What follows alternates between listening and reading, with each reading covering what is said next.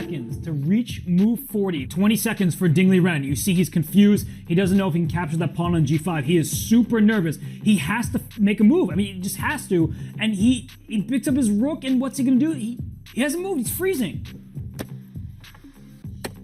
Oh my goodness, back on the clock is Ding Liren to bishop h3, and f5 is played here. So Gukesh, he knows that he has the upper hand. It's now very clear. The evaluation bar is sky high, and for Ding Liren, he's probably not even going to reach bishop f5.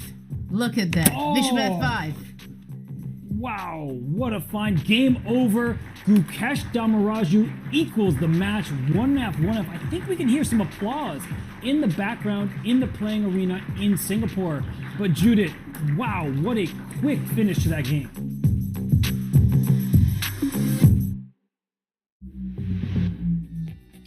Judith, I normally spend this time talking about how it's so important to look ahead, but I want to ask you about one particular moment we saw in that video.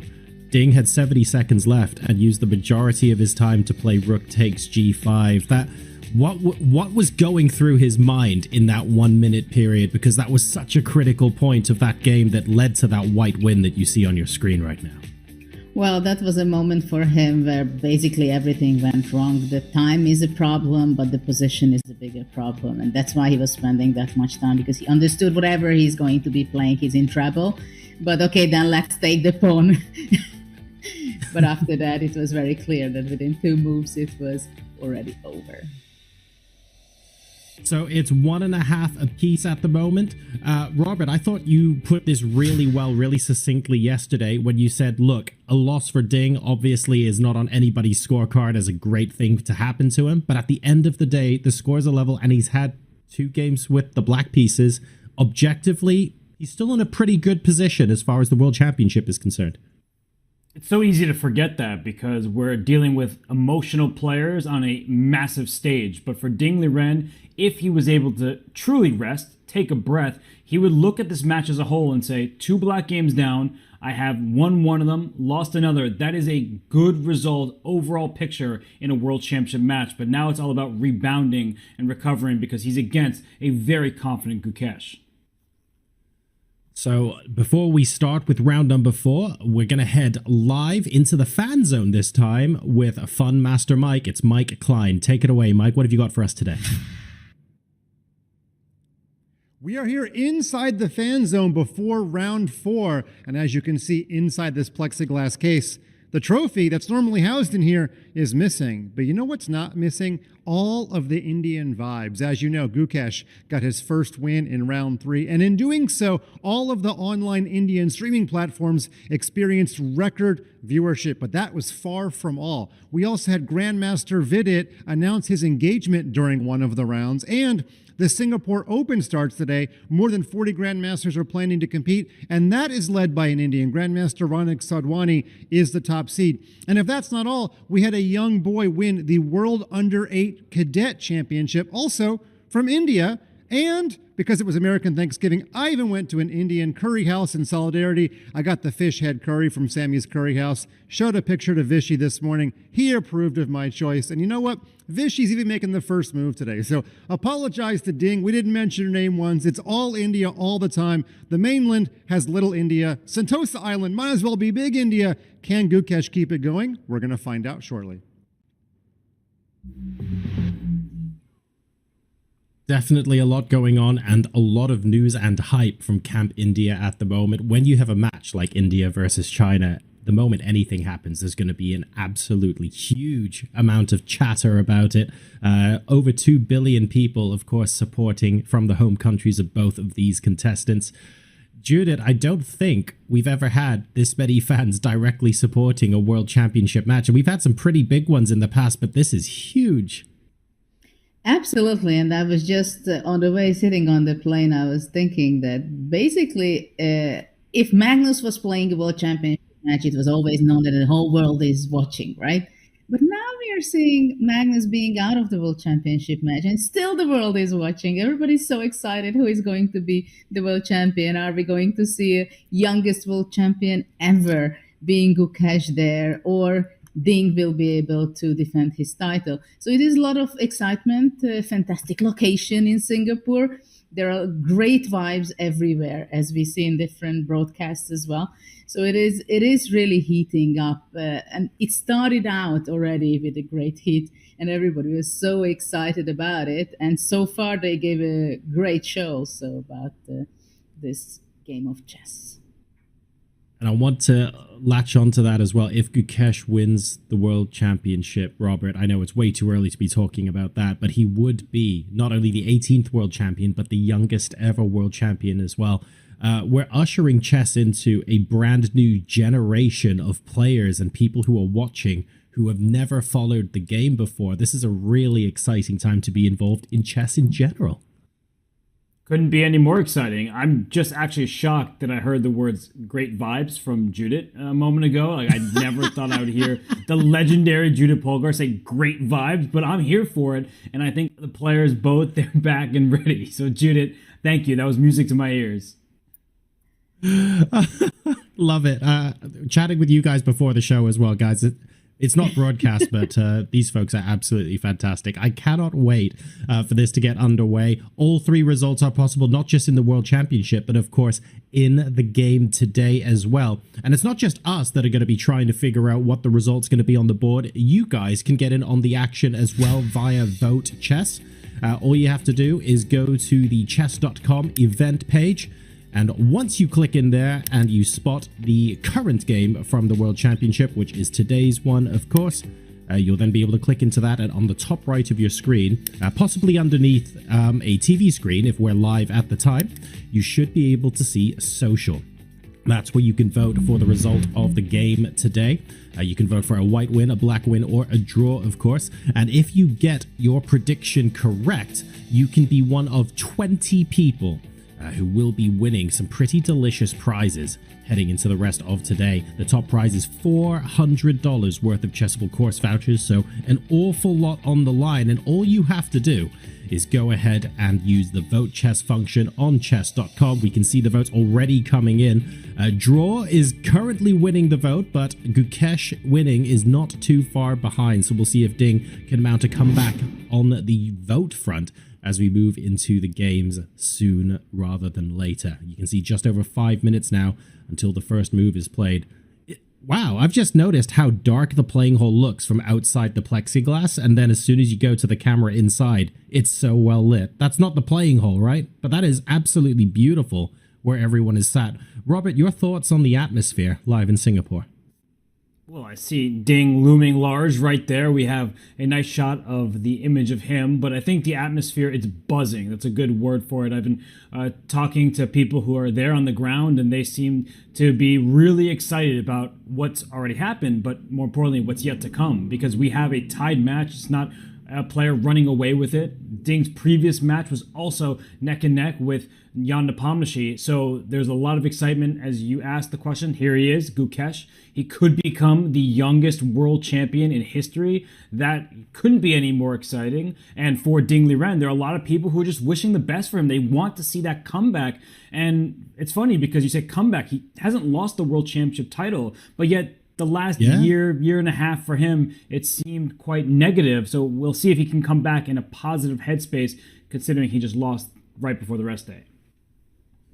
You mentioned that the last year hasn't been Ding's greatest. We've had examples before where world champions have been in slumps and then they've gone on to play the world championship match. A quick word, Judith, on whether we think a couple of draws here might actually be good for Ding and make Gukesh even more nervous, because Gukesh coming into the world championship, maybe he was expected to be on better form. Well, we can speculate what is the strategy of Ding in the match, but of course we also see that Gukesh is extremely stable. He's losing a game, he's going to say roughly the same very confident things. If it's a draw, he's going to say the same thing. If he's winning, he has a much bigger smile on his face, and he's saying similarly. You can see his strengths, his stability.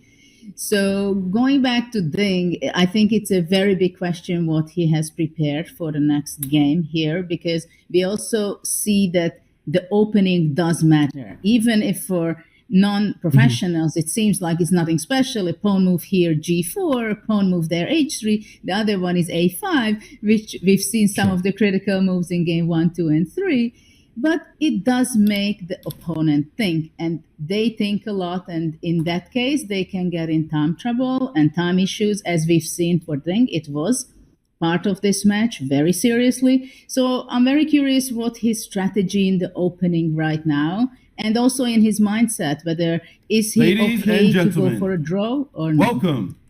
Or All right, ladies and gentlemen, this is Maurice Ashley introducing us to round 4. Let's listen in. At the Aquarius Hotel at the luxurious resort World Sentosa in beautiful Singapore.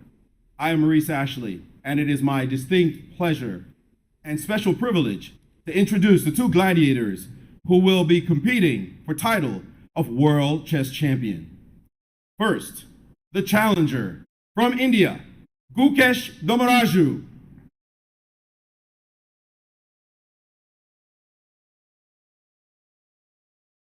And the world champion from China, Ding Liren.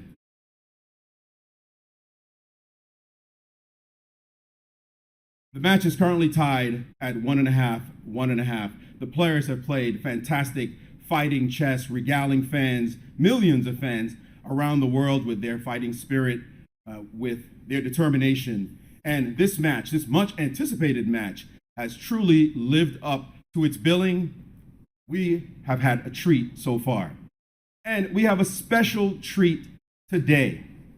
Two trailblazers, role models, mentors, and ambassadors of the sport who will make the ceremonial first move.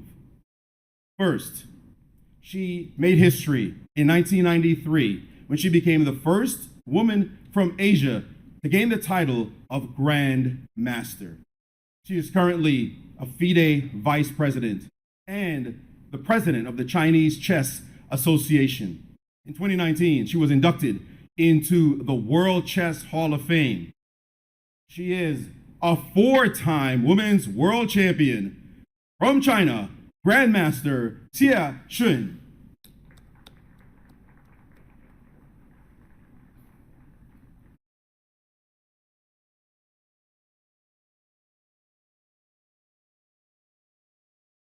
And from another chess superpower, he is currently deputy president of Fide. In 1988, he became the first man or woman from India to gain the title of Grandmaster. He is a 2-time World Cup winner, and he is almost single-handedly responsible for inspiring a generation of Indian superstars as they have scaled the mountaintop of world chess, including one of players here today. Indeed, a great talent, following in the footsteps of this man, a 5-time world champion from India, Vishwanathan Anand.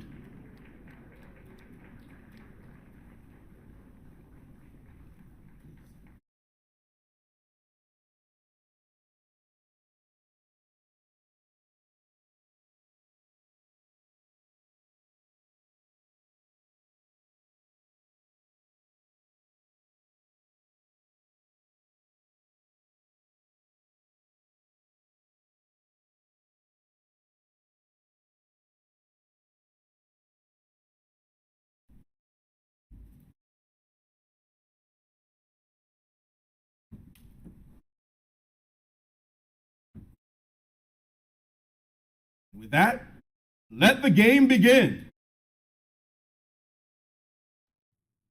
All right, thank you very much, Maurice. 9 world championships between the two players who've just made the ceremonial first moves, by the way. So, you know, pretty big stuff. Although, Robert, I can't help but wonder, just once, I'd like to see the especially because we've got white and black making a ceremonial first move now. Can we get, like, E3, E6 in there just once? Just for the memes? That would be great. You mean they should just start playing a little Bong Cloud? I don't think that's going to happen on this grand stage. They have such respect for the game, but at least the move that Gukesh trotted out, it's the same that he had Vichy play. So D5, black's first choice, but a different opening from the white side. But we do have your E3 there. Exactly, right? I just in case I accidentally manifest anything else in this game, I should absolutely bow out at this point and leave it to the experts. Judith, quick, over to you before I see e6 on the board as well. Well, I'm very curious what will come out of this opening after knight f3 and e3, but we are seeing something new again in game 4.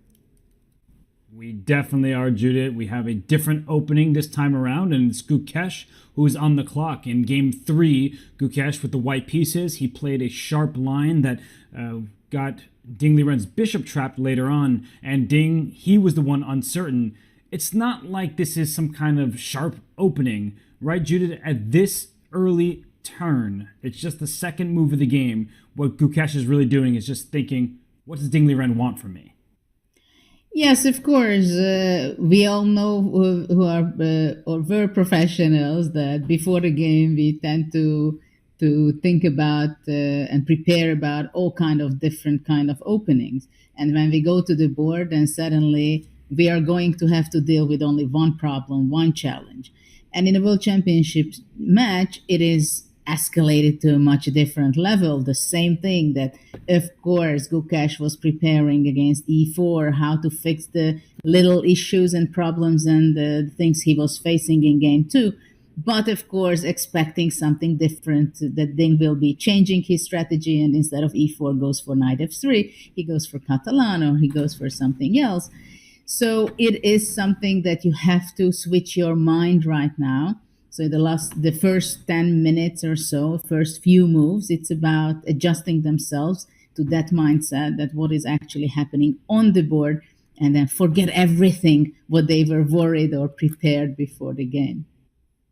And we, of course, will dive into the X's and O's in a bit as more of this game develops. But Judith, I guess the broader question is, how much are they setting the tone for future games? Like, is Ding Liren playing this kind of quiet opening for now to make future Gukesh, Gukesh 2 games from now, wonder, okay, he's played 2 different openings. Now it's a third white game for Ding. Is it just like a guessing game at that point?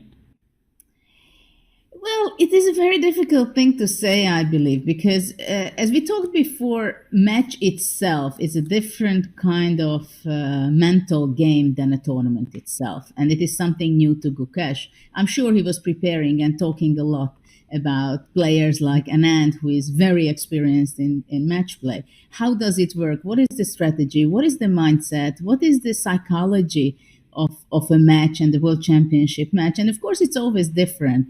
But the value of surprising your opponent, the value of making doubts in your opponent's mind, it is much, much more important than in a tournament. And I think this is what's going on, this psychological battle that so far both players know that in the third round of repeating in colors, it can happen that something else is going to be on the board. So you have this insecurity in yourself, that what to expect, memorizing a lot of options, a lot of ideas, a lot of lines before the game. And of course, the players will get tired from game after game after game. The tension is rising. And of course, they have to adjust always accordingly how the result is happening in the match. That's a really good point there by you, Judith. And we have a zoomed in look on Gukesh right now. He does look as determined as ever. And we can see not many moves have been played. He is just trying to figure out how this game, at least how he wants it to proceed, but he's also trying to anticipate how Ding Liren wants it to go. For example, just to draw an arrow here, will Ding Liren eventually, or in the near future, play a move like c4? Or Judith, will he just sit his bishop on b2, kind of not allow tension to arise too early? These are not questions we can answer without seeing some moves, but for Gukesh, he might be in somewhat uncomfortable territory because this isn't necessarily mainline theory. Exactly. And I remember when I was a younger player and I had the image of being very sharp and very concrete, people liked very much playing these kind of solid moves like b3, e3, knight f3. Like, it goes very slowly. You don't know exactly which move comes next. It's a positional thing. It's not going to be something concrete.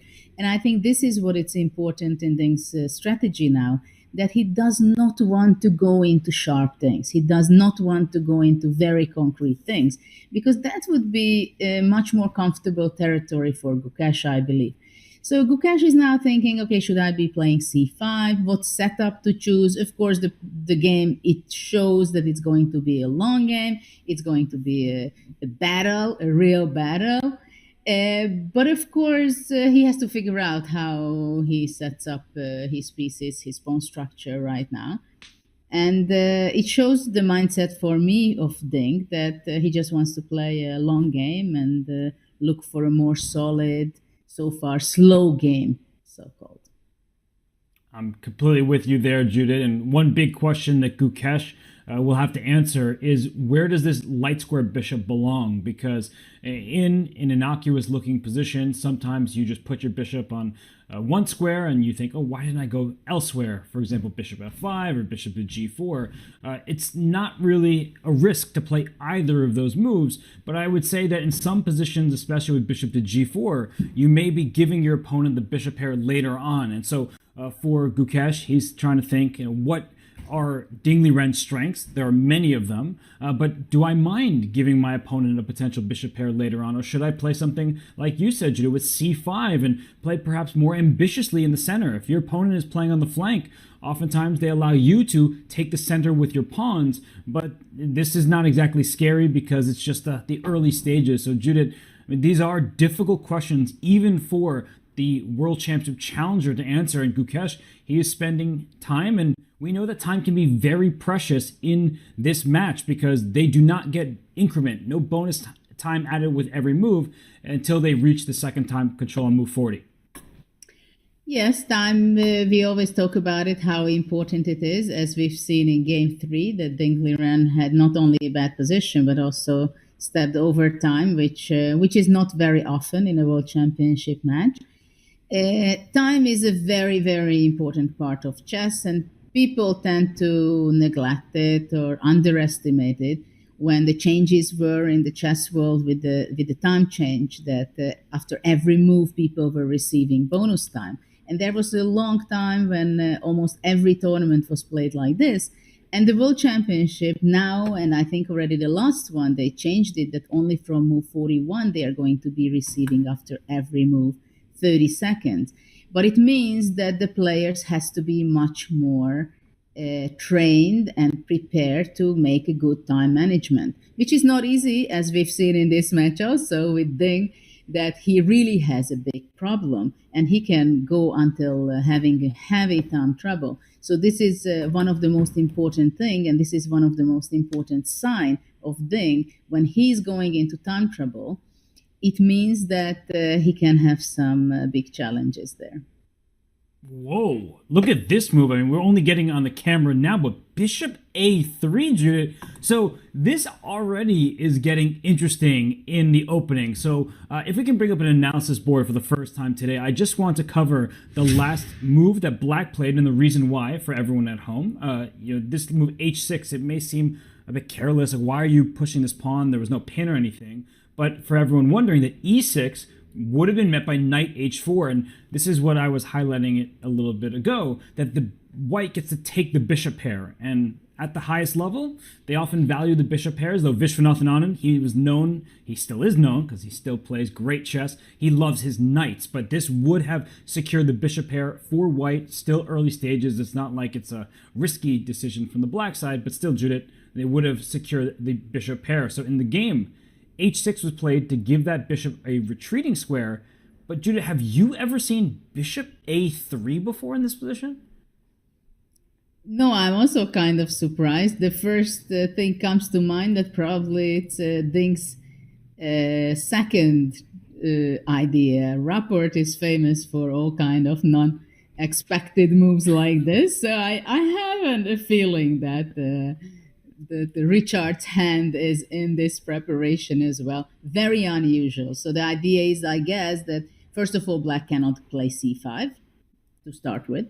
And if Black is going to push the e-pawn, then there is an exchange, and then the king cannot castle properly. Of course, artificially, that with extra moves, it can get there. The king after e6, bishop f8, the king takes, king goes to h7, and the rook comes out.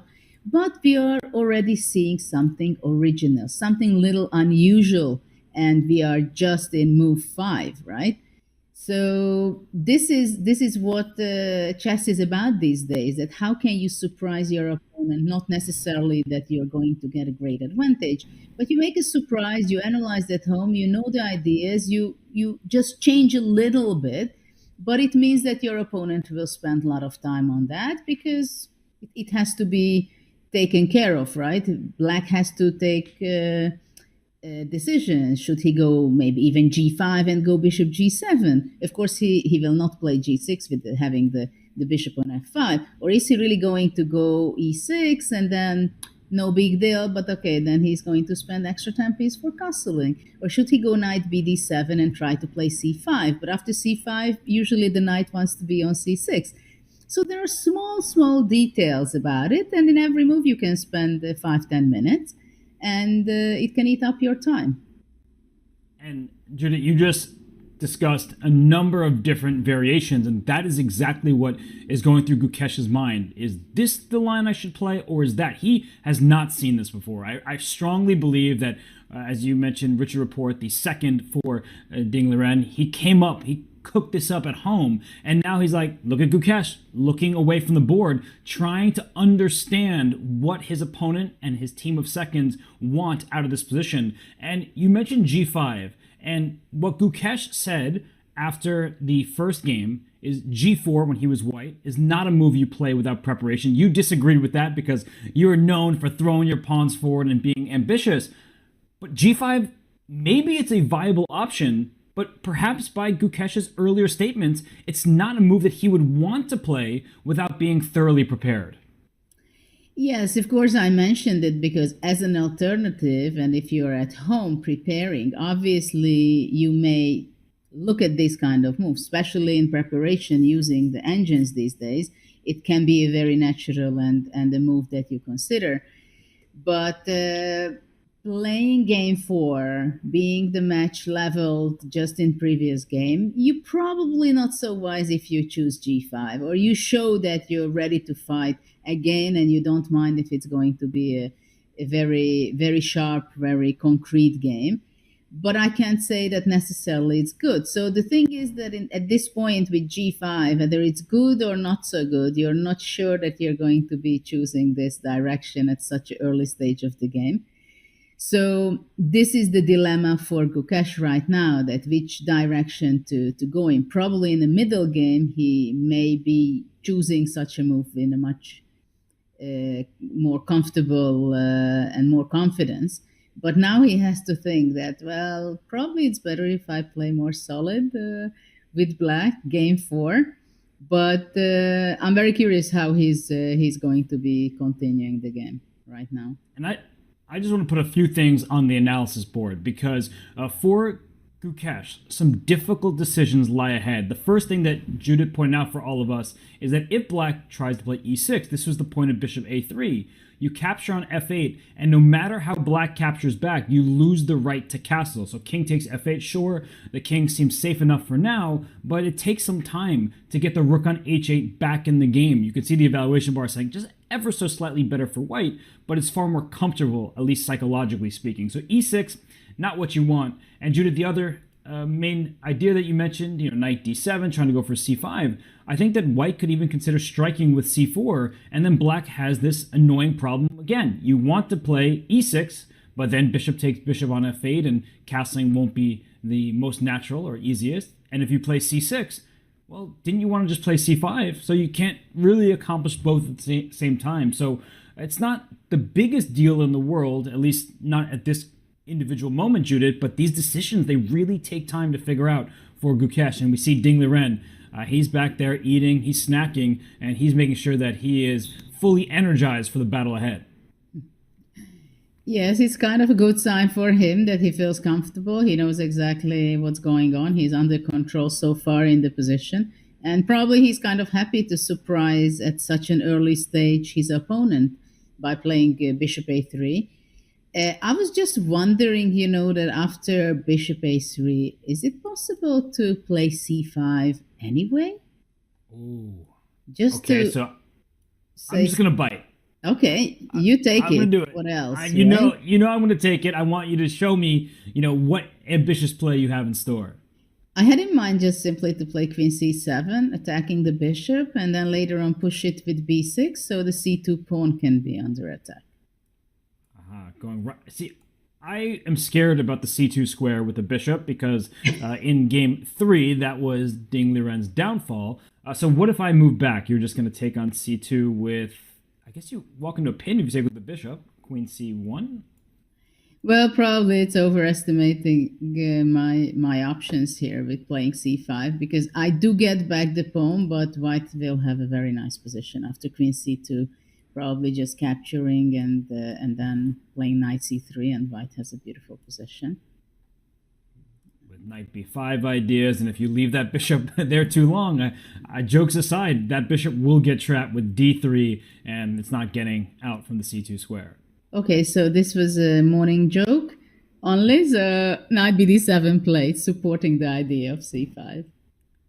Judith, what's interesting about that c5 pawn sacrifice, which we now know hasn't happened, is sometimes when players are uncomfortable, even at this great stage of the World Championship, they do make a move that lashes out, that they're like, at least I have some play and I feel a little bit more confident, because sitting passively, not that that's what Gukesh is doing, can be greatly challenging for these top players when they feel like their opponent is in a comfort zone, maybe playing for 2 results. It's too early to talk about a specific result, but the point is that a move like c5, a move like eventually allowing white to capture on f8 and black doesn't get the castle, as long as you get some activity, I think players tend to feel a little bit better about that than sitting quietly and just waiting for what the opponent is brewing.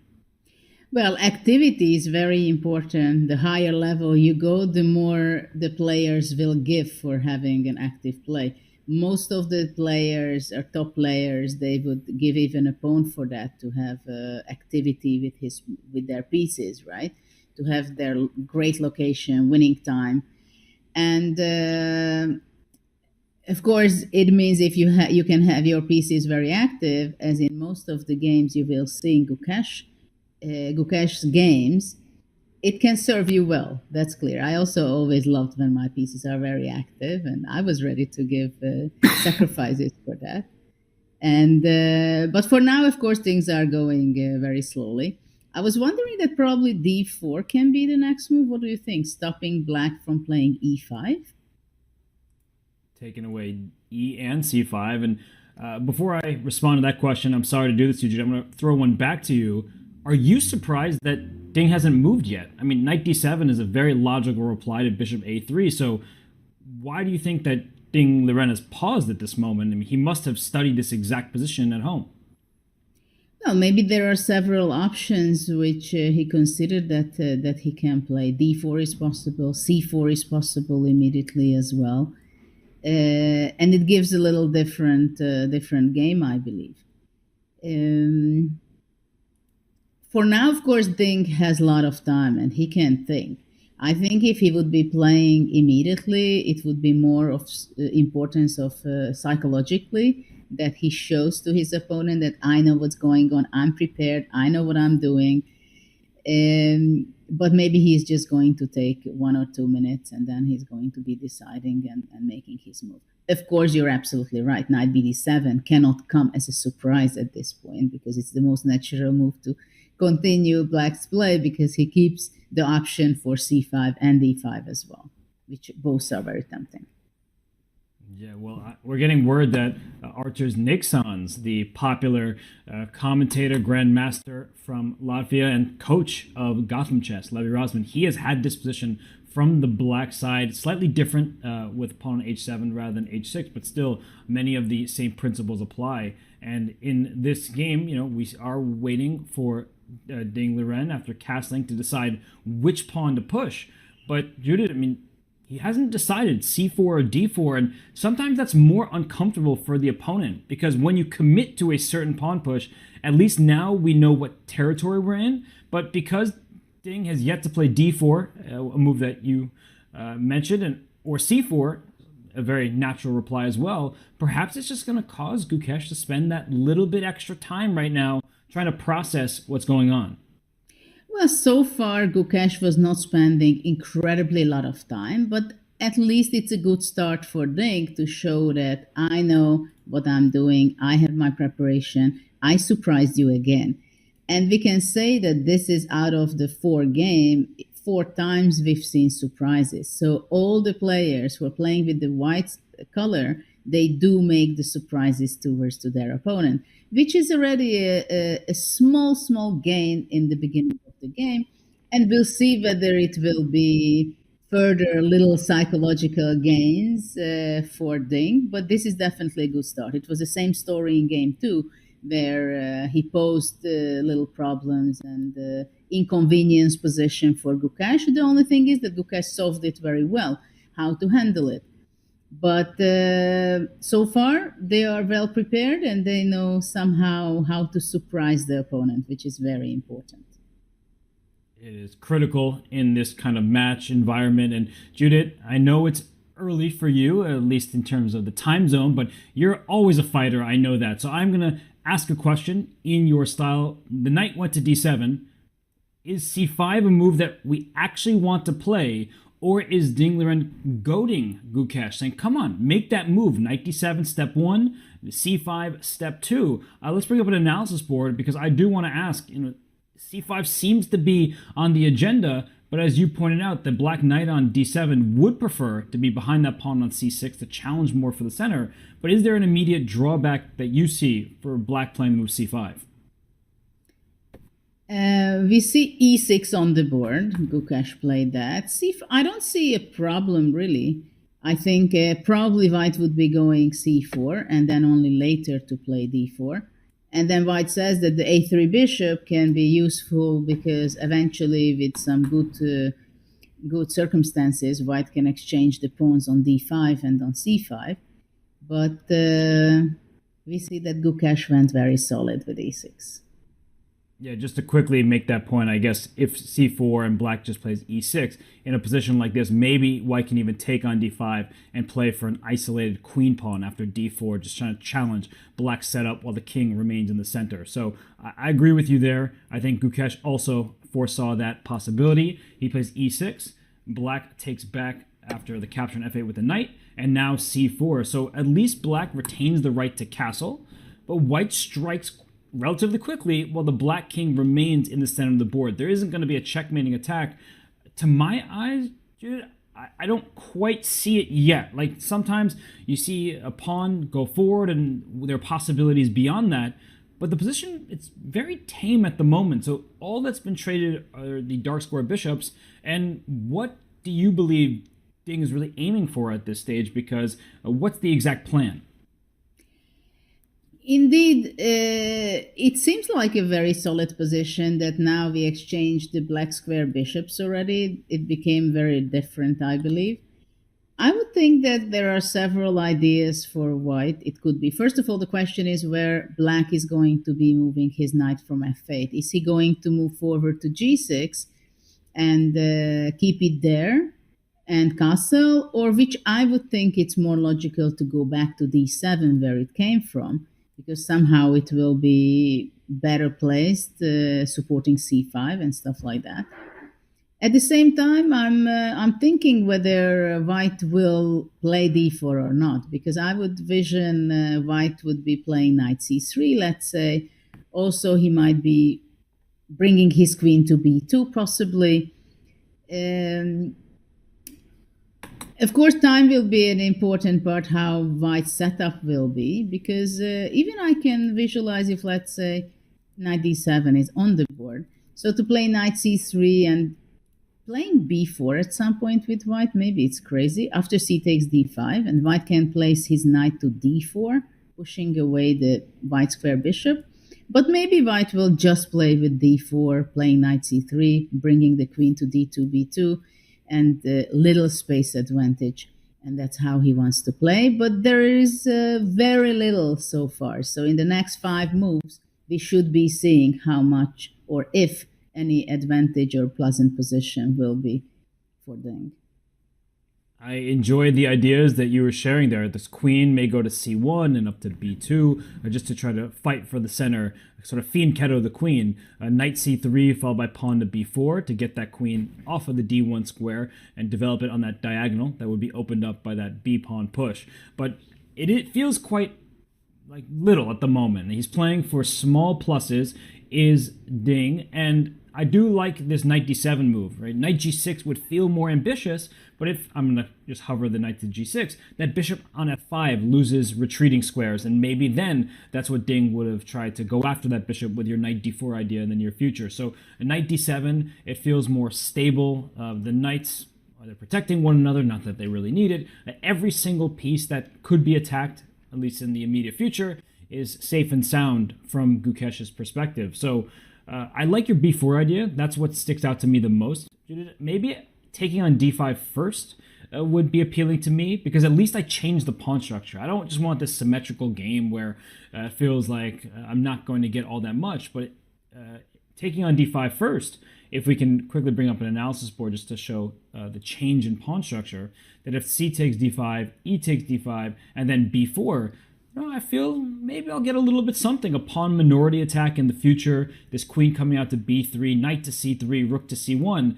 Several of my next moves, they at least feel quite natural and obvious, and maybe I'm just getting a little excited about nothing, Judith, because I just feel like I would try to avoid symmetry if I'm at least thinking about playing for a win. I think right now what you're showing, it's a very concrete and very interesting idea. C takes d5 and after that to play b4. Because after a5, if black would be pushing a5, then black can push b5, right? That was probably your plan. And so this will not give too good things for black, I believe. But if white can stabilize the position after b4 to play knight c3, to put the queen on b3, to possibly go even a4 and gain more space, keep the knight on d4, it can be a pleasant position for white, I believe. But also after c takes d5, there is an option that black would be capturing it with the knight. So this way keeps away the b1 knight from a good developing square of c3, because white doesn't want to exchange everything, right? But we shouldn't ignore the fact that black did nothing wrong in this position so far. He played very healthy. He made very logical developing moves. So he's just having a very reasonable, very, very healthy position, which is very important. But of course, after c takes d5, again, it's a moment for making a decision for Gukesh. And this is what we're going to see all the time, that they are posing different kind of questions where the players has to make decisions to go here, this way or that way, this structure or that structure. So those little things are happening from move to move in this game. It's a game of just little decisions. They may not seem so consequential, but they do add up, and they may force your opponent to spend some of that precious time. But right now it's Ding Liren on the clock. He has yet to make his decision whether he'll trade on d5 or maybe move his pawn up to d4, knight to c3. All of these options look quite natural. And, well, I mean, we're getting word that this position has happened before, that in Anish Giri had the black side against Wesley So in the Meltwater Finals in 2021. And in this position, knight c3 was the choice of Wesley. And also, Yasser, instead of knight f8 to d7, Yasser had this position from the black side, putting his pawn on c6, and that game was played in 1978. So Yasser Serouane, a good friend of pretty much everyone in the chess world, but he had this position from the black side way back when. Well, that's interesting. And c6 is a different approach, defending and strengthening the center on d5. So if white wants to take on d5, definitely, or that's what I would think, that he had an idea to capture it back with the c-pawn, a little bit the Slavish structure. This can be played, but this is more straightforward, more Gukesh style to play knight d7 to keep the pawn on c7, I think, and leave an option to play c5. While I'm looking at this position, what do you think about an idea? I think possibly at some point it can be before white playing d4. that knight d4, for example, and after bishop moving away to h7 to play f4. I'm a fan. I'm definitely a fan of ideas like that, except when I play them, they usually backfire because then, well, black will play a move like c5 or e5 with tempo, and then I regret my decision making. But I'm into it. I truly am. I think that it would be ambitious play. I don't know if Ding Liren, he wants to do that here, especially if he hasn't studied that specific line. And I get the feeling, Jude, he was playing for the ever so slight plus rather than the let me go all out and try to go for the king side. I think that there are some strategic risks that he probably would want to avoid. And while I say all that, I know John has been waiting. He's been anxiously watching these opening moves, seeing the stability rather than the chaos. John, it's kind of quiet right now in the playing hall in Singapore. It is a little bit. I was looking forward to the chaos. You're right. It does seem to ring out as stability just that little bit more. One thing I have noticed, though, that maybe is worth speculating on, and I know we love speculation here, but it's all good fun in the opening, is that, Judith, previously when we've seen preparation come out from these players, it tends to prompt these long thinks in the opening, and so far, at least, one player has always been down by quite a lot of time on the clock. In this instance, it was Ding Liren who played bishop a3. Feels like to us that he's relatively prepared for what's going on, but he's the one thinking and he's only 5 minutes ahead on the clock. Can we read into that at all? Well, maybe we can say that this is the first game where in time they are very close to each other, even though that Ding made a surprise to Gukesh. But Gukesh was able to handle it very quickly. He didn't have to think too much of his time. It was basically strategic questions, how and which way and which direction he's going. I think he starts to get into this match mood where I'm pretty sure that the experienced five-time world champion Anand, who is very close to Gukesh, was telling some ideas that the world championship match is very long. It's 14 games, so you don't have to burn bridges. You can go slow and very modest. Look after your pieces, and if you can choose in the very early stage in the opening, very sharp or very modest when you get a surprise, obviously it's good to consider to go solid. And this is what Gukesh is doing. You can see that he was handling this challenge very comfortably so far. And Robert, there's almost something else implied in that as well, which is if Ding Liren has played something that's a little bit unexpected, that's definitely in preparation, and Gukesh has responded quite quickly, and he's showing that he's settling into the match, saying, look, I don't have that much experience in match play. I'm also the challenger here. I'm not the world champion, but I'm more than capable of handling anything you can throw at me. That's the message he's telepathically saying to Ding Liren right now. Well, Ding Liren may be the world champion, but I think all the markets had Gukesh as a sizable favorite heading into the match. So it's kind of weird.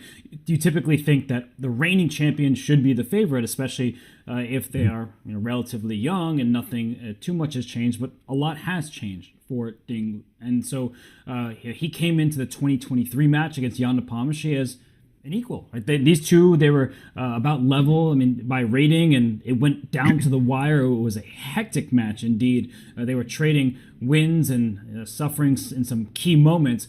But for Ding, of course, since then, the storyline has been a tale of somebody who struggled mightily to find his footing, not just on the chessboard, but in the world. And he has, I think, hopefully turned a corner. He did win the first game of this match, and it does seem like his spirits generally have been on the rise. But for Gukesh, I think that storyline of he's new to match play, that's very true. He's so young. He's a teenager, but look at him.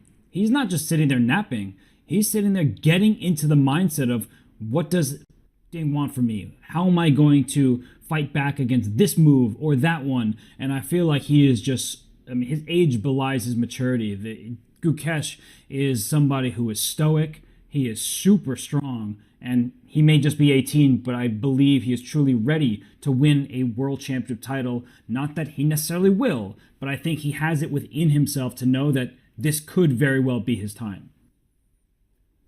So both players very much dialed in at the moment and focusing on the position. Thank you very much for that, Robert. It's interesting to see where Dingley Wren wants to take this next.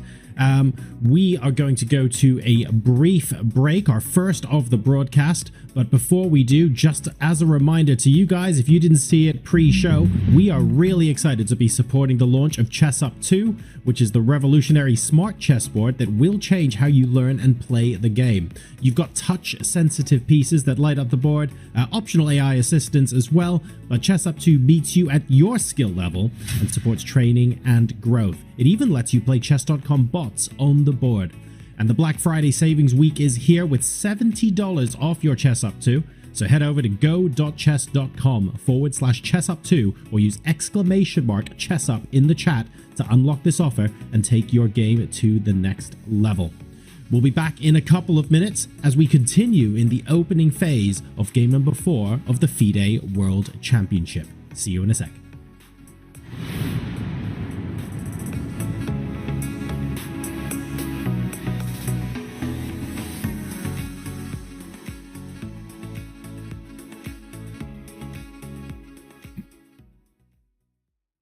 Has this ever happened to you? Oh, shoot. Another mouse slip. What about this? Oh, well, holy bishops en passant. I think I'm getting carpal tunnel. If only there was a way to play online chess with a real-life board. What if I told you you can with Chess Up 2? That's right. With Chess Up 2, you can now play over the board online. Wow. Simply connect your chess.com account to our state-of-the-art Chess Up 2 and get a game started. Every time you move, our revolutionary board will transmit the data online directly to your opponent. And as soon as they move, squares will light up, signifying which piece is going where. Well, shucks. This Hikaru guy seems pretty good. With Chess Up 2, mouse slips and sore wrists are a thing of the past. My carpal tunnel is gone. Well, this sure is fun. I'm playing online against my new friend Hikaru. Who needs a family? But I sure do miss clicking on a piece and seeing all of my available moves, like they have on chess.com. Well, Danny, you're in luck. This feature is totally available on the Chess Up 2 as well. Wow. Well, I'm convinced. But hey, what if I don't just want to play an opponent online? What if I want to use one of chess.com's other great tools? I thought you'd never ask. With Chess Up 2, you can fully take advantage of the chess.com integration by playing bots, analyzing your offline games, and even using our optional AI assistants to visualize the quality of moves with color-coded hints. Well, holy Chess Up, you did it. You made IRL chess cool again. You got it, Danny. And how do you know my name?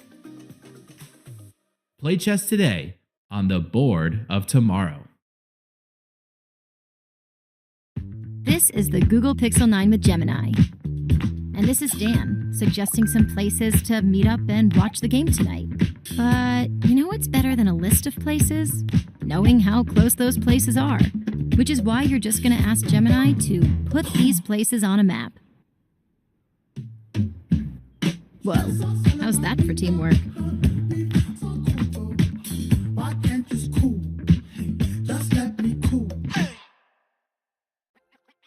This December, the world's top chess minds clash in the heart of New York City at the Fide World Rapid and Blitz Championship. Witness world number 1 Magnus Carlsen and other stars from across the globe. Rapid and Blitz, chess in its most thrilling form, unpredictable and unforgettable. Fast moves, tactics and blunders, and moments that will keep you on the edge of your seat. Witness the pinnacle of chess excitement. Get your tickets now at worldrapidandblitz.fide.com.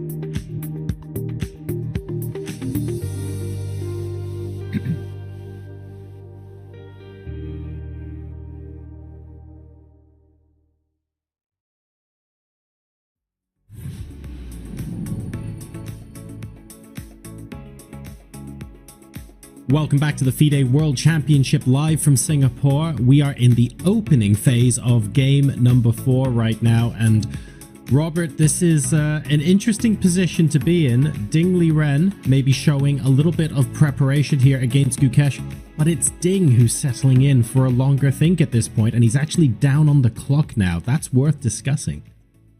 Yeah, the position is quiet, so it's not like they need all this time to figure out will there be a sacrifice or a checkmating attack. Perhaps Ding is just thinking, do I want this game to end peacefully? I don't think that he can force a draw, but he can just make sure that nothing exciting will happen if he so chooses. So let's take a look here. We've had the knight, of course, go out to d7, capturing on f8. So Judith, crucially, keeping castling rights for black, and then calmly moving straight back to d7 and saying, here's your tempo. What do you want to do with it? And white has some decisions to make here. Well, indeed, white has to make some decisions, not big ones, but strategic decisions, I believe, to play d4, to play c takes d5, to play knight c3, to go knight d4. And so he has to make a plan, and which is surprising to me that thing is he did not make a decision beforehand. He didn't have a plan, or as it's not such a concrete position, probably he does choosing from the different plans, and he decided to go knight c3, not to make a committal move with the pawn on d4. I think he might be still happy to keep that place for the knight, and only after black is playing c5, let's say, only then he's going to be playing d4.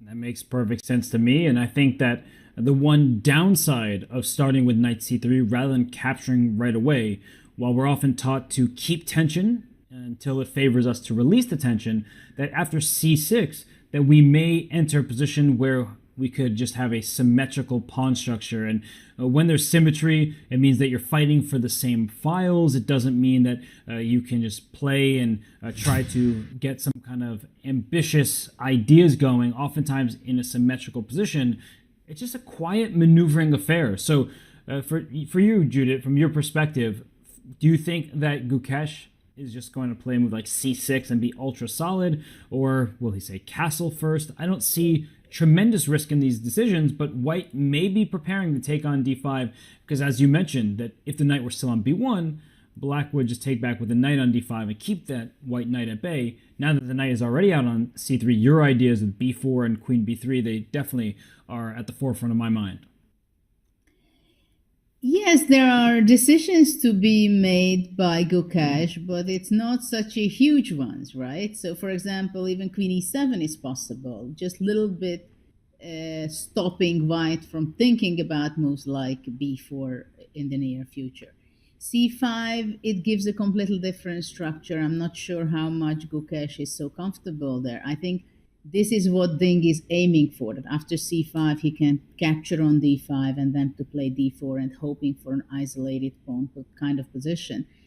And I think right now really Ding is trying to steer the game in a position where Gukesh does not feel so comfortable.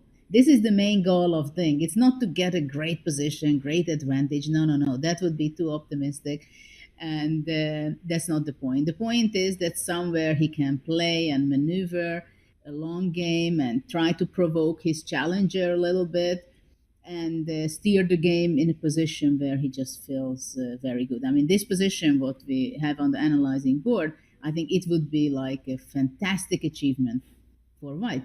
So this is the thing that Ding is trying to get the position where he can enjoy himself a lot. And black is very much under control, castle, so they both developed already, both sides. That's why knight c3 was kind of very logical and I believe an important move. So let's see how Ding is going to be continuing. I think he will withhold the move d4, because after d4, black can go knight e4, which is a great spot for his knight in many cases. And for this kind of structure, the knight on d7 stands perfectly fine, because many times it can support the e4 knight with the knight d7 to f6. I'm with you there, Judith, that d4 may be a bit premature. I'm not really sure, if not for d4 in the live position. I mean, c takes d5, I keep repeating it. I feel like a broken record that at least this changes up the pawn structure. It makes a small imbalance of having black with only one central pawn, white with two of them. So if we just show that c takes d5, black can take that with the knight, but I think taking back with the pawn is just going to illustrate my point. And then in a position like this, you and I were talking about this a little bit earlier, that black has this c pawn, white does not have a c pawn, but white does have an e pawn instead. So we have at least an asymmetrical pawn structure with chances for white to play along the c file to get this queen out, maybe rook f to c1, and just hint at the queen side being advantageous for white. Generally speaking, I quite like this kind of play with white to take on d5 and play b4. At the same time, maybe white wants to play more solid to go rook c1 immediately, to keep the tension and still asking questions from Gukesh. Are you going to play c5 after all, or you want to really go to c6 or queen e7? It's also a possibility for white, I believe. Yeah, I think I can tell by your tone you want the capture on d5. Like you're saying, let's get something going here. Maybe this will drum up some chances, because in all reality, Judith, there is no risk for Ding to take on d5, right? And from Gukesh's perspective, these one move here, one move there, that's not what's going to cost these players the game. It's all about strategizing and coming up with something of a legitimate plan versus just making individual moves in a very balanced position at the moment. So I do think that if Ding is ambitious, if he is fresh off the rest day, looking to not just score a point. These top players, we know they don't just think, let me win the game. You can't be results oriented in a chess match because it's an objective game. You need to think about how the position has gone move by move. But I think if Ding Liren even has the slimmest of hopes to win, at some point he's going to have to make a decision that either changes the nature of this game, or perhaps does what you said earlier with like a knight d4 or pawn to f4, just throwing some pieces forward. Yeah, I mean, knight d4, f4 I would like to have. If I have an extra 3 tempo more, probably, then I would be more comfortable with that. So far, the most straightforward plan, I think, is still c takes d5 and b4. This is what something that comes to my mind. But I can be too concrete myself. I was not playing these kind of structures with white at all, and even with black, I was not really going into these kind of positions. It usually is very slow. That things are happening in a very slow manner. Move here, move there, maneuvering. You're placing your pieces in there, and then little changes all the time. After c takes d5, e takes d5, and b4. White has a very straightforward plan to bring his queen to b3, to play a4, to possibly, as you said, bring the rook to c1, f1 rook. So that seems to be a very, very possible continuation for white. So this is a big question, whether is he going to be playing solid, very solid, or just more actively solid. And there's this expression that I often resort to, is the side that controls the pawn breaks is often the side with the advantage. And if we can bring up the analysis board again quickly, that if after CD, ED, this pawn on E3 it's really hard to get to. But after white plays B4 and does go forward with these plans on the queen side, if black ever plays C6, we can see white use this pawn minority attack idea and play b5. So it does feel like, and we just saw Ding capture on d5, it does feel like white does have a little bit more control of the queen side than black will get of the center. The center seems very sturdy from Ding's perspective. So this does look like, and he has played b4, Judith, we may be in for I'm going to speak for myself, that I think we're going to be in for a longer battle than I initially thought, because I did think that he might allow some symmetry and a peaceful game. No, Ding Ren says, I'm going to go with these ideas that we've been talking about, and now it's up to Gukesh to find the correct continuation. And Judith, I'm going to pass the baton over to you. If you were handling this position from the black side, I think a number of moves come to mind, but ultimately, what plan do you think that Gukesh is going to aim for? Well, first, I want to say that I like the approach. I like it that Ding decided to take c takes d5 and b4, because it's a very straightforward decision, and goes for some strategy, gaining space, which is very important in this kind of game and structure. Black played just c6, which I think is the most logical move, because otherwise even white could have been thinking about later on pushing b5. So after c6, I think a5 is something that black considers at a later stage for sure. The queen most likely going to be placed on e7, I believe. And then the rook from f8 can support with rook on c8, for example. But of course, it will be later on decision in how to react after, whether white plays b5 or when he plays b5, when he plays a4. Of course, I believe that after a4, for example, black will definitely go a5, because black does not want to allow white to be pushing the pawns a4, a5 and gaining space there, because then it would be a very pleasant position for white. So there, for example, it could be forcing matters immediately, a4, a5, b5, then black is keeping it that way. Or he also has an option to play already c5 and not allowing to exchange the b pair of pawns. Yeah, after b5, I think c5 is also quite a reasonable move. And because already here after d4, black can be pushing c4. And this is a lot different kind of position, so black will not have to play the isolated pawn.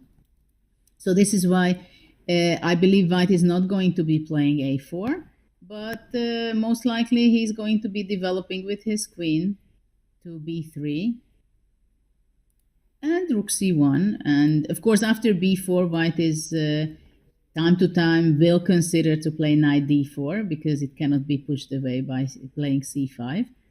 And the knight can be placed very well on d4. And we might see f4 also on the board, trying to play positionally, pushing, sometimes even thinking about f5 to close the power of the bishop on h7.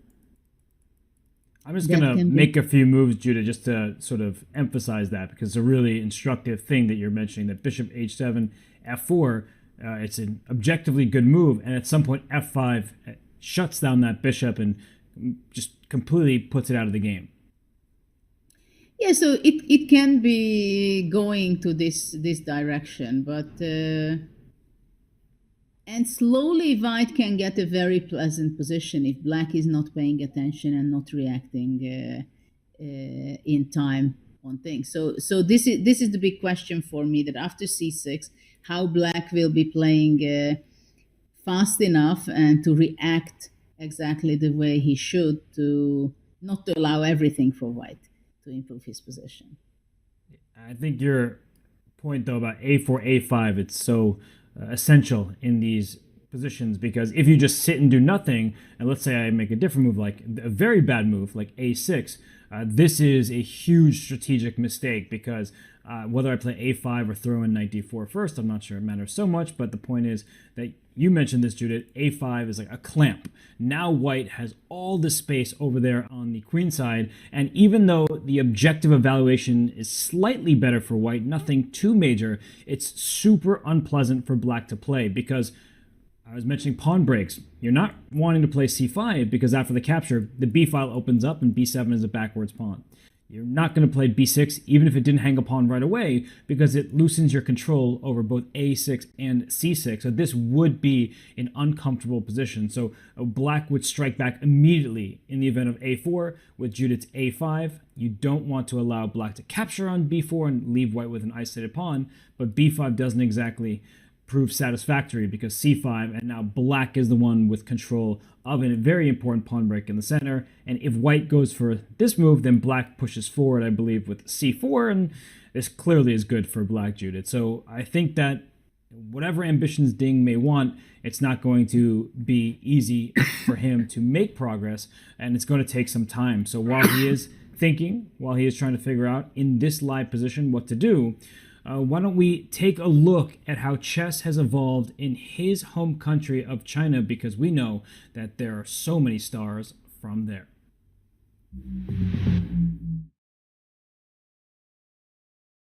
Played chess for a millennia, but perhaps not the form you're familiar with. Xiangqi, or Chinese chess, is a fast, tactical form of chess with a river, castles, and cannon. Now in the last few decades, Western chess has exploded in China. Chinese success began in women's chess. 6 of the 11 women's chess champions since 1991 have hailed from China. In the past 33 years, a Chinese player has held the title of Women's World Champion for 24 of them. In 2023, Ding Liren became the 17th undisputed World Chess Champion and the first Chinese player to hold that illustrious title. Ding may be the most accomplished Chinese grandmaster, but he is certainly not the only one. In fact, Wei Yi, winner of the 2024 Tata Steel Chess Tournament, is currently China's highest-rated player. Zhu Wenjun is the reigning women's world chess champion, and the legendary Hou Yifan is the highest-rated woman in the world. China's chess legacy is great, but it is Ding Liren defending his throne whom all eyes are on right now. Will he defend his title and keep the world championship in China?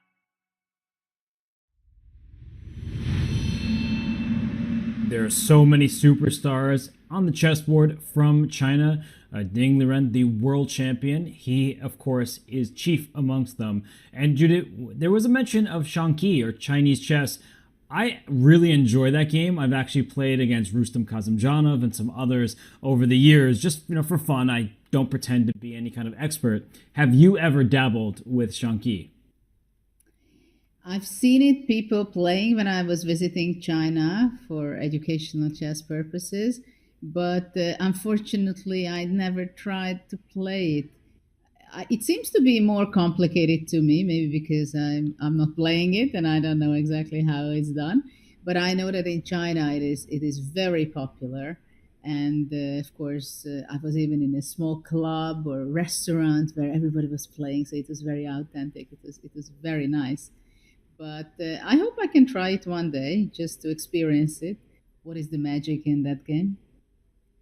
I think you have to approach it and just have fun, because what happened to me the first time I ever played, I was in high school and someone's like, oh, you're good at chess, like I'm going to challenge you to Chinese chess. And I'm here thinking, oh, it's pretty similar, but there's a river in the middle, there's a cannon that like jumps all over the place, over pieces. So it's a different game. Just have fun with it if you do try. But on the chess itself in China, I've only been once, and it was many years ago now, but I remember visiting a chess school and seeing how studious everyone was, but also just like how the coaches were loving, and they really provided binders of chess openings and positions and really dedicated themselves to bettering all the students. I mean, what has your experience been like? You said you've visited before, and of course it's now just brimming with excitement given that Ding Liren is playing this world championship.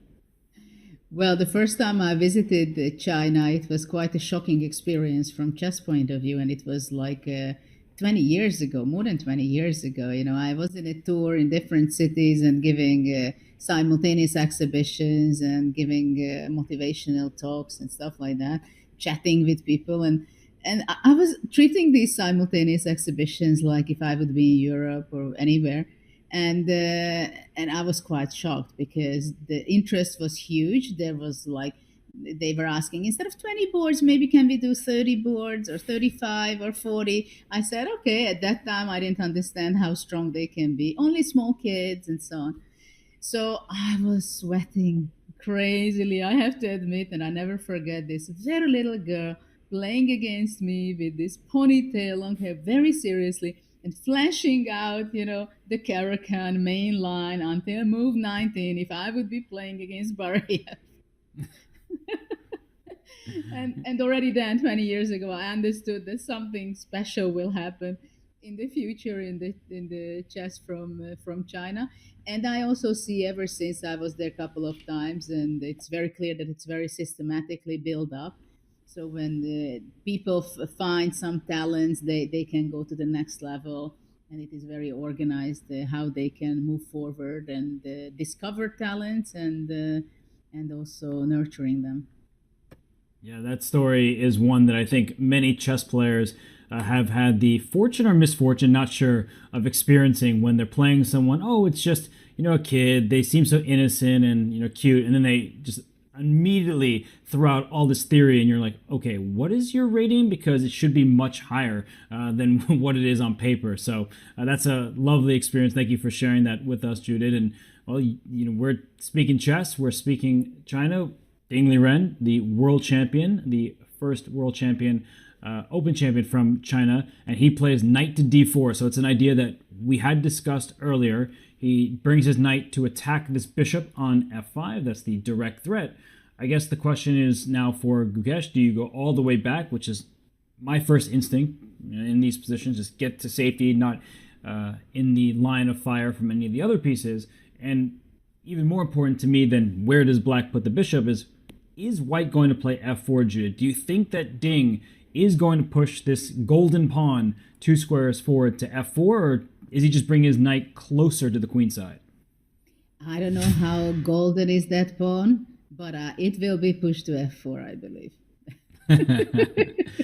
I always appreciate that. You have no fear. You just throw the pawns forward. I'm like, but what if it actually creates a weakness in the center and then I can't deal with it? Those are the thoughts going in my mind. But just for everyone wondering why I called the golden pawn, I mean, this pawn, the f pawn, are so important to making sure that the kings are safe. In this position, there are no attacks going on. The king won't be in any danger. There are no dark squared bishops to put on the diagonal and towards the king. So f4, I mean, it's a very natural and good move. But Judah, I do really applaud you because you always are like, let's pawn storm, throw them all up the board. And I admittedly don't see the immediate downside of pushing f4 next. Well, yeah, I like to push pawns, and I like to say that, of course, it's not my pawn and it's not my game, and it's easy to say. But I'm very authentic in this, I believe, because I have tons of games where I did play pawn push, f4, g4, and all kind of moves. In the beginning of my career, it was successful, but maybe not very good moves all the time. Later on, I understand that I shouldn't make weaknesses so often, but still, I was more careful, but I was in the big friendship with these pawn moves. But I think if you look at it, to have both pawns on b4 and f4 later, it gives such a nice feeling for white's position, having the knight on d4, which is the key element in this position for white to have the knight on d4. And it is very important that white should be able, not allowing black to play rook c8, b6, c5 to push it away, because then white could get in trouble, I must say. So white has to make sure that that black will be not able to do that. This will be the battle around that, if black can play c5 with good circumstances and push back the knight. I think that's an idea that Gukesh will aim for if he's allowed to. And f4 does not have the drawbacks here as it might in some other positions. So I do like it. It claims space and makes sure that the e5 square, for example, will be under white's control. And I do want to note that Gukesh is doing the right thing right now because he knows he's going to move his bishop. The question is where to. And as I said, if this were a blitz game, a bullet game, whatever, he would play bishop h7 and not think twice. But perhaps there's a reason, Judith, where bishop g6 might just be a little bit better. It gives the king a space, some luft to escape to later. Not that we're thinking back rank checkmates now, but these are the types of nuances that can be important. But I know what you're thinking, Judith. I don't attempt to read your brain, but if bishop g6, you're inviting f4, f5 with tempo if the bishop were sitting in the pawn's path. I think Gukesh was basically thinking about it because tried to figure out what really Ding has in mind after bishop h7, because I don't see any reason why bishop g6 would be a better move than bishop h7. Because indeed, after f4, clearly white at some point may want to go f5 to block the bishop, and it can be very unpleasant for black. Though we see not f4, but queen b3 first. Still, I believe the bishop on h7 stands better than on g6 in the long run. But also, we shouldn't forget that Gukesh right now is in the position where he's up in time, more than 10 minutes. So he could afford just spending a minute. He was not spending too much time on this decision. I think Gukesh should be very happy with his position because he was the one surprised by this bishop a3.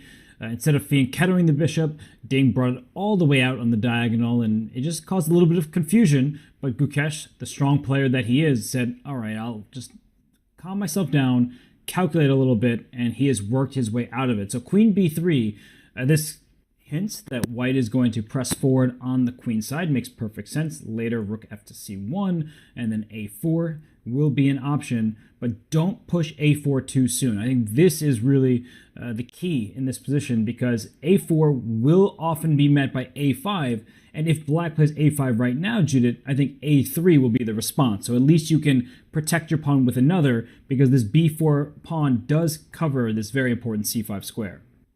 Indeed, as you say, the b4 pawn is essential to cover the c5 square. Well, I'm thinking right now that can we figure out why knight d4 is more important to play first for Ding and only after that playing bishop queen b3? Is it something concrete that he had in mind? Why the knight stands better on d4 already before playing queen b3? Or it's just a decision he made? Because sometimes, just sometimes, I want to say that the threat is more powerful than actually the execution. And knight d4 was always there to play in the next move. So I guess if I'm reading into this correctly, so queen b3 first, is there some reason that knight d4, bishop h7, that inclusion felt necessary now? Yeah. Could it be in the event? You mentioned this idea earlier, Judith, so I'm just trying to use your teachings wisely. Is knight e4 a possibility now where knight d4 won't happen because d2 is loose in many of these positions? So maybe could this be a bit of a difference or not really? I think it's a very good reaction what you're pointing out by playing knight e4, and this can be. But you see, the reason why I asked this question, because these are the very small details which can lead the game built up to an advantage and later on to a win, where we don't necessarily see why exactly, but this can be a conclusion or a reaction to queen b3. And also that he wanted to gain space and improve the position of the knight first. But indeed, knight e4 seems to be pretty logical. But after knight d4, bishop h7, queen b3, knight e4 is also possible, isn't it? Yeah, knight e4 can definitely be played here, and I'm wondering, I'm also trying to figure out the difference, why is that knight just on d4 so important? Would that even give a plus? And we see that nothing has really changed, at least from the objective evaluation. And if you take on e4, d takes e4, at least maybe that doesn't come with a tempo, but actually this would just be a transposition anyway. So I am trying to figure this question out. I think as you're very importantly indicating, Judith, these nuances, they actually are very consequential at the high level that you played at and continue to, and the Gukesh and Ding Liren, they can't afford to make these little mistakes because they build up and then pressure mounts and then you feel like you are getting squeezed. But for Gukesh, I think that he doesn't mind. These little details, perhaps right now, he's not so worried about. I guess the big picture is he's safe. His position is just that solid. Black's position is very solid, but let's say if white would be playing several moves, white can improve his position very clearly. Rook c1, maybe even knight a4 and knight c5. After rook f c1, if we forget about all these kind of plans which we were talking before to play f4, which I still believe at one point it may be on the board. So rook fc1 and then play knight a4 and improve the other knight's position and play knight c5. And only after that trying to play a4, a5, b5. I'm just going to put a few moves on because it's an important variation that, let's say black plays a6 or something kind of quiet, knight a4 comes, and then I'm just going to sort of waste a move with like rook c8 and then knight to c5. So this is Judith's point, which is an extremely good one, that if black were to ever take on c5, something that you definitely don't want to do, look at how the transformation of pawn structure impacts the position. This b7 pawn is what we call a backwards pawn. It would love to move forward, b5, but don't forget about this little French rule called en passant, because c takes b6 and white is just completely winning. If white couldn't take en passant, then black is just hanging in there. But because that rule exists, means you have a big eyesore on b7 and you're just on the defensive for the rest of the game. Yes, so we can say that this is the dream plan of white, right? But Gukesh is not going to be sitting there and actually comfort and support this plan of Ding. So he will want to do some reaction. And also, of course, after knight a4, knight e4 can be even more powerful from black side. So it's not so easy to execute this from white side. Yeah, and actually, if you want to avoid all these ideas altogether, perhaps knight e4 right now for Gukesh might be an advisable move. Just forcing a trade of knights, because the knight on c3 is in contact with the knight e4, and knight takes d2 would be a threat. So actually, you are just forcing material off the board. And I guess the question is, Judith, with trades, what trades would you want from the white side, and what trades do you think that Gukesh from the black side is aiming for? Well, I believe right now, well, if I can choose, I don't want to trade anything. But one thing is sure, I don't want to trade my knight on d4. But there is not even a chance to trade that one. So actually, black can go rook e8 with an idea to go knight f8 and knight e6, trying to push back the knight from d4. But there is a good chance that it's going to be pretty slow, too slow for playing this way. So knight e4 is something that black should be considering. The other idea that he's just playing solid and slow, maybe to play queen e7 and queen d6 also, that I think would be a great spot for the queen.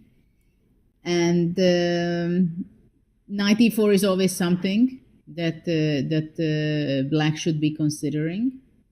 So now there is this maneuvering kind of game starts, because white wants to improve his position on the queen side very clearly, and black wants to be ready for any action.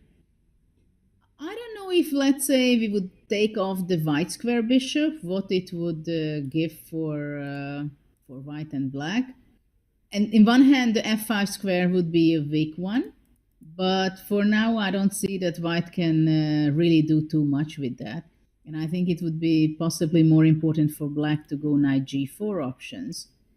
And the way white can be better is because of the structure. The pieces are not such a big deal for the moment, I think, in difference. The d4 knight seems to be very comfortable there, but it must not necessarily be there forever. And Judith, when you say the structure, this pawn chain, we love pawn chains. That means that we have don't have to use more valuable pieces to defend a pawn. So the b7 and d5 is healthy, and I guess you're saying that because of that, black is just very solid, and thus, while the pieces are less active from the black side, at least the pawns are well defended, and there's not tremendous risk there. Yes, the pawn structure there is very stable for black, absolutely, and it is so difficult to crack with white. Especially now that the knight is on d4, the only breaking point is to play b5 on the queen side.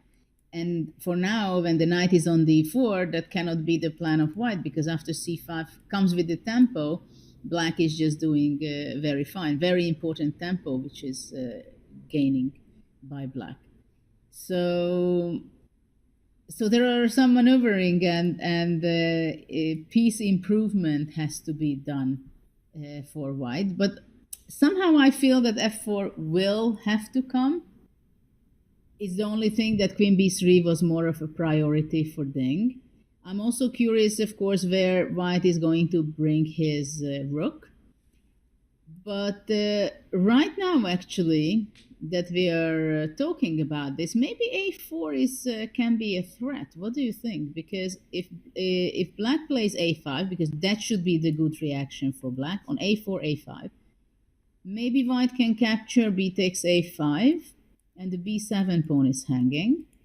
But maybe black just plays knight c5 with the tempo, and after that he can capture back the a5 pawn. So probably a5 would be early.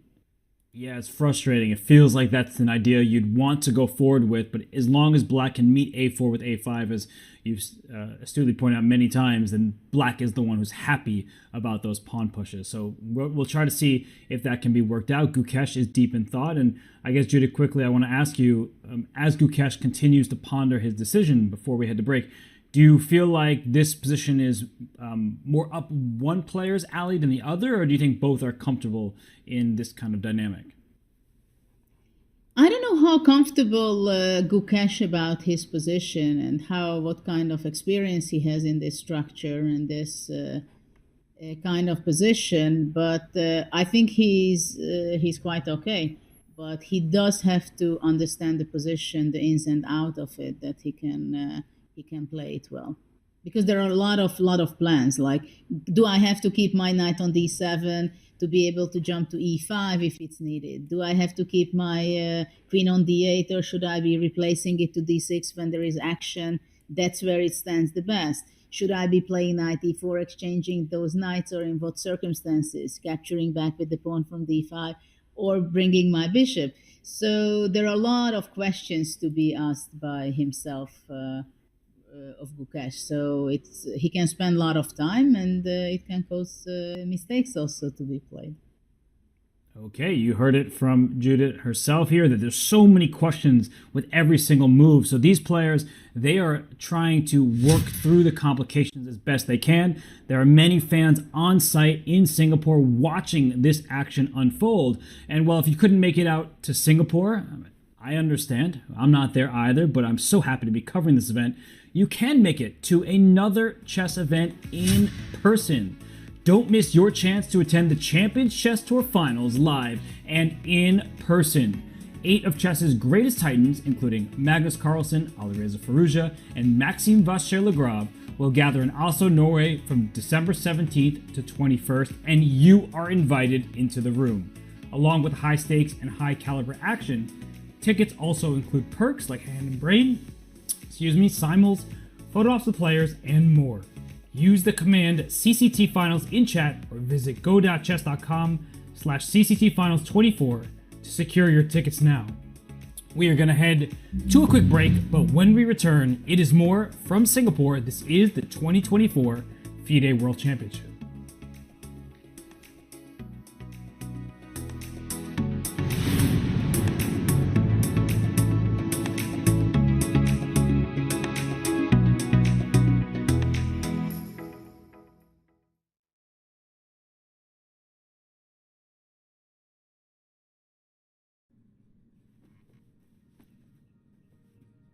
Mom wore this to my wedding. Yeah, she did. We'd each make one move every morning before starting our day. Never got to finish this one. You been practicing? Not since I was a kid. Why first? You gonna be all right, Dad? You might be good. Love you. Love you too. Come to Angelina's party? I'll be there. All right.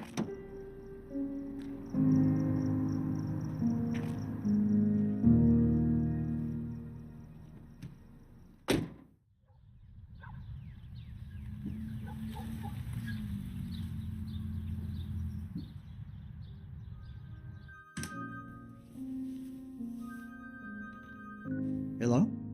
Ready to play? When did you do this? Don't worry about it. It's your move.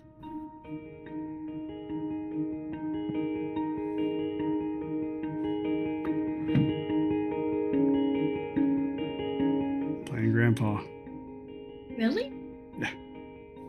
He's kind of about to destroy me. He's pretty good.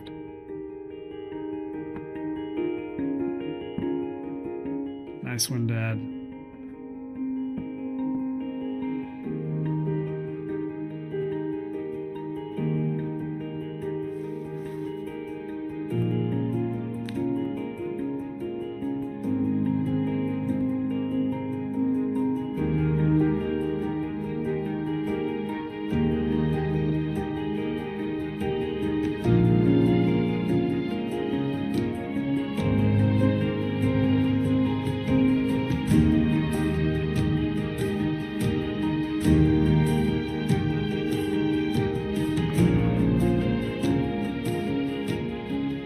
Grandpa-granddaughter showdown. Going down. Hear about that? Yep. I believe you go first. Let's see if I can make this magic work again. Already off to a good start. Really? Are you sure about that? Mm-hmm. Okay, we'll just see. All right, well.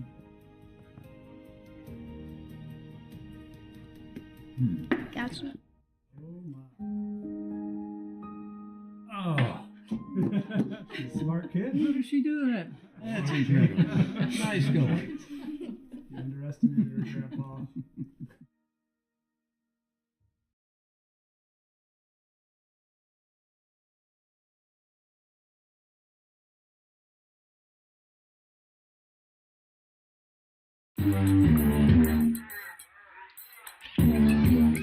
Gemini, can you help me plan my 3-day vacation? Generate a photo of a muscly capybara. Explain the concept of supply and demand with OpenStax. Hi Gemini, quiz me on the rise of industrialization. Can you help me find an email? Yeah, I can help with that. This December, the world's top chess minds clash in the heart of New York City at the Fide World Rapid and Blitz Championship.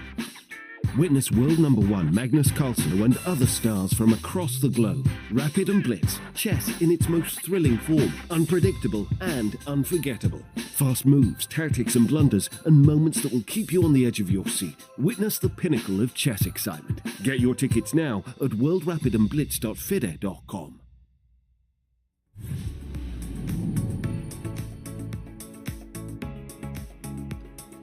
Back in Singapore for the 2024 Fide World Championship. We do have our world champion Ding Liren. He is in the big picture there. He takes on the challenger, Gukesh Damaraju, the teenager from India, a superstar who's on the rise, and he can become the youngest world chess champion in history. We see Ding looking relatively relaxed. Gukesh, he's the one who's focused right now because he is on the clock.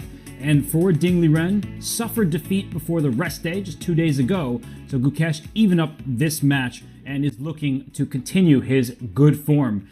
I'm Grandmaster Robert Hess alongside Grandmaster Judith Polgar. Judith, it seems like Gukesh, he has not figured out what to do here. Are you surprised by the amount of time he spent, or do you think that it makes sense given all that we've discussed, so many different possibilities?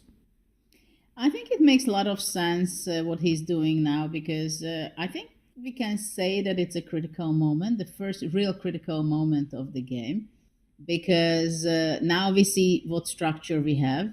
We see which pieces got eliminated from the board, only one pair of black square bishops.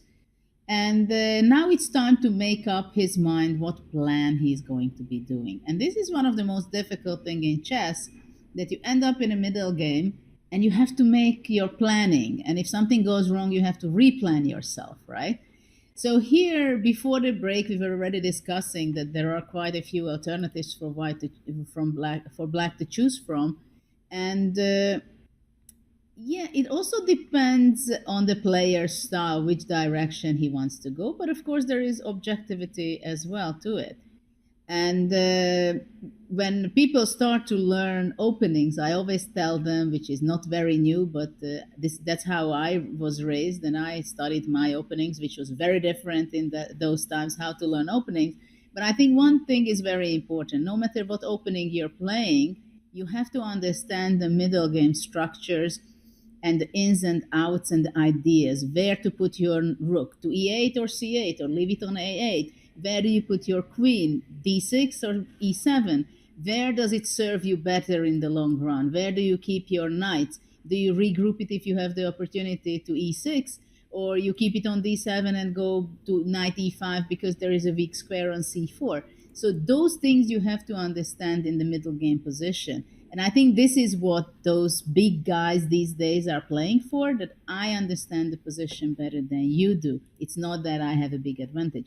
And we have a move knight e5, which is a very healthy, active move. Provocation of f4. What do you think about that? I think f4 is really tempting, but I'm going to refrain, and it may go against my better judgment, but I think that now we can play on the other side of the board. We were talking about how a4 for white could be met by a5, and you point out that the b7 pawn is in the queen on b3 sites, but the response is going to be knight to c5. That's no longer available. If we can bring up an analysis board, I do think that there is quite a critical distinction in what we've been discussing. a4 was always meant to be met with a5, and after b takes a5, if you could get the knight to c5, which could happen from d7, hitting the queen on b3 and protecting, very importantly, the pawn on b7, that's not available anymore. So, Judith, I think now would be the time for white to press forward instead of with f4, but over there on the queen side with a4. Yes, very good observation that I cannot go knight c5 at this point, but the question is whether can I still be playing a5, because what about capturing back queen takes a5, and maybe after queen b7, I was thinking of playing c5, but then knight b3 or knight c6 also possible, so that's not a good way of playing with black, I believe. You know what's interesting, Judah? It looks to my eyes like it's really bad for black, and yet we only see 0.7. So somehow, even this position where it would appear that white should be in charge, how are you even going to protect c5? I'm going to do us all a favor. I'm going to quickly turn on the Silicon Beast. What? Queen d8? I'm confused. Like, I'm trying to figure out what is this on knight c5. Is it just simply d4 and looking for compensation, or is there something else to it? Knight g4 or something. I'm gonna keep looking. It says rook b8. So the queen, I guess, just gets caught offside here. Queen a6 is met by rook b6, and actually the white queen. Yeah, that's really nice. Knight c6 at the end of trap. I'm gonna just show everybody that the queen is gonna be hounded, and it's not getting out of there. No matter where you put your queen, knight c6 actually traps that thing. You know, not normally one who wants to give away pawns even for that clear play. I know you're definitely an active player like that. I'm taking your side of things here. I actually am now starting to believe that this could be dangerous for white because black gets to storm forward. Yes, indeed. Like, that's a question. What happens on immediate c5 if white goes back knight f3, and where the knight goes back with from e5? Because if it exchanges on f3, then bishop stands very well on f3, attacking the d5 pawn, and the b7 is still hanging. So things are getting quite concrete right here. Very. I mean, again, to my eyes, I'm like, okay, black has activity, but the D and the B pawns are in trouble. And that's where, if I'm just being honest, the evaluation bar by itself can just be like, how is this even? Even I'm wondering that question, because it does seem like pawns are just dropping, but maybe due to D4, could we just throw that one forward and try to liquidate on the queen side in the next few moves by winning the A pawn and maybe the second one after that? Well, d4, after d4, I believe white goes, well, several options. Knight d5 is also possible, but at first I go knight b5. And keep an eye on the b7 pawn, which is going to be grabbed very fast. This is clearly a trickier position than the ones that we've been analyzing before, because now it's getting sharp and tactical, and if black isn't careful, it seems like the position could collapse quite quickly. So I do not envy Gukesh's decision making after, or if I should say, Ding plays a4 in the live board on the right hand side of your screen there. This is the type of position we could see, and it's justified according to the engine. The evaluation bar still is hovering in the middle, but I mean, I would much prefer to be on the white side of this position up a pawn, and black has to find that compensation. But if we can go back to the position which is on the board for where Ding is thinking, I'm also hesitant about it that after f4, what black's plan is. Is it to go back to d7? No, that's not possible. But what else? Well, okay, we can just do process of elimination. Knight c4 loses a pawn, so I don't like that. Knight g4 loses a piece, so I don't like that one either. So that leaves these two squares, and knight g6 looks really weird because your bishop is just behind a knight. So I guess he's just provoking f4, which, yeah, we wanted that to play that move even unprovoked. But how is that possible that you want to provoke me playing f4, losing 2 tempes there? I just don't understand this. I would say equally, but I think I'm even more confused because if the knight goes back to d7, this was a move that I thought we wanted. What's the downside of playing f4? I guess maybe that's the essential question we should be posing, and I am saying it for the entirety of the audience. Like, why would f4, which is a move we kept talking about, why would black invite that move with tempo? Because what is the downside of white playing f4? I'm really puzzled, to be honest. I am as well. I mean, I wanted to go f4 without gaining 2 tempos, and now knight e5 is provoking completely f4 move. But I mean, a4 is still possible, what you mentioned before, so that's another big question. So, yeah, I think this question though is the more confusing one for me. Like, I'm less like, we were talking about f4. He allows f4 to be played, goes back. So does Gukesh have some kind of deep understanding here that in some distant future, or maybe not so distant future, that f4, you would like to push that pawn back 1 or even 2 squares? I mean, knight d3, I don't think it's possible after f4, is it? Or it makes too much sense. I mean, it's just knight a4, right? Yes, I think knight a4 is a big problem because that knight is now trapped in there. Knight d1 also. Okay, now I'm a little bit puzzled. This is what I can say, and I'm just looking f4 like, is it such a bad move to give away 2 tempes? Okay, I'm going to go back to g6 because I don't understand retreating to d7. So is there a world where knight g6 somehow is just step 1 and we're going to keep moving that knight around? Knight's tour. Oh, well. I mean, you have to admit that it's not a very tempting move. You do it because there is nothing else, right? Well, yeah, that bishop is something unique, right? After knight g6. But black can try to go knight h4 afterwards, but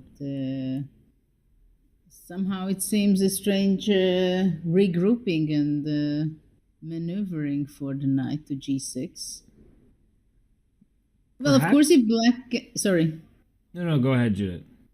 I just thought that knight e7 or knight h4 and then possibly knight f5 to get rid of, push away the d4 knight. But still, I'm confused about that, as if black has enough time for that.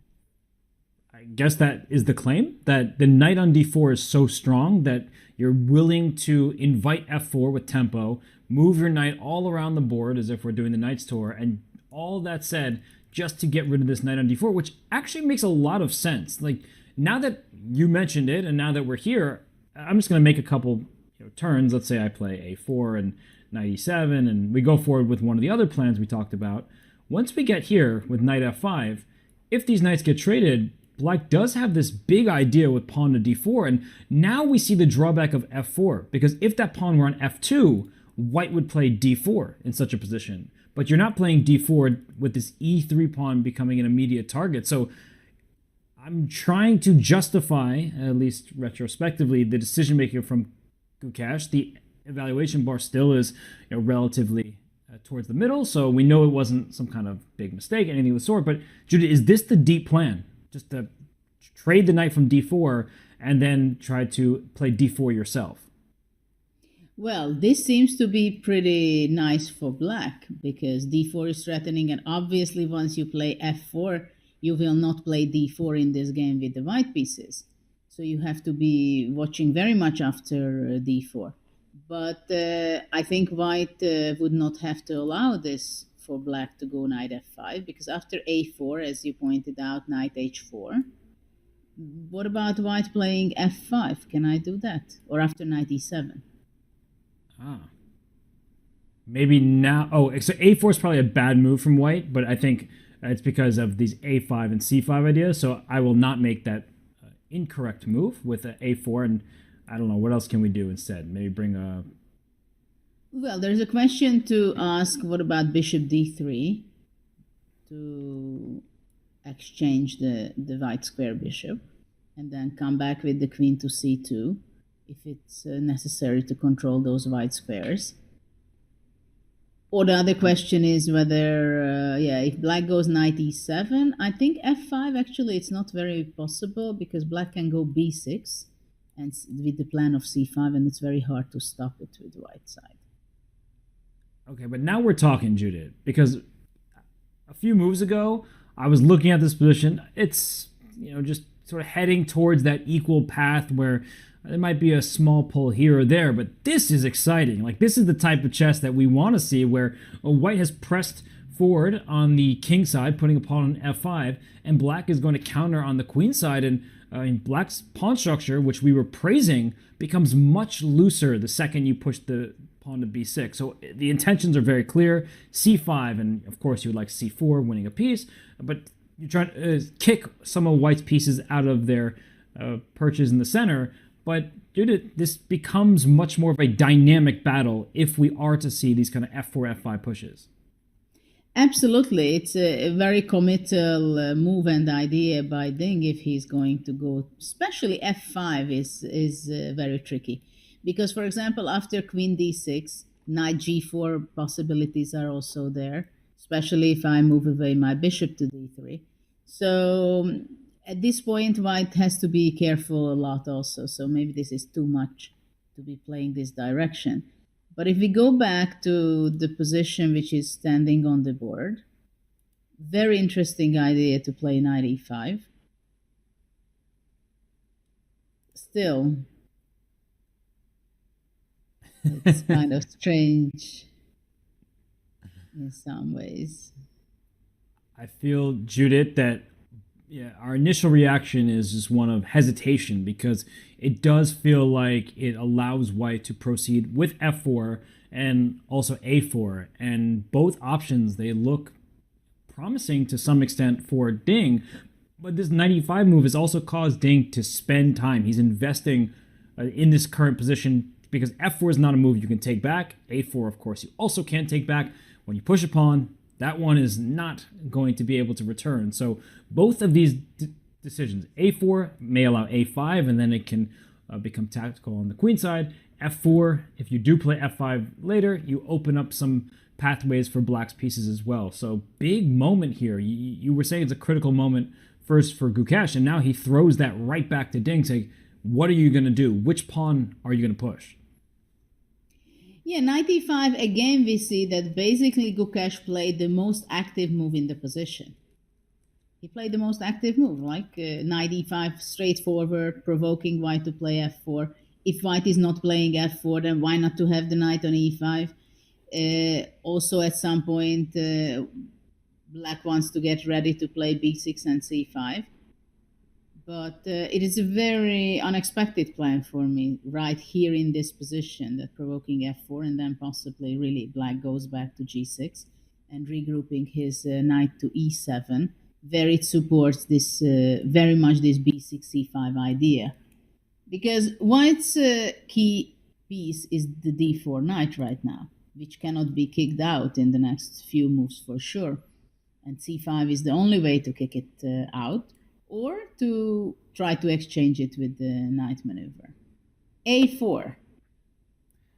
Yes, a4. Ding decides not to kick that knight out from e5.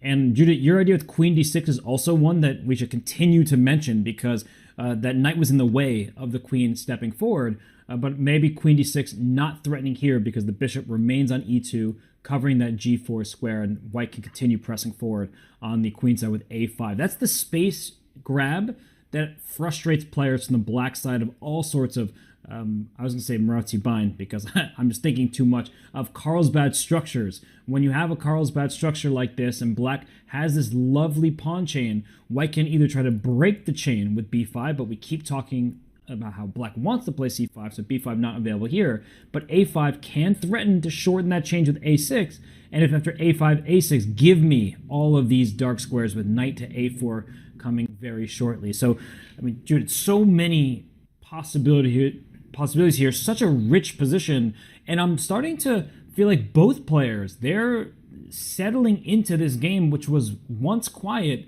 It's not that quiet anymore. No, it's getting very interesting. Also, knight e4 can be a move which follow up for black, by the way, with an idea, well, first of all, attacking the d2 pawn, and if there is an exchange on e4, then after d takes e4, there is a space for the knight sometimes on d3, though I'm not saying that black would be rushing to do that. But black can play later queen d6, king h8, f5 kind of moves as well. And it's not so clear how white can get advantage, because after a5, black would be playing a6. So there is a stabilization on the queen side. Very beautiful knight on d4. I think Ding had, if I remember, was it game 1 in the candidates where he had this kind of pawn structure with knight on d4, but there was some heavy problems on the king side at the end. Maybe was it against Nepo in game 1? That's correct. Yes, it was against Nepo. It was some kind of structure like this, having the knight on d4 and black had knight on e5. So not very nice memories from there for Ding. But this could make some nice memories for Gukesh, because, I mean, I look at this position, Judith, and I know it's in your style. I don't even have to ask. But queen can come out to the h4. A rook lift is in the future, rook d8, rook d6. And I was mentioning before, you know, the side that controls the pawn breaks is often the happy side. No more pawn breaks for white if you allow this structure to settle, because b5 is firmly under control from black's pieces, and now we can focus on the king side, for black. Yes, yeah, it can be very complicated, and in such a structure after d takes e4, white has to be careful what he's doing. So that's why I thought knight e4 might be an interesting plan also, which is not necessarily a move that white has to be capturing on e4, but actually maybe after this a5 would be a mistake. And maybe white should be playing rook c1 and try to push b5. And now I'm going to ask that all-time annoying question, which rook to c1? Because we keep talking about rook f to c1 to play over there on the queen side, but I'm starting to get worried about the white king, because you mentioned king h8, f5, f4. This queen will be free also to roam about on the king side. So is it rook f or rook a c1? I think at this point I would go rook a c1. If you're asking it already, and you didn't just play it with one of them. I just, I'm a little bit concerned. I know who I'm talking to. Let me put it that way. I know what you're capable of, Judith. So rook ac1 was also going to be my choice. And the point that we're trying to highlight is b5 is now what we want. We want to break the queen side open with a pawn minority attack. And the knight on d4, it's such a strong piece here. Can't get booted unless black is able to respond with c5. Yes, that's the point, that we have to play b5 the way that black cannot reply with c5 and push away the knight on d4, because that's essential to keep it there. So black can go, I don't know, queen d6 or something, which is a good spot. Very. I know what you're aiming for, an eventual knight g4. It's always on the radar, but the bishop on e2, it's sitting at home. So many different transformations possible. I think that's one of the big talking points here, is that in the live board, a4 is played. Will black play a5? Will white get to play a5? Will knight e4 happen and then black take back with the d pawn? So we won't. We'll see an open d file for black potentially to use, but then there's playing the queen side and the king side. So there is a lot to figure out here. Gukesh, he's the one who now has to come up with a direct reply to a4. And while he does that, and we know all that he's capable of, we just want to show a video on how Indian chess is thriving. The future looks bright, but let's have a look at how chess has evolved in the land of unity amidst diversity. Chess has a longer history in India than in any other country. 1400 years ago, people here were playing the game that would eventually become chess. But for most of the 20th century, India was not a major player on the chess scene. That all changed thanks to one man, Vishwanathan Anand. In 1988, Anand became the first grandmaster from India. It was just the beginning of what would be a historic career. By 2007, Vishy had become the world #1 and the undisputed world champion. At that time, there were still just 16 Indian grandmasters. Now, there are 85. Well over half of them have earned that title since 2015 alone. In the past few years, Anand's mantle has been taken up by several young stars. Vidit Gujarati, Arjun Erigaisi, Pragnanda Ramesh Babu, Nihal Sareen, Arvind Chidambaram, the list just goes on. But right now, one of them is firmly in the spotlight. That is Gukesh Dommaraju, the challenger for the 2024 World Championship. Still only 18 years old, he would be the youngest undisputed world champion in history. The most populous country in the world is at his back. Gukesh can enter the history books with Vishy Anand as the first 2 Indian world chess champions. And with the strong state of chess in India, they just won the Chess Olympiad with a 95% score. Even more champions could follow in the years to come.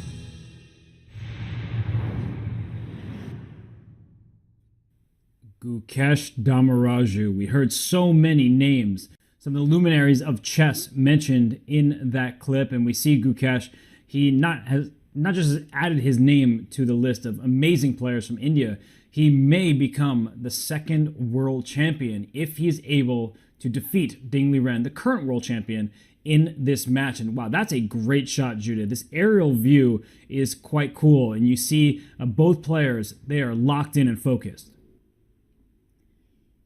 They have all the reasons to do so, I must say, because the game is heating up and every move has its strategical point and sometimes tactical point as well. So now, again, already, Gukesh has to make a decision, which actually a4 should not have to be a surprising move for him.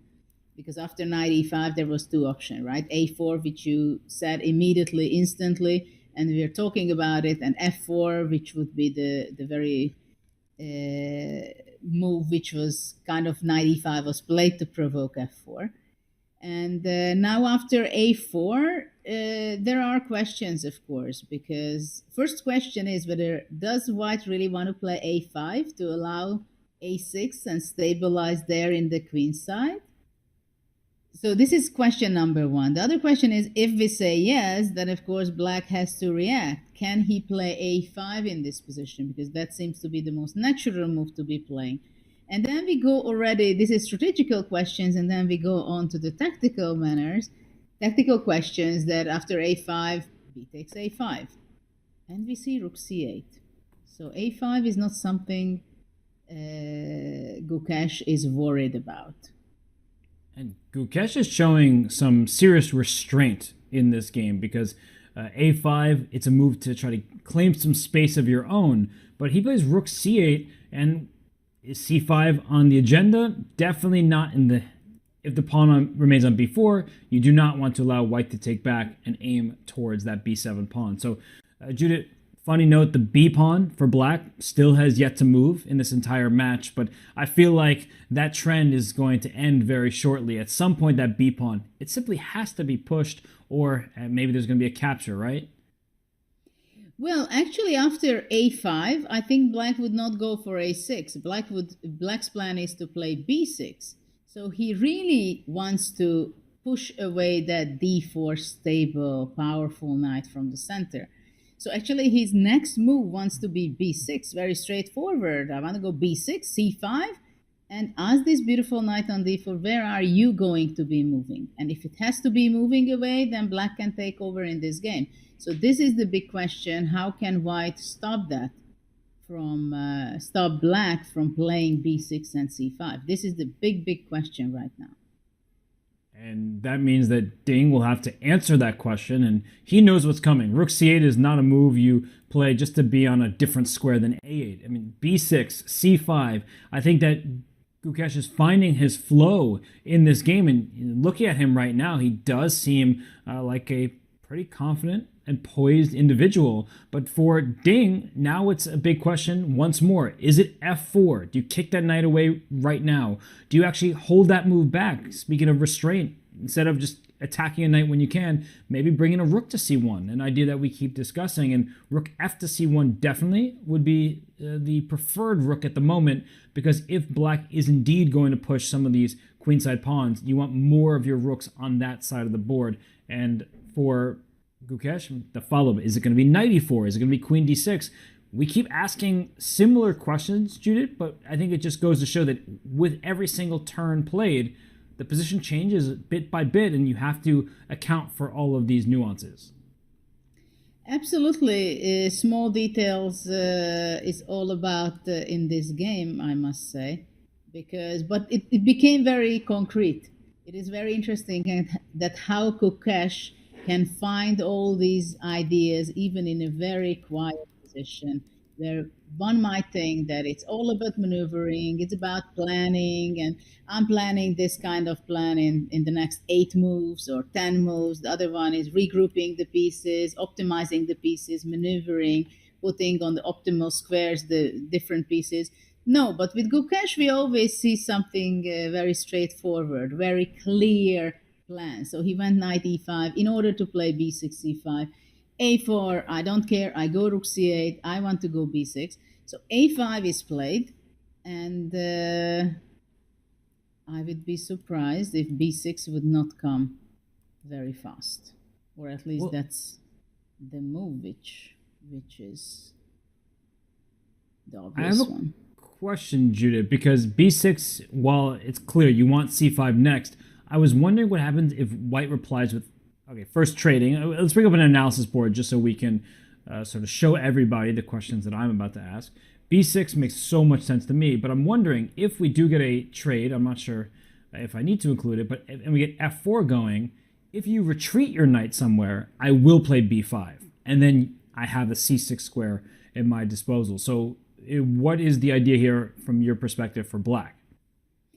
Well, first of all, I'm not completely sure that you're going to be capturing on b6, but let's start with this. And after f4, let's say you go back to g6. This was the idea, right? I don't see for the moment much has changed, even though knight c4 maybe is possible. Okay. Maybe c4 is possible instead of knight g6. But okay, I really like that. Yeah. Sorry, I think we're both coming to the same realization, because you said knight c4. I'm like, this position, just to end the line, for knight c6, I don't want to allow a knight up there with rook a7 and all sorts of active play. So your move, knight c4, I think that's it, Judith. I'm not sure this is completely over, but it seems like knight on c6 is a fantastic outpost for the knight. And after queen d6, maybe rook a7 to stop the knight e7 move. And knight a4, knight b6 is loose. This just feels much more fun to play from the white side. Yes, it can be dangerous, but let's see what the other move I mentioned, knight c4, and highlight why it is something that to be considered, because bishop c4, d takes c4, queen c4, I think is not possible to c5 for tactical reasons, and when the knight has to move away, either after b takes c, then bishop d3. would gain and win some material.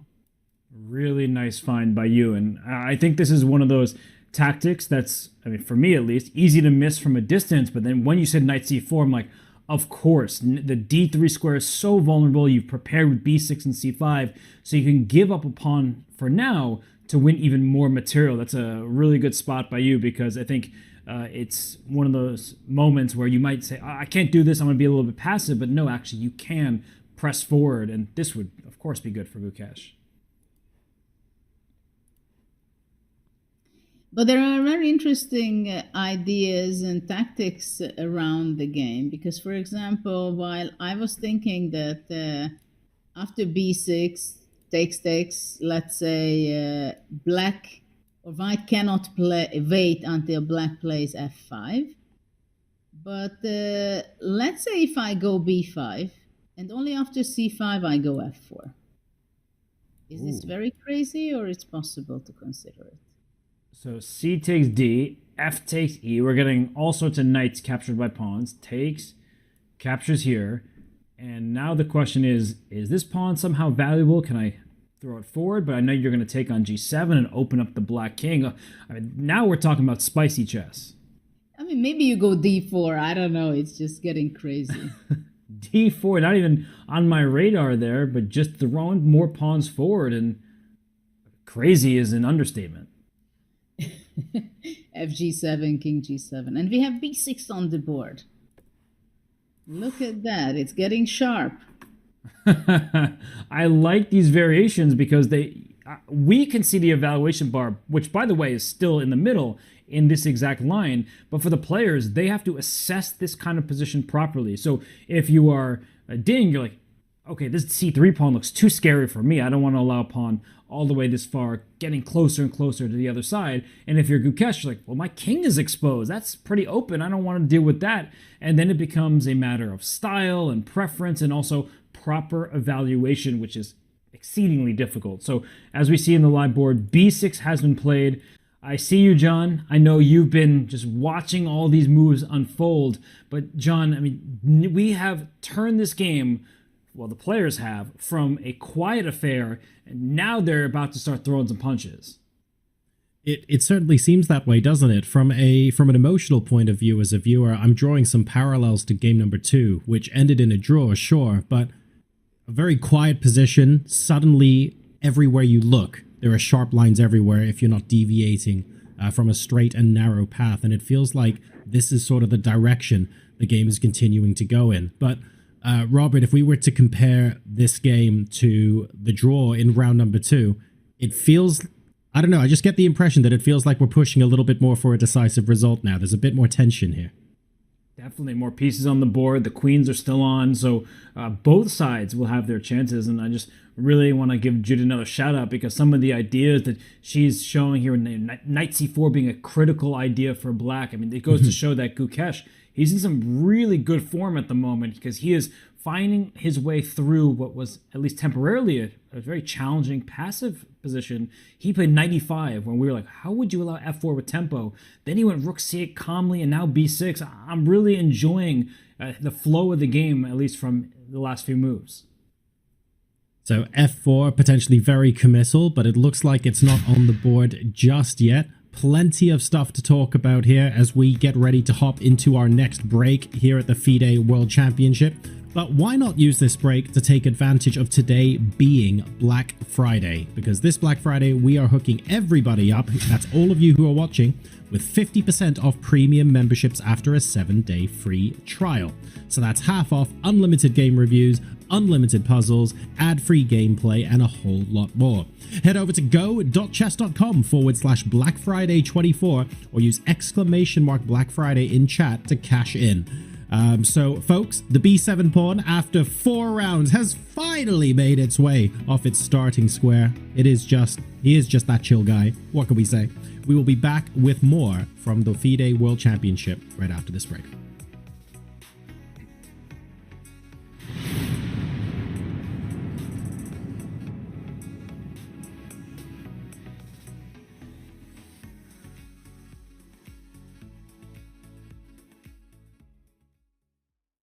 I'm joined by Gukesh Tamaraju. You might know him as Gukesh D, or you might know him as Gukesh. Thank you so much for joining me. Yeah. You don't play online at all. Like, you don't play in these like events that much. Yeah, And very rarely. why? I'm not trying to get you to do it, but I'm sort of fascinated you don't do it almost at all. I guess I don't have the same feeling as I play with the board.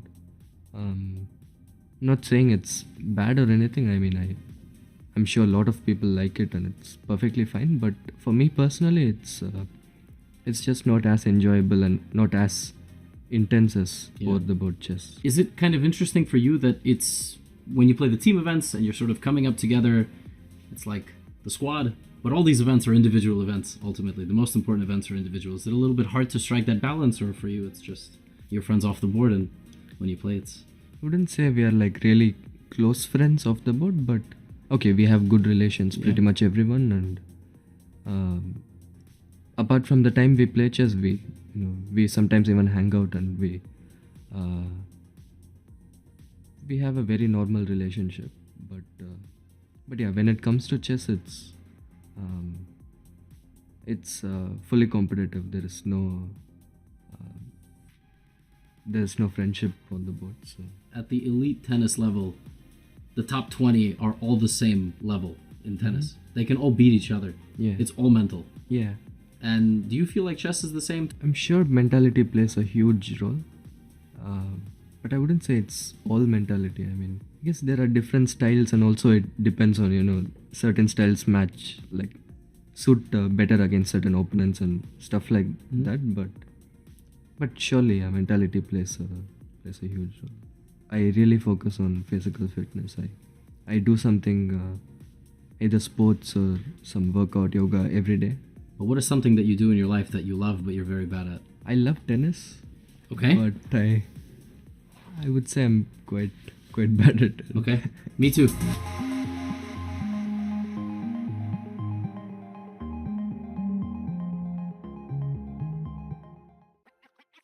This December, the world's top chess minds clash in the heart of New York City at the Fide World Rapid and Blitz Championship. Witness world number one Magnus Carlsen and other stars from across the globe. Rapid and Blitz, chess in its most thrilling form, unpredictable and unforgettable. Fast moves, tactics and blunders, and moments that will keep you on the edge of your seat. Witness the pinnacle of chess excitement. Get your tickets now at worldrapidandblitz.fide.com. You're about to enter a gold mine of the most valuable chess tips.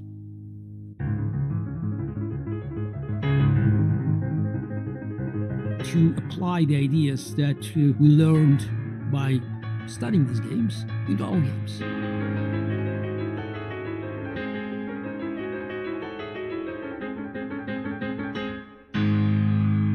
This is again the most important vital point in this position. I always believe that the ideas of the past could be extremely helpful if we know well the classical heritage.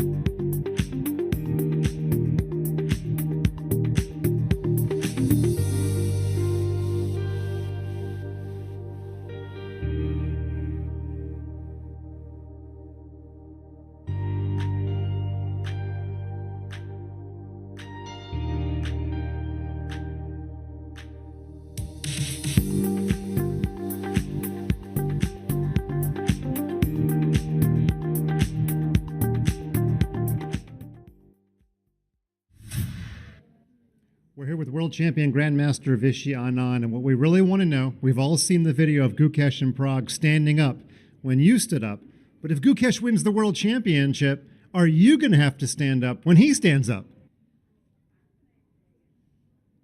No? All right, Gukesh, you don't get that honor, but I'm sure Vishy's still rooting for you. Does that mean when Gukesh makes a move and he stands up to go into the break room, we have to stand up here as well? I feel like there are so many unanswered questions there. Absolutely love the content, Mike. Keep it up. Very tense now in this position in game number 4 of the Fide World Championship. Judith, we've talked a lot about really sharp tactical variations that can arise from this position, especially now that b6 has been played on the board.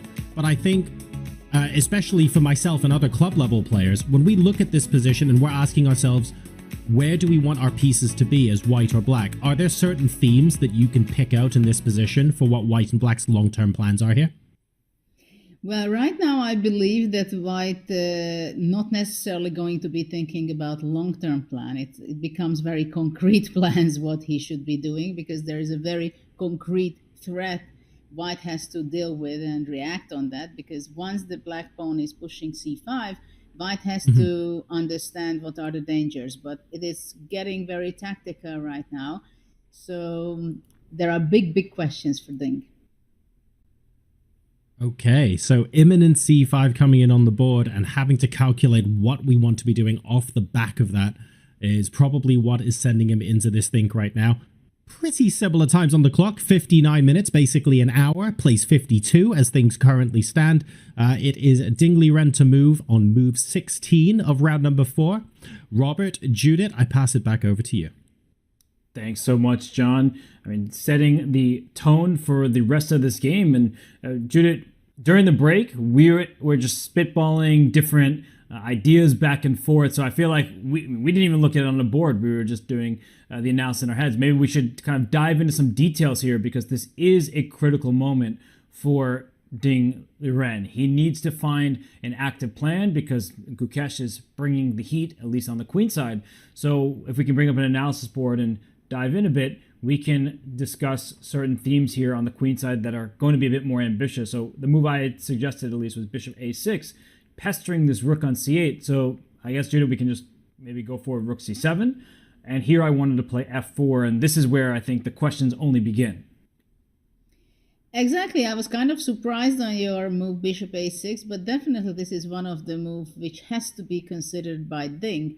And not only that bishop a6 itself, but also one of the biggest questions before that is to capture on b6 first with the pawn or without that. And you have your reasons why you didn't capture that pawn.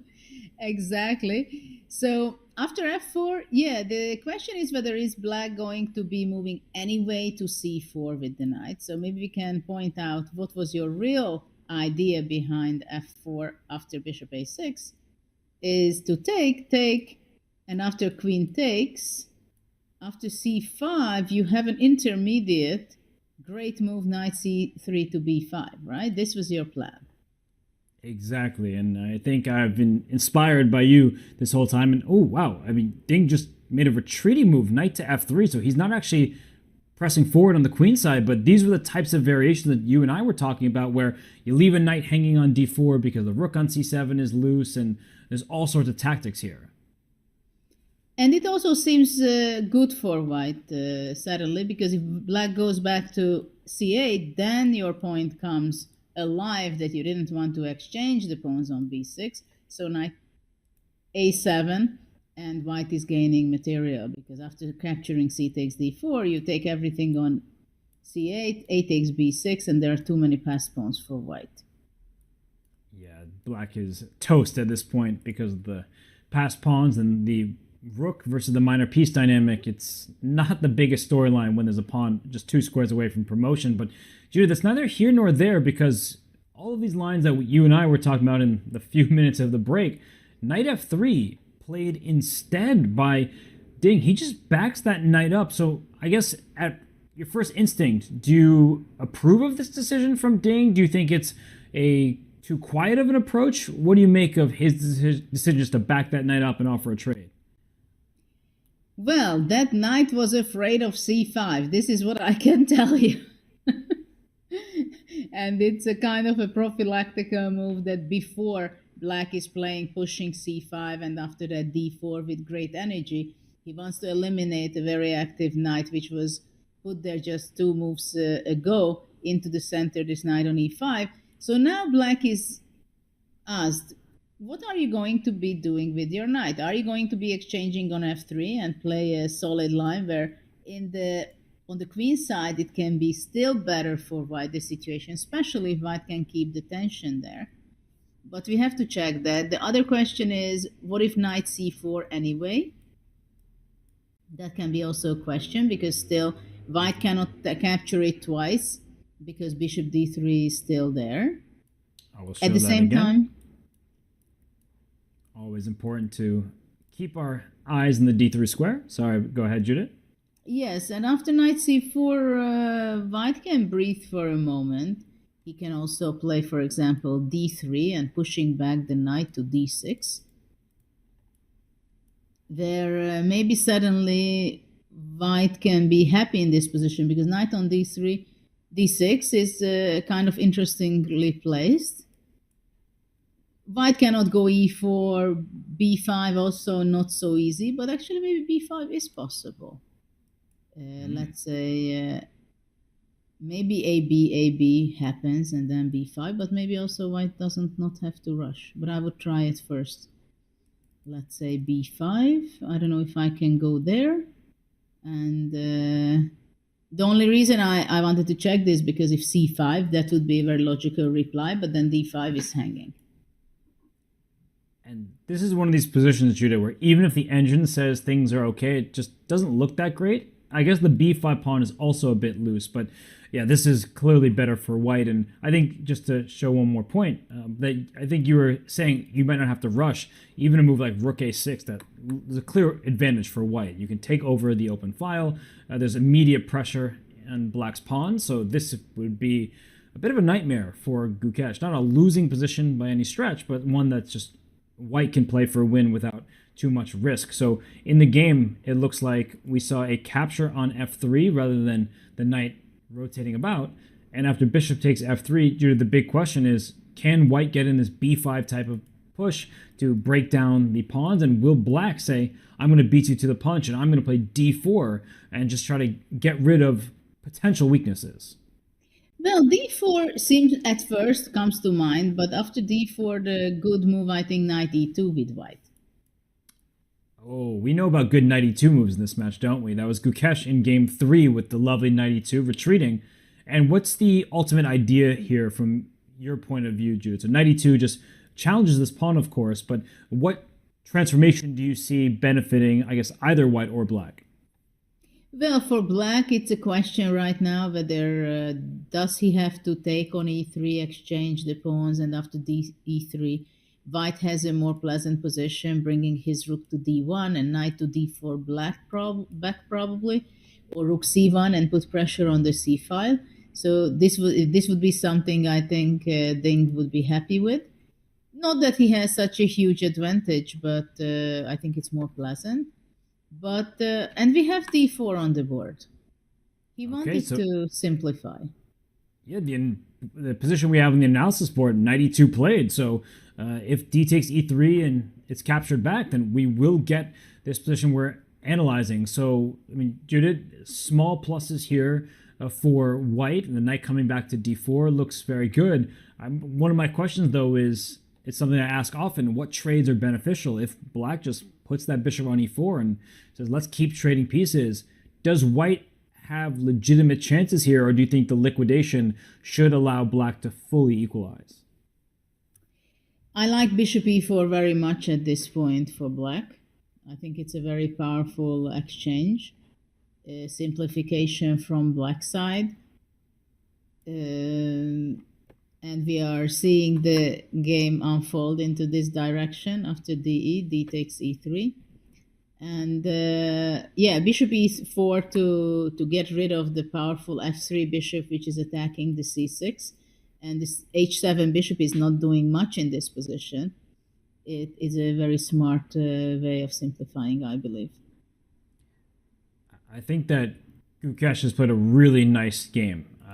Just when we were thinking it might be a bit difficult for him, he's been able to unleash some of the potential of his pieces. First, knight e5, allowing pawn to f4. That was a big decision, a brave decision from him. And then every single move to follow that up has been quite strong. And I mean, the one question that I'm having in my head is, did Ding Liren have a little bit more if he was playing a bit more ambitiously? But I guess Judith, a few moves ago when he went knight back to f3, started the sequence of trades. Do you think that the game 3 loss plays a part in his decision making here in game 4, that he didn't want a tactical skirmish? He instead said, let me just be very solid? Actually, I don't think so. It's because of his loss in game 3. I mean, we've seen that he won game 1, and in game 2 he was so solid. And he agreed to a draw where Magnus was just about to start the game. And I think in this game, I mean, knight f3 showed very clearly, I don't know if it was the best move or not, but it was a very logical continuation from Ding's part, that he didn't want to sharpen the game out at all. And he went into the most solid liquidation in the position. He has experience in World Championship match. We should not forget that he has been there, ups and downs, and he knows exactly half a point is just as good as, I mean, not as a win, but he knows exactly how painful is a loss, so he does not have to burn bridges yet in the match. So there's nothing wrong with that, I believe, to play solid at this point. And I would second that and say, especially because Ding's openings from the black side. I mean, he won game 1 in a sharp game. Then 2 days ago in game 3, after, 15 moves, he was even better because Gukesh misstepped with g5. So it was really sharp. He spent a lot of time, and that game was one that either side could have come out on top in. But ultimately, it was Gukesh evening up the match. So I'm just trying to understand some of the decision making right now. This game, Judith, it looks very level. I'm just going to say it. I won't be surprised if they shake hands in quite the near future, because pieces are coming off the board. Well, it may be something that the players would like to agree to a draw, but they are not allowed to agree to a draw unless, before 40, unless they are going to make a repetition of moves. But there is a great chance that it will end in a draw, this game. That's very clear now that we have a simplification of a pair of knight and now a pair of pawns, and now we're going to see a pair of bishops to be exchanged. So there is a very good chance, and we can see also on the players that Gukesh feels very comfortable with his position. Ding knows as well that it's pretty much equal right now, this game. Before there were hopes, and his pieces were very active, but now they're not really much more active than blacks. Of course, on the queen side, having the pawn b4 and a5, it's a little bit more comfortable, more promising for white. But because of the simplification, I don't think there much can be done by white. Played rook fd1, I see, pushing away the queen to e7, I believe. That's the most natural spot for the queen right now. Looks very solid, and queen e7 played. And I just want to highlight that featured chat that was up there a second ago, saying that Gukesh has also been great with the black pieces. So while the games when Gukesh is white have resulted in decisive battles, when Ding is white, it feels like, okay, Gukesh was slightly worse in game 2. You said Magnus was like, oh, that was a dream type of world championship position from his perspective. He would have loved to get that out of the early stages. But here in game 4, Gukesh, it looked maybe a little bit uncomfortable for him from our vantage point, but from where he's seated in Singapore, Gukesh has everything under control. So I have to give the youngster a lot of credit. His team working very hard, but he seems to just be super solid. But also somehow I have the feeling, that Gukesh's strategy is to play extremely stable with the black side, to stabilize himself, that Ding, whatever you do, you cannot crack me with white. And then let's see when I'm with the white color how much I'm going to be pushing, and there where we're going to have those battles.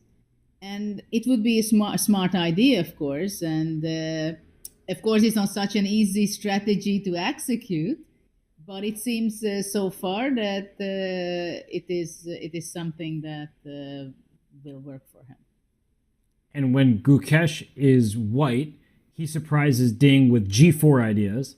And when Ding is white, he surprises Gukesh with ideas in the A file. First, that pawn push to A5 in game 2, and then here in game 4 with bishop A3. So we're sort of seeing a bit of a theme. I'm not going to read too much into it, but at least in these first 4 games, 2 with each color, we can see where the players are aiming and how they're reacting.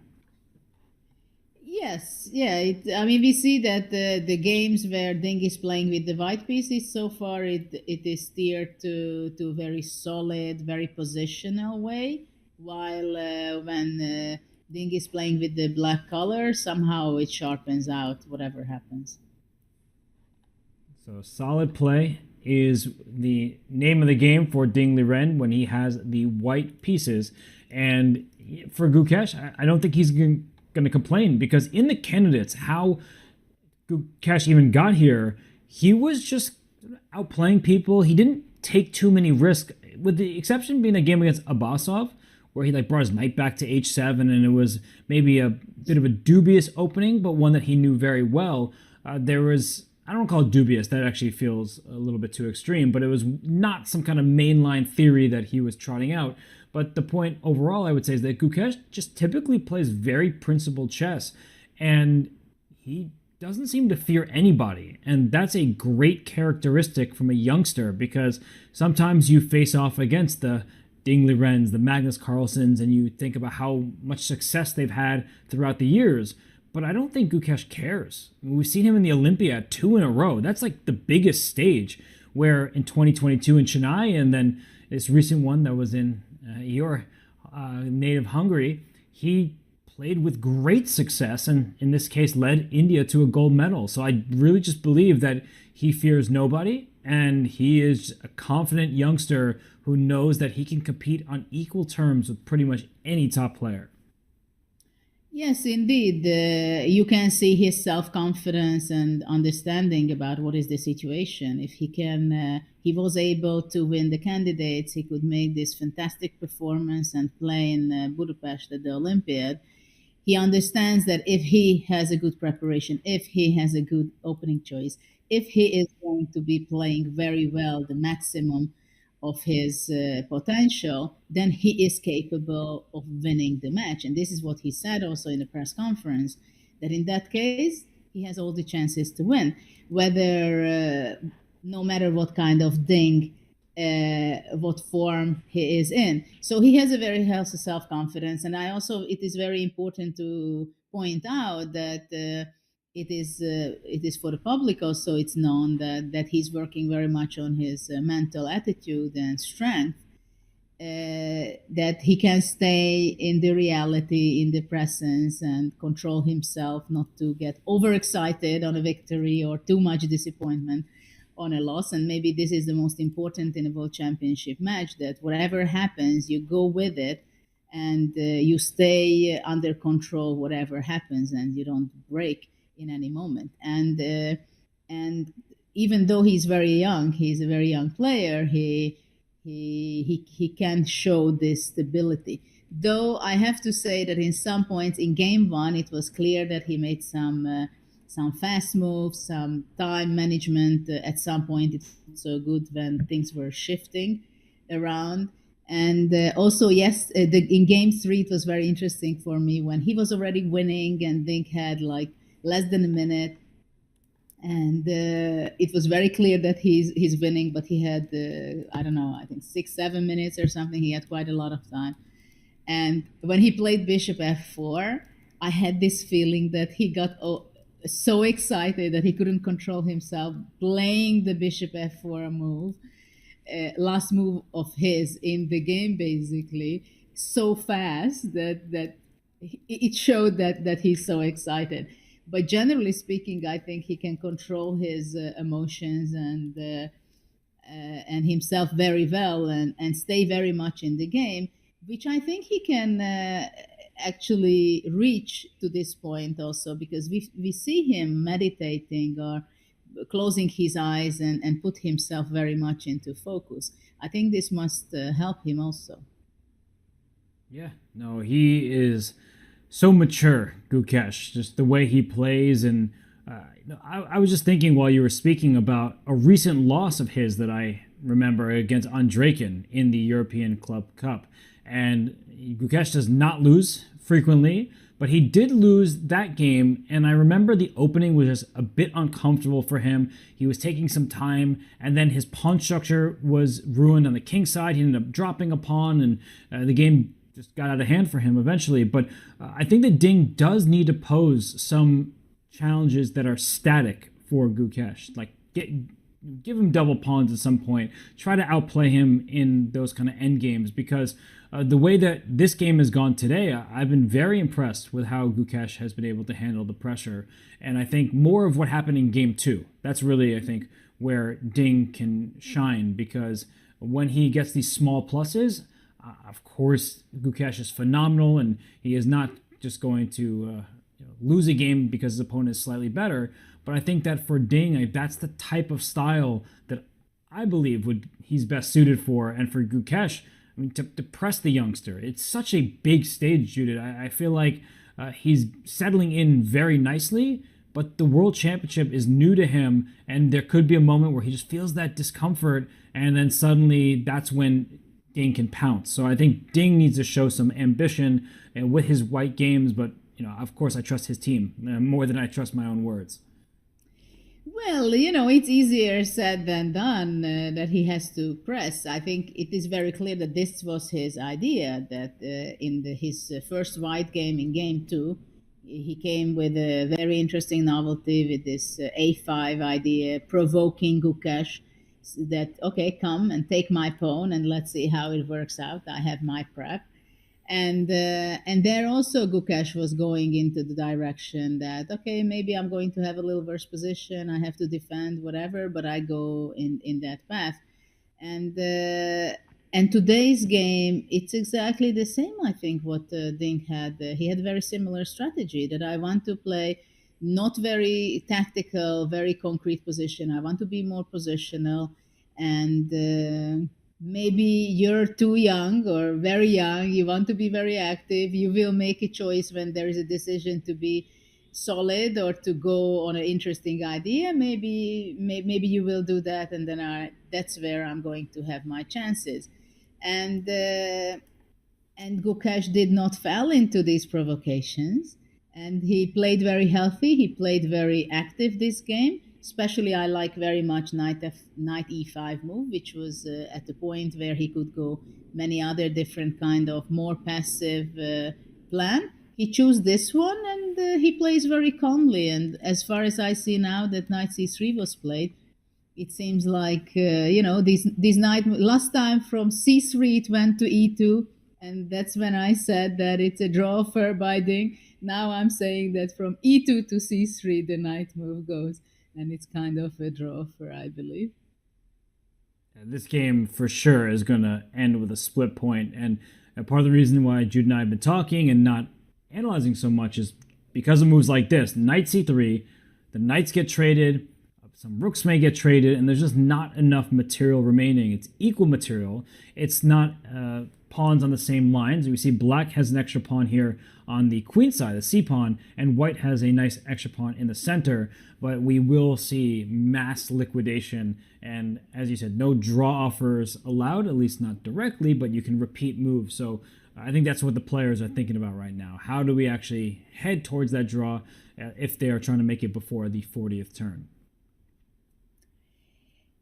Yes, I mean, after the knight exchange, and it is kind of logical by Ding that he wants to exchange the knights, because the black knight simply stands very good on e4, right? It's just the most optimal place for the black knight, putting pressure on the f2 pawn and being very active in the center. So now the question is for Gukesh, how to simplify the position that it's going to be a draw.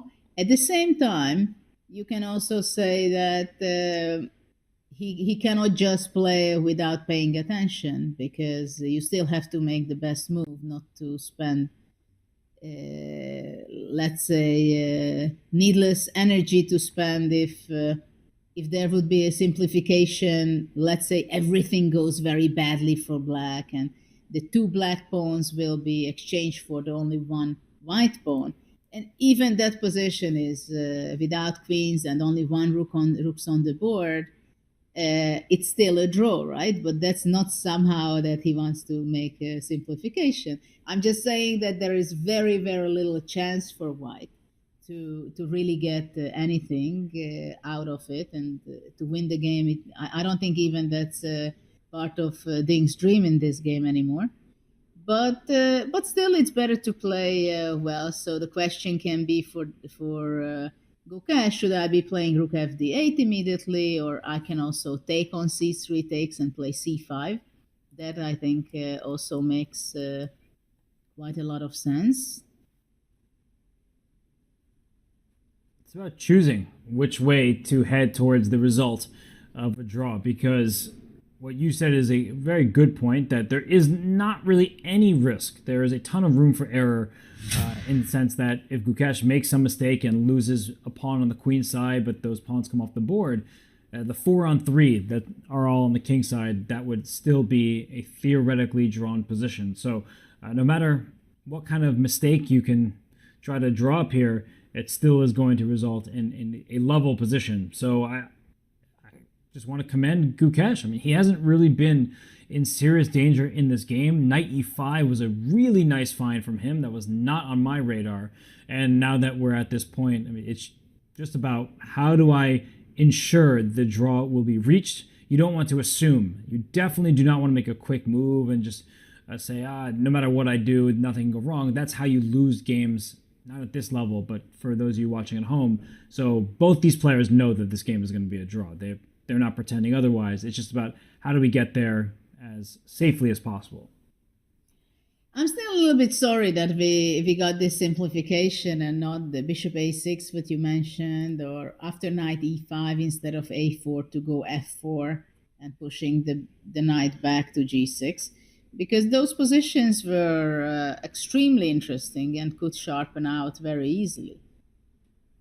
But of course, it's completely understandable that Ding wanted to continue to go into the direction of the very solid way. It's only game 4. So many things will be happening in the future games, I believe. Very early in this match, and you do want to feel your opponent out a little bit just to see how ambitious will they be. And for Ding, he's won a world championship match. That's why he's the reigning champion. He beat Jan Nepomniachtchi. And for Gukesh, who won the candidates very impressively, he lost that one game to Alireza Firouzja where time trouble was his kryptonite, but otherwise he was stellar. And then he went to the Olympiad, represented India, won individual gold on the top board, and India won team gold, which makes him an absolute hero, even more so than he already was.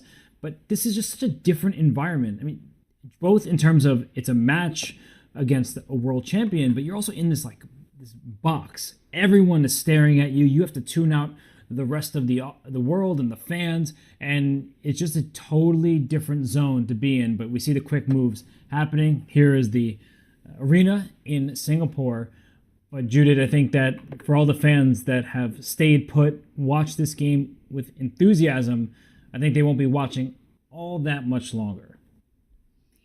Well, yeah, let's see how many moves are going to be still playing out. I think it is still nice to see how they simplify, how they will, how Gukesh is just going to be playing very naturally and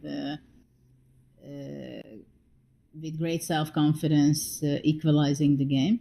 Still, all these positions, whenever it's a draw, we might say that, okay, it's only a few moves and it's a dead draw. The position is equal. And of course, we see two incredible players playing the World Championship match. You can always still make blunders, I must say, which we are not expecting to be done in this game, of course. But still, you have to play all the way and finish the game to be finished and to move on to the next game. So for the players, they both know it's going to end in a draw, but still there has to be made some moves. And if you think about it, that of course, when they didn't have this rule that you cannot offer a draw, then at this point with h3, Ding would have been offering a draw, and the opponent would be accepting it.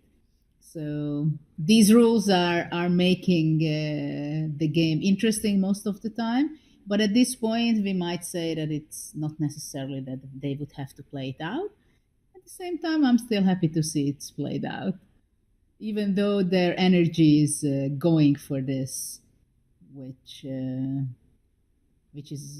of course, not so easy. But black can play c5, let's say. c5 for sure. I mean, there is an outside pass pawn that black can start rolling, and white will then have to trade the pawns, trade one pair of rooks, and then try to stop c4, because that actually is how you get yourself into trouble in these positions. If you allow that pawn to keep pushing up the board, you start to get a bit concerned, because black's king will be very safe. The queen on e4, nicely centralized. And so I think that white will just focus his attention to stop that c-pawn from pushing too far. Yes, I mean, some moves can come, let's say, following this position that black plays c5, white is capturing on c5, black captures back, then we see an exchange on d8 with the rooks, takes, white goes rook c1, black goes queen d5, let's say. We are simplifying all the one of pair of rooks, one pair, well, not one, but the queens we swap off, and of course it goes up to the simplification where they can agree to a draw.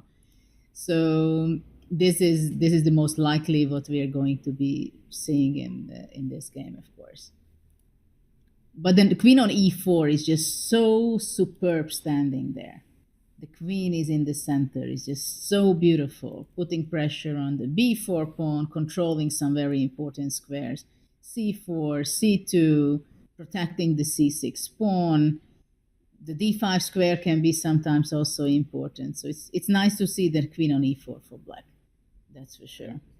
If a black rook could lift up the board and say get to g5, there would also be the outline of a checkmating attack. So of course rook doesn't move like the arrow I've drawn, but if white were to be quite careless and the black rook could venture on over to the king side, that is how white could find himself in harm's way. So Ding Liren and Gukesh both, they're just trying to be as smooth as possible. You don't want to be reckless, but this position, it remains just completely even.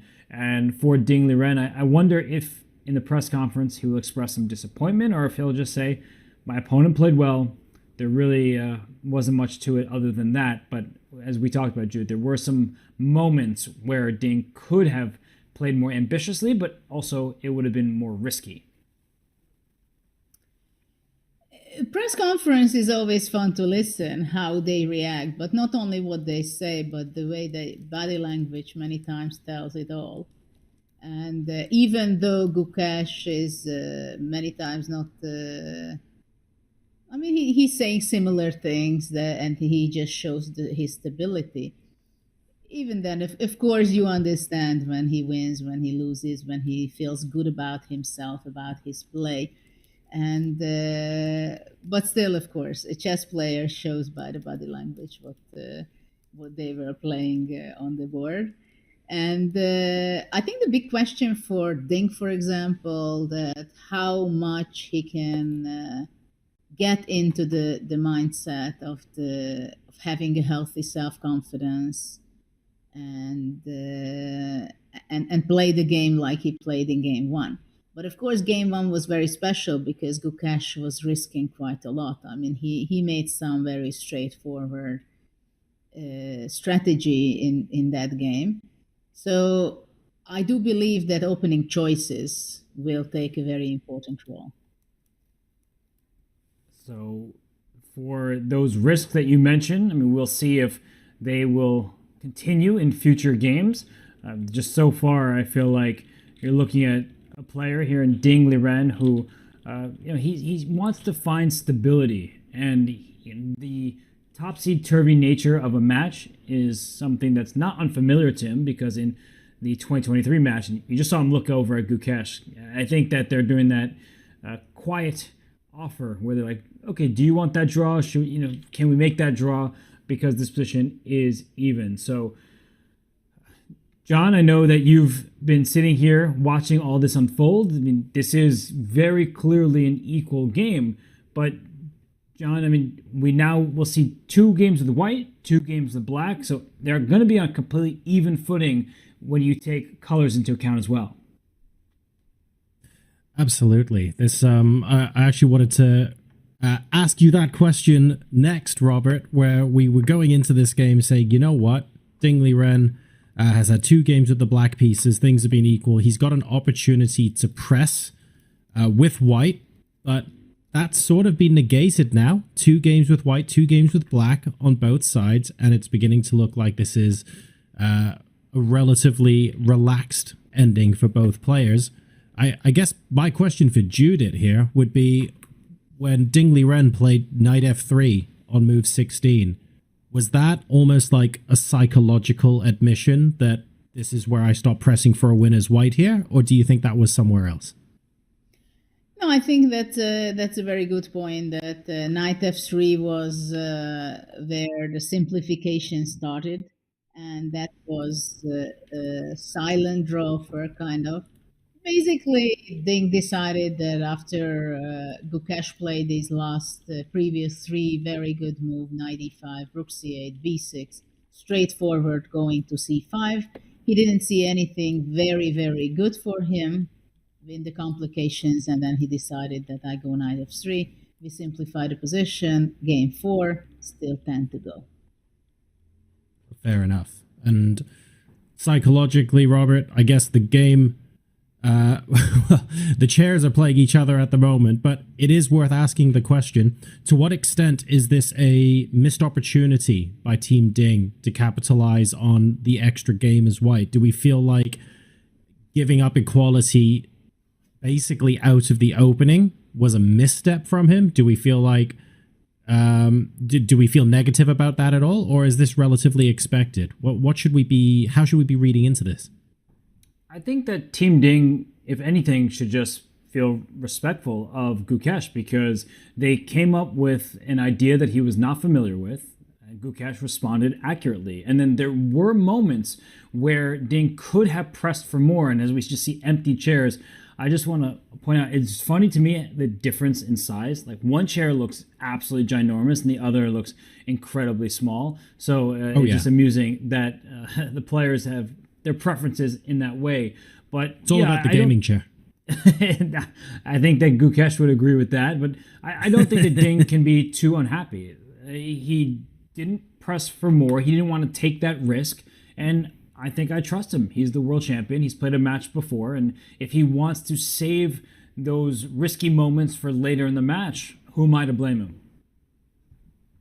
Fair enough. Yes, the longer you wait, though, especially after winning game number 1, it does feel a little bit like a momentum shift. And when you get matches like this, even in the Olympiad, right, where you're playing different people every round, momentum is a thing. If you win and you keep winning, it buoys your confidence. Your team coalesces around you. It feels good. You're able to make better decisions. So to start with a win and then lose and then get into a position where you're neutralized with the white pieces, how does Ding go about not letting that affect him? Because we're not saying it will. He's a world champion and he's been in these sort of situations before, so he clearly knows how to deal with it. But I think maybe it's something that we don't think about as often because we're so focused on the moves on a chessboard.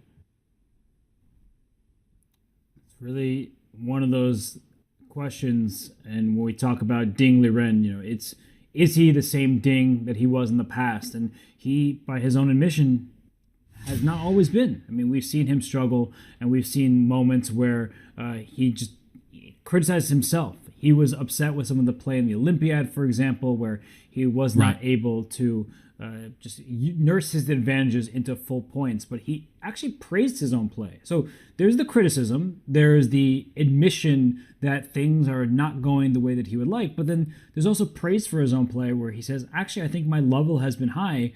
I just haven't been able to put the finishing touches on those games. That makes a lot of sense. And Judith, from Gukesh's point of view, he'll be taking solace here in saying, well, actually, with the black pieces, I was able to get into this position out of the opening. It should give him some confidence that he might be able to then push with white and feel very, very comfortable with black against Ding. This is going to be good for his psychology in the match. Well, I think it's, of course, clearly a very good sign, and it assures his self-confidence for Gukesh if he knows that with the black side he's stable, even if he gets an unpleasant surprise in the opening, if he gets an unpleasant position like in game 2, but he's still focusing and he can find his way out from those difficult situations. So it increases his self-confidence. At the same time, of course, he knows exactly that this match is going to be so difficult and so challenging, and he will have to show with the white pieces then how to win and where to catch Ding. And Ding will not give his life so easily in any of the games, because the tension is there and the tension will be increasingly high. But draws like this is a very natural flow of a match. I mean, if you think about it, in 2016 with Karyakin and Carlsen, they made one draw after another. And actually, it was Karyakin who won the first time. And it was the whole world collapsed in Magnus, I think. And he was shaken. So we don't know what kind of mental roller coaster and things the players are going through. Sometimes they blunder, like we've seen also with Gelfand and Anand match, where Gelfand won first, and next day he just trapped the queen of Gelfand. So things are going up and down, and I think this is what I'm expecting in this match also. Thank you very much, Judith, and it certainly looks like it's going that way at the moment. Let's ask a practical question, something that we maybe didn't fully consider or go too deeply into, Robert. When we are looking to make the draw for this game, which we believe is inevitably going to come, in order for that to happen before move 41, of course, we have to have a repetition of moves. Now, of course, you can make, I guess, not the best move in the position to invite your opponent to repeat moves, but you make a move that's too bad or too far from the best line, and then you run the risk of your opponent going, hang on a second, I've got an advantage now, I'm going to press. How do you choose the correct moment? Is there one on the board right now? Where are the players trying to maneuver to? It's a funny time that you asked that question, because I see many ways for white to go wrong and to actually lose the game, because there is a problem for the white king.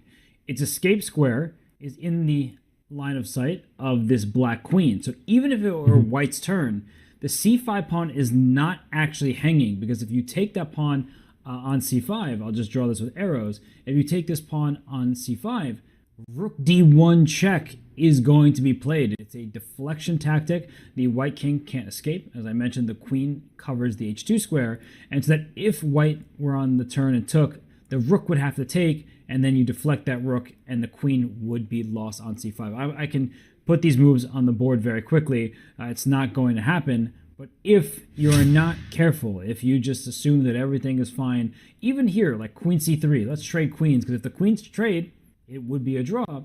But the queens aren't going to trade for one another. Rook d1 check, the same exact tactic. The king can't escape, which means you have to deal with this rook, and then you drop your queen on c3. So for everyone watching at home, yes, these players are going to avoid these pitfalls, but they still exist. So always look at your king safety, what escape squares you have, and in this case, white doesn't have any, nor does black, but black's rook is the active one, whereas white's rook is just sitting and trying to stop that c-pawn. So a couple of tactics left in the position if white isn't careful. They're just trying to maneuver to a position where the draw can be safely agreed. Dingley Ren, of course, 1.5 all against Gukesh, and still the current world champion, all to play for. He is an undisputed world champion as well, and that actually takes things back a very, very long way. Let's take a quick look at some of the undisputed world champions of the past. And I mean, Magnus Carlsen, of course, Judith, is the most recent player on that list before Dingley Ren, but what a set of names to have on screen here. Well, it is amazing. Chess history is amazing, and we can say that, well, from my youth, of course, I was admiring quite a bit Spassky, but for him as a world champion, he was more famous for losing his match against Bobby Fischer. Of course, Tal was one of my favorite because of his style. He was an incredible person as well, but also his style was amazing. I was a kid cheering for Kasparov because I loved his style myself. At the time, I couldn't appreciate that much Karpov's positional play, but later on, I got to learn that too.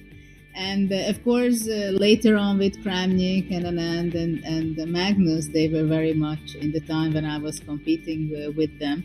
And it was so much pleasure to see them become world champions. And maybe now we are going to see new history unfolded right here, right in the next upcoming 2 weeks. So it is very exciting all the time when we see world championship matches going and whether we see something very special. And Robert, similarly to Judith, I'm sure the past world championships and the past world champions have had a strong influence on your chess career.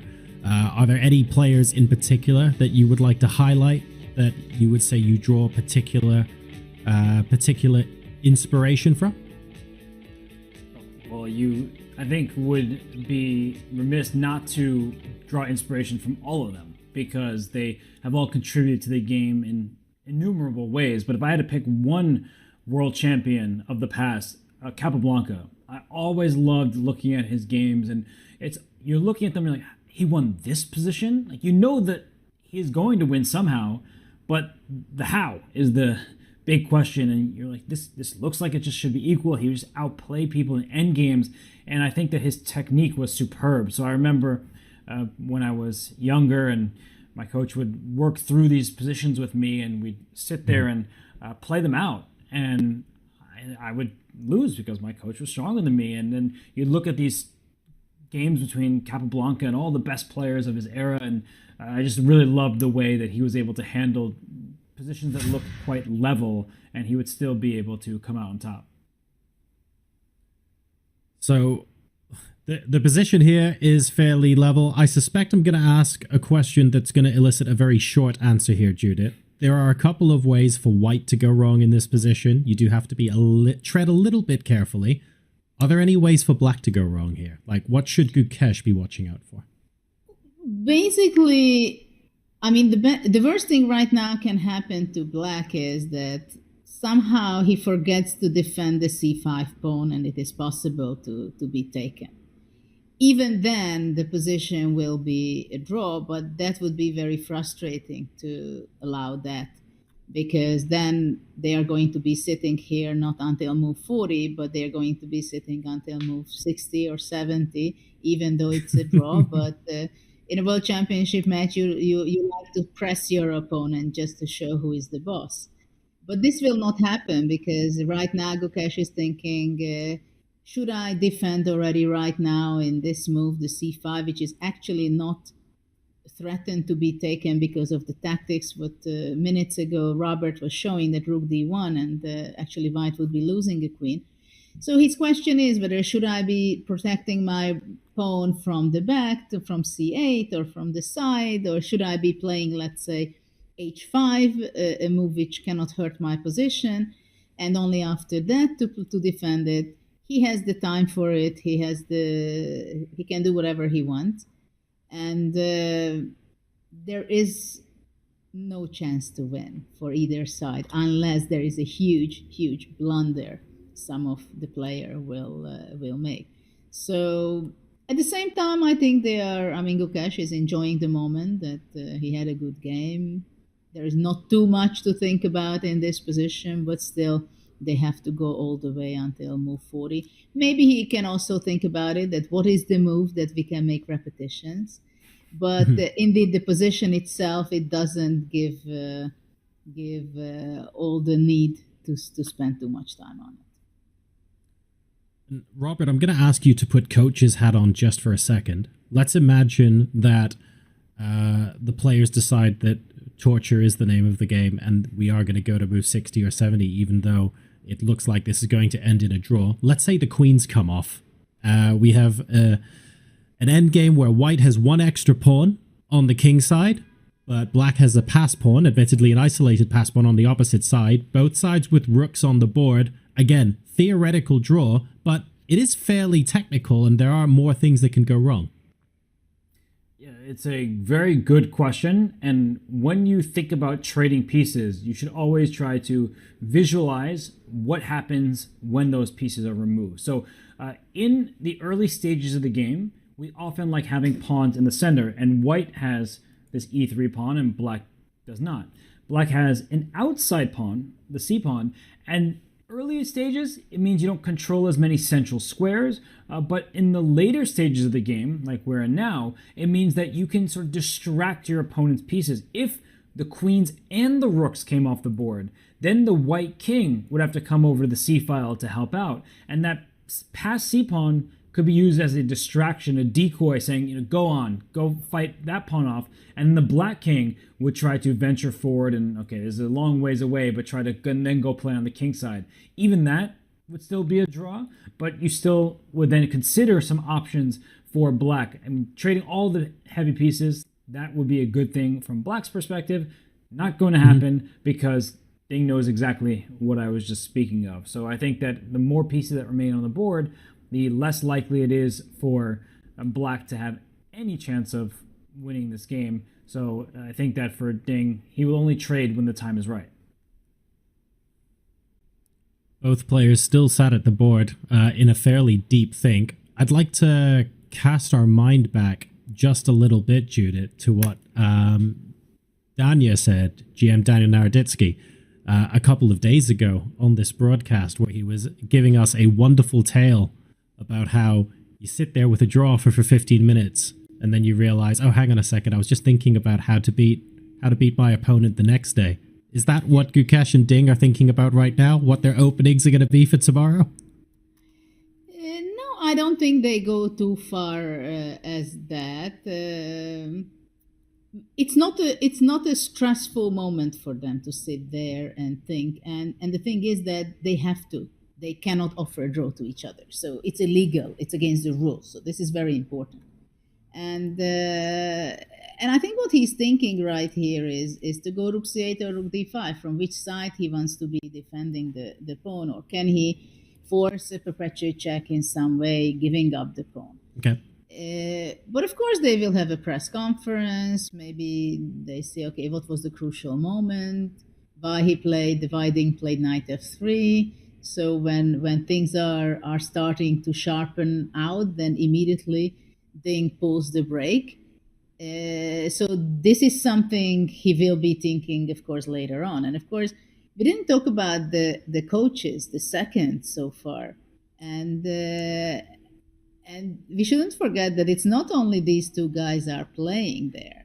There is a huge team working behind both of them. And of course, the team, for example, they are not watching this game, of course. Many times they are going to sleep during the time when the players are at the game. And of course, they come up with the strategy. So I think for me, it's always very interesting that how much does the strategy comes from the coach, and the coach initiates the next game strategy, and then the player is reacting to it. I like it, I don't like it, we go this way. Or is the player who initiates the idea in a world championship match? And of course, it's also a fact that we know from each player one that who is the second. It's Rapport from Hungary. He's a very creative player. Ding has a good relationship with him. He was his second in the previous match also, when he won the title. And for Gukesh, a former coach, Gaevsky is the coach of him. And we don't know the big question marks. Who are the other coaches of the team? And I think this is so interesting. How in a world championship match, who is the brain, who is the hand, who is the strategist, who is what and what role they make. I mean, I know a lot of stories from different coaches and world champions, but it is really so many layers of preparation. And here we see just the boring position, which is going to be a draw, but it's part of this very intense match. We should delve into that a little bit, taking a look at who we think the seconds are and what the preparation looks like behind the scenes, because that's always fun to speculate and have a guess and work out who's been seen with who in the hotel and things like that. For now, though, while we wait for this game to slowly reach its conclusion, let's go ahead and cast our eyes back and take a look at the history of the Fide World Championship, because there's quite a lot to cover, and it all culminates in 2024 in Singapore. Check it out. No chess event has more prestige than the World Chess Championship. For nearly 140 years of rich history, we've had amazing stories, legends, and epic battles between intellectual giants. Since 1886, we've had a World Chess Champion, the title passing from victor to vanquisher. But one thing a lot of people don't know is that early on, the World Chess Champion controlled the entire process. They got to choose who and when they would play. That all changed after World War II, when the then reigning world champion Alexander Aljohin suddenly died while holding the title. Fide would then step in to fill the void and take control of the process. In 1948, Mikhail Botvinnik became the first ever Fide World Champion. The title of World Chess Champion became a political symbol, controlled and flexed by the Soviet Union. But that all changed in 1972, when Bobby Fischer became the first American world champion, dramatically defeating Boris Spassky. The drama in the chess world just gets better, as 3 years later, Bobby Fischer would completely vanish and his title would transfer without contest back to the Soviet Union to the young Anatoly Karpov. Fast forward to 1993, the Soviet Union is no more, yet we somehow have two world chess champions. The reigning title holder at the time, Garry Kasparov, completely splits from Fide, launching his own organization called the PCA, or Professional Chess Association. And many people don't know that it wouldn't be until 2006 that the two championship titles would finally become one once again, as Vladimir Kramnik unified the claim to the crown. A year later, and Vishy Anand would defeat Vladimir Kramnik, becoming India's first world chess champion.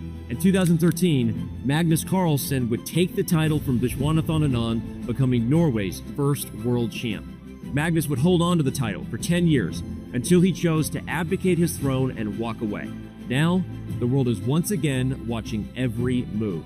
The 17th world champion Dingli Ren looks to defend his title against the 18-year-old Damaraju Gukesh, who looks to follow in Vishy Anand's footsteps and bring the title back to India. Who is next in line for the most coveted title in chess? We're going to find out.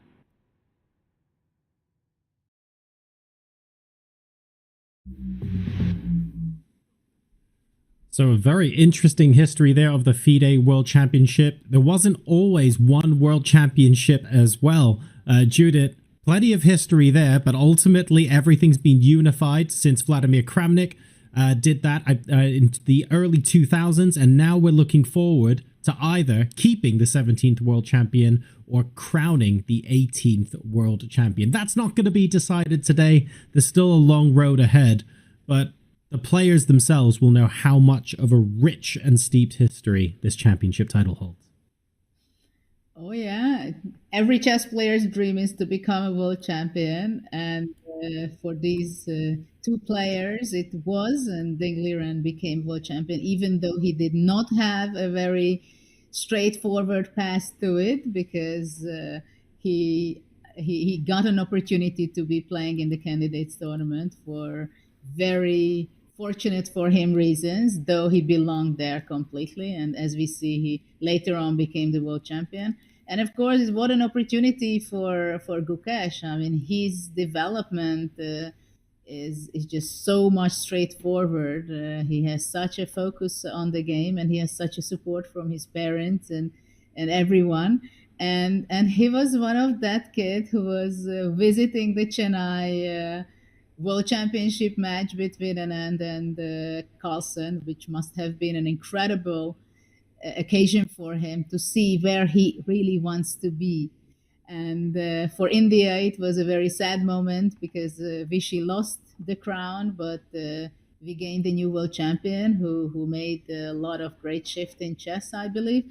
And still, of course, Anand made an incredible contribution to Indian chess. And I have a feeling that there will be some new waves also, new talents. Is just nonstop. It's just something very special and unique going on in India with talented players, the approach, incredible coaches. Chess-Base India is giving such a support to them.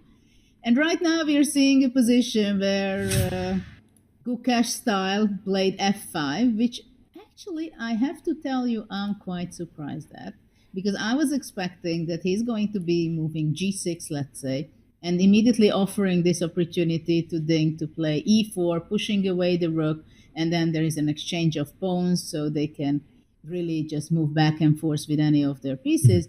But suddenly he goes f5, very typically in his nature, to make an aggressive and sharp move, which actually I said, no, I'm not letting you to play e4. It's going to be a draw, but let's play a little bit further. You never know. It does feel a bit that way, doesn't it? We've got pawn pushes on the board, opting not to go for maybe something simpler where we just trade off a pair of pawns and shuffle the pieces around. Almost like a little bit of a test for Ding here, Robert, just to say, well, hang on a second. Let's try a couple more small things first and make sure you're not about to fall into some sort of trap. It's a weakening move. It stops e4, but it does open up the diagonal. The black king may lose some of its safety, but white just doesn't have enough firepower. You would need to get both your rook and your queen on the final rank, and even then, you don't have a checkmating construction. So Judith's point is well taken, that f5 stops white from making an immediate draw. I'll just gonna go back turn here, because as Judith said, g6, e4, rook to d4, we get this position where the pieces are coming off. And importantly, rook d1 check, which was a deflection tactic before, it's still available, but white does not have to take. There's a pawn on g3 now, which means that there is space. The white king goes to h2, importantly, not g2, and then we are forcing everything off the board. And actually, black might even be down a pawn, but still, it would be a draw in the rook endgame. Judith mentioned that a long time ago. So instead of playing rook d1, you could just trade queens. Now we have rook and 3 versus rook and 3, all on the same side of the board. This would have made them immediately agree to a draw. So Gukesh says, no draw for you. Let's continue this game. I mean, John, the evaluation hasn't changed. The players, they still know that this is an equal position and with almost certainty be a draw, but Gukesh just forcing them to play on. I'll ask the obvious interesting question, or what interest can still be relied upon in this position. Now that f5 has been played, to what extent can white attempt a g4 later down the line? Even if that still ends in a draw, are there pawn breaks here for white that can ask the question back at black? Judith, is there anything there that white can try? Well, g4 is not a move, I believe, until the queens are not swapped off the board, or there is a very little chance to that. To tell you the truth, I have mixed feelings about this move f5. I see very much myself playing such moves. Because, for example, Anand, he was a very great expert in this also. If he decided that the game is draw, he will just focus on the draw. So he would just play g6. He plays the most efficient moves, inviting the opponent also that, okay, let's go for it. We just exchange everything and we're done. Mm-hmm. He was just so straightforward. And for example, I was able to make moves like this f5. I mean, as Robert said, it's a weakening move.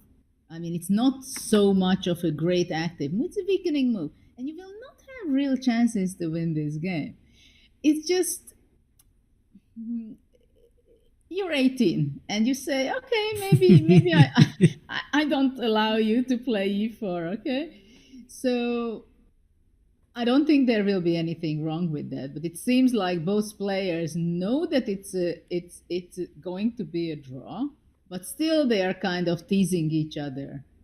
Okay, king h7, now he put his king into the pin, right? So right.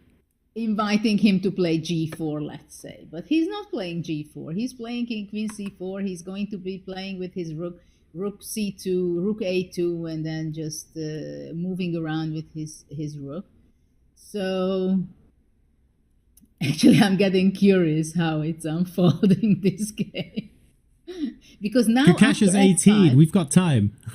yeah, I'm sorry, but in this position, for example, you cannot play g6 anymore. Don't play g6, because after that already rook b1, rook b7 on the 7th rank, something can go wrong.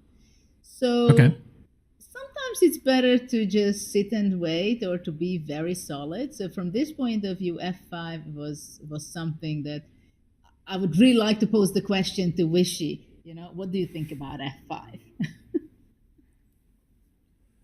There are certainly, like, white is asking black a couple of questions right now. I think the one thing I want to ask Robert is, now that white has played queen c4, the number of moves you can use to shuffle around the position, it's not massive right now. The rook can't move sideways. You're still busy defending c5, for example. So black's options, while this position is still completely equal, it can be, they're a little bit limited here. I do think it's a bit riskier for black than it is for white, because as Ding is showing us, he can just go back and forth, and the rook on d5 is stuck protecting the pawn on c5. So yeah, this position, Ding is not risking anything, and Gukesh, he knows he's solid, and I like Judith's explanation. He's 18, why not just play this on? All right, well, he's playing it on for now, even if we believe the game is steering towards a draw. We're going to go for a quick tea and coffee break. Go ahead and top up your drinks, and when we come back, the likely conclusion of game number 4 here at the Fide World Championship.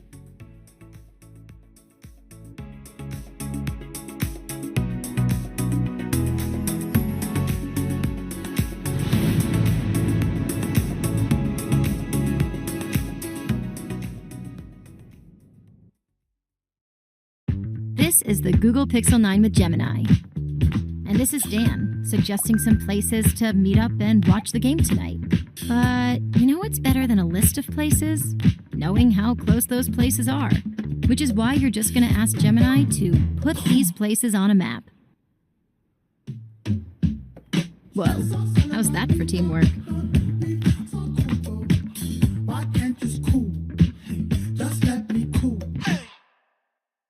Let's dive into Gukesh's top 3 show-stopping moves of his career so far. And at number 1 is a huge game from the candidates. This is round 8. Vidit Gujarati with the white pieces against Gukesh Domaraju. Now Gukesh has just lost round 7, the only loss that he had in the candidates against Ali Reza. And this is how the 17-year-old bounced back right after. Playing with black, it has been a model game against the Italian. A brilliant one. In case you missed it, I highly recommend you take a check on it, because the whole strategy was around Gukesh infiltrating from the queen side, one side of the board, and then eventually ending the game with a checkmate on the other side of the board. He's kept the pressure on Vidit for pretty much the entire game, and here Vidit made the move, G-pawn, moving 2 steps forward, clearing the way for the white rook to attack the queen and hitting the black knight at the same time. 2 pieces hanging. And this is the moment I want you to pause. I want you to channel your inner Gukesh. I want you to channel your Puzzle Rush God mode. Black to play.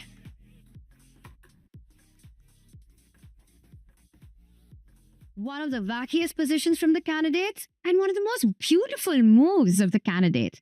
Here, Gukesh played the stunning rook takes knight. Black has got 3 pieces hanging. White has got 4 different captures, where all roads lead to Rome, and Rome is checkmate on with its king on h4. let's take a look at all the different captures.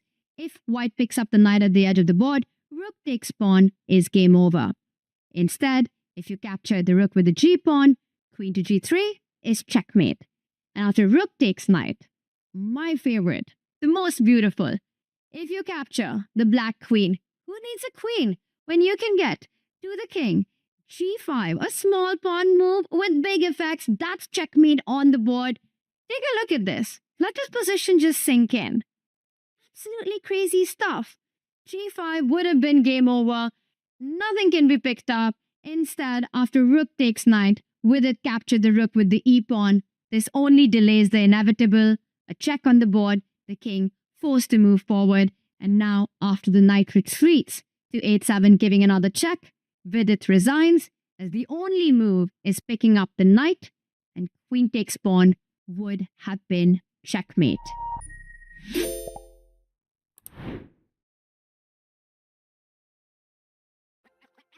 This December, the world's top chess minds clash in the heart of New York City at the Fide World Rapid and Blitz Championship. Witness world number one Magnus Carlsen and other stars from across the globe. Rapid and Blitz, chess in its most thrilling form, unpredictable and unforgettable.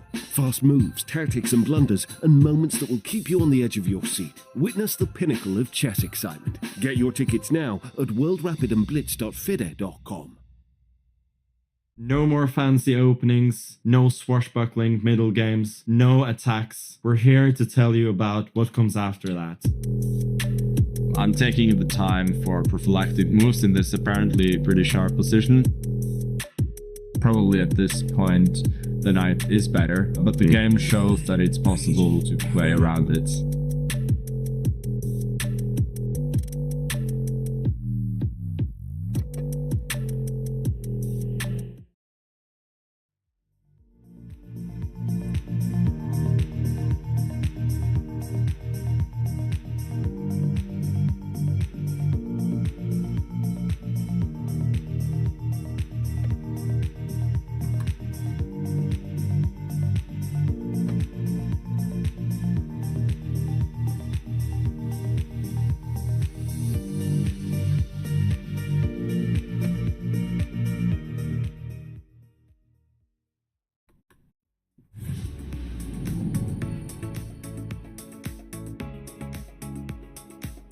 Welcome back to the Fide World Championship, live from Singapore here, where we are reaching the final moments of this game.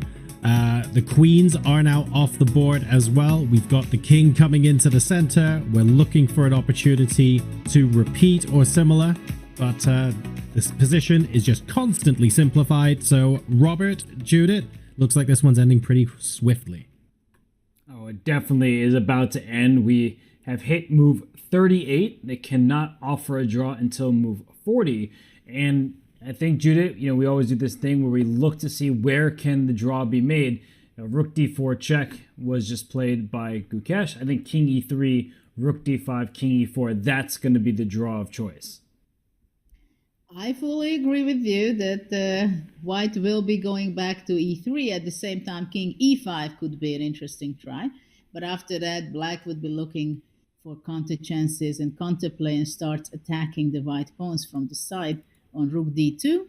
And then if the white pawn is pushed, then the black rook will be attacking the new weakened pawns on g3 and h3. So I think this is exactly the right time to play king e3 and finally repeating the moves, even though they reach move 40 in the next move, and they could even offer a draw finally. But will they? That's the big question.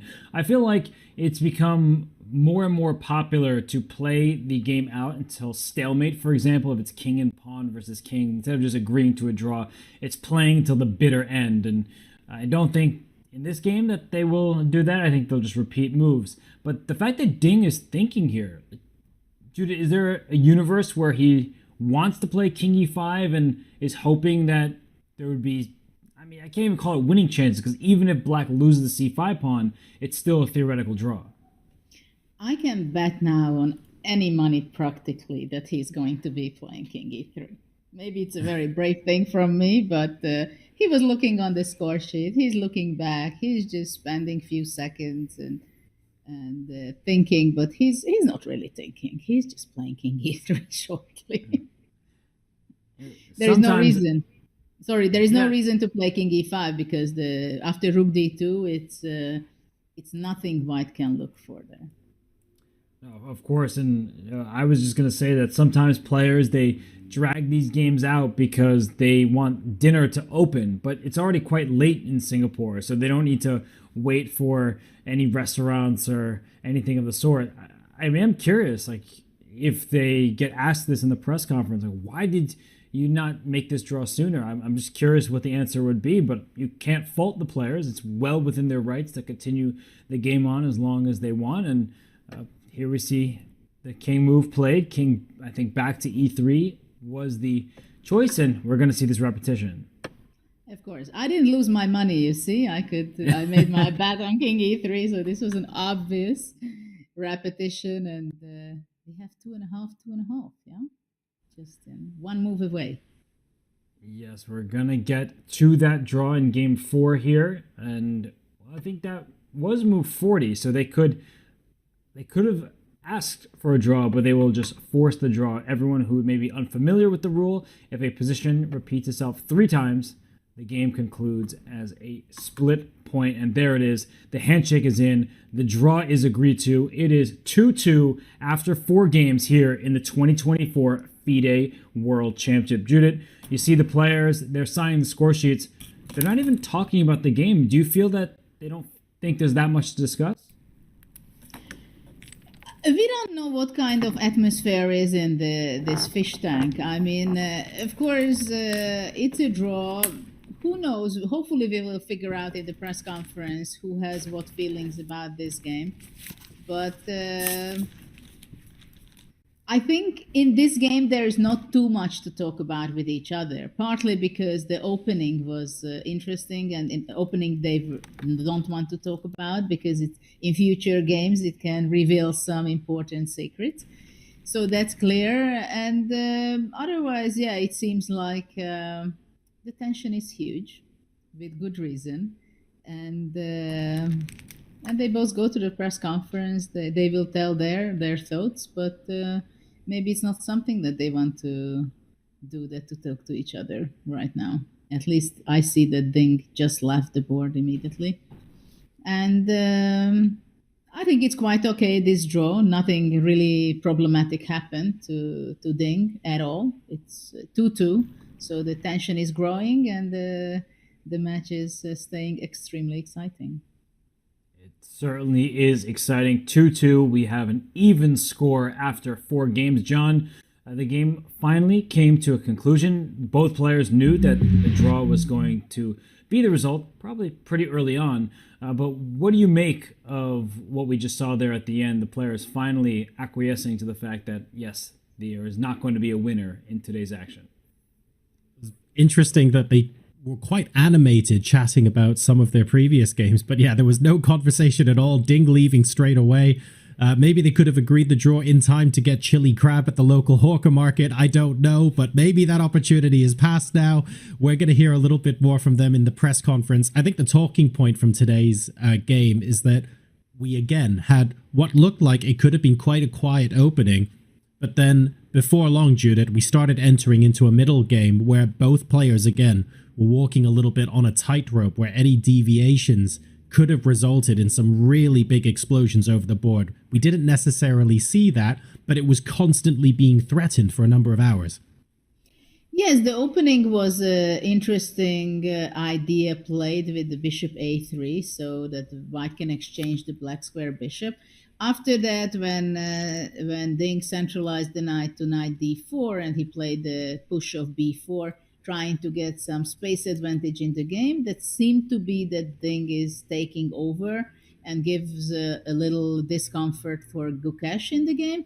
But then Gukesh made a very interesting and probably very good choice, but going straight forward with a very clear idea that white had to immediately react to after knight e5 and bringing the rook to c8 with the idea b6, c5.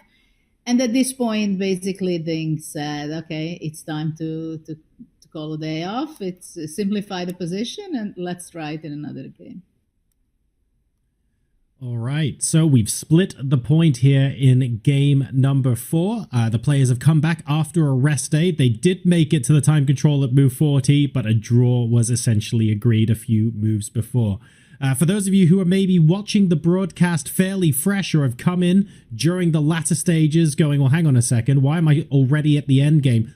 There were a couple of interesting tactical points to talk about early on, and there were opportunities for both sides to press. So to give us a recap of the action that happened today, we're going to throw things over to Grandmaster Robert Hess. Thank you, John, and thank you, everybody. This is one of those game reviews where there's perhaps more reviewing than... saw a quiet approach, e3 on the second move, and as we continue right here, Bishop e2, why did you play b3 and not develop your dark square bishop? The answer is apparent right here and right now. You saw the arrow for the light square bishop for black. Here, the dark square bishop for white says, how are you going to develop? You want to get your dark square bishop out in castle, but if you ever play a move like e6, then you get to capture on f8 from the white side, and you lose your right to castle no matter if you take with the king or with the rook. So in the game, knight d7 was played, perhaps hinting at c5, but no, c5 would have allowed white to strike back with a move like c4 in response, just challenging the black center, perhaps leaving black eventually with an isolated queen pawn, which can be uncomfortable. So e6 was now played, and there's an essential difference. After the swap on f8, the knight could come back and capture. Neither rook nor king moves. The castle rights, they are still available. So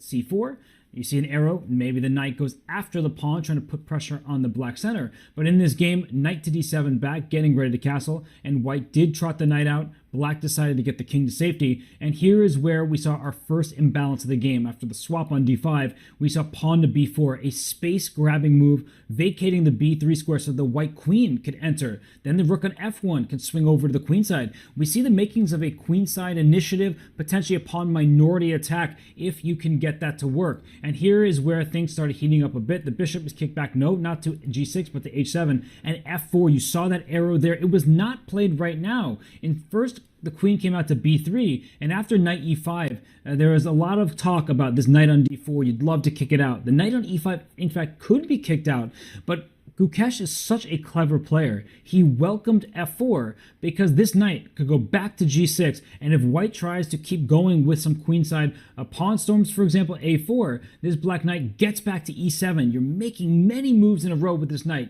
e5, g6, e7, and that's not where the journey ends. After pawn a5, the black knight is just in time to get to the f5 square, and this is why black invited f4, to encourage the knight to go on its journey, to trade this wonderful piece on d4, and if this were to happen, now black is threatening to chisel. d4 is going to hurt. If white were to play d4, you regret ever putting your pawn on f4, because rook e8 comes with a shot at this e3 pawn. That's a backwards pawn and a permanent weakness. So as we go back to the game, no, not f4, but a4, and we had a lot of discussion about this move a5, because a5 is very interesting, but the problem is the black knight can't get back to c5. Yes, the pawn can go forward to c5, the engine may back all this up, but I think the theme here is that black center and queenside become quite vulnerable right away. So the engine, they can support this, they can hold on here, but to a human, this doesn't look all that appealing because there's a lot of pressure aimed towards the black weaknesses.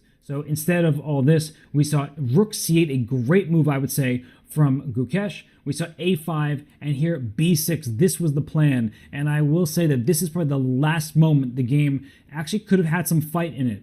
The knight came back to f3 for Ding, which offered trades, and then there was liquidation. But if instead of that bishop a6 were played, you could see the evaluation bar off to the left of the board, still hovering around the middle, so this isn't some real winning chance that's just going to push your opponent down and bully them. But after rook c7, there's a critical line here. After f4, the big idea that black was relying on was knight c4, but things have changed, dragging the rook up to c7. After bishop takes, pawn takes, queen takes, in these positions, c5 is what you want to play, kicking the knight away and getting this bishop into d3. The queen would protect it, and that would be a hit on the queen and this rook on f1. But knight c to b5, this is just a tactical sequence that allows white to get away with things. The rook is under attack. If the rook moves back to c8, down goes a7, and that would be in white's favor. But you can still see the evaluation. It's in the middle. This is a very risky approach from both sides, in fact. But in the game, we saw knight f3. And just to point out the knight c4 idea, that here knight c4 would work with the rook on c8, because after bishop takes c4, pawn takes c4, queen takes, c5, you don't have this knight b5 move. There's no rook on c7. You just drop your knight on d4. And if this knight were to move after the swap of pawns, say either to b5 or f3, it doesn't matter too much. Here is that bishop d3 idea, hitting the queen, hitting the rook, winning some material for black. Maybe white would have some chances, but this is not at all what you want. This is clearly good for black, but that's neither here nor there, because in the game, knight f3 back was played, and after a series of exchanges here, d4 is a nice move, just trying to swap off a potential weakness, and then we saw mass liquidation, which didn't really require all that much conversation, because as this game continued, we see trade after trade, and as these pieces come off the board, we see more trades. The last moment that actually required a little bit of thought here is, say, this move queen to c2. If you were to play queen c3, offering the trade of queens, that seems like a good idea, but immediately the bar plummets, because instead of the queen trade, which would be equal, you'll see go right back toward the center, this is clearly an equal game and a draw, that black has a tactic available, and instead of queen c2, queen c3 is where the tactic is. This queen covers h2, no escape square, no luft, and that means that it's war. Rook d1 check, deflection tactic. The rook has to capture because the king can't escape, as mentioned, and after rook takes d1, queen takes c3, black would be up material, but that of course was not going to happen. And after a bunch more moves, there was some small thing here or there where things could have changed, but ultimately when all is said and done, the queens came off the board. We entered a rook endgame that is just clearly drawn. The draw was concluded on move 42. So an interesting opening, bishop a3 by white instead of fianchettoing, then an opportunity to perhaps flick in the move bishop a6, but there would have been some risk. But when all is said and done, it was a good hold from Gukesh with the black pieces. A draw was a fair result, and that means the match is 2-2. So John, Judith, fun game there. That is game reviewed, over and done with, and now we know the match is tied still, and both sides have played with the white and black 2 times. Thank you very much for that, Robert. The players, maybe they're eager to talk about the opening, I don't know, but to my knowledge, they're already sat down for the press conference. So without further ado, we're going to head straight there, live from Singapore, to hear what the players had to say after game number 4 of this World Championship match.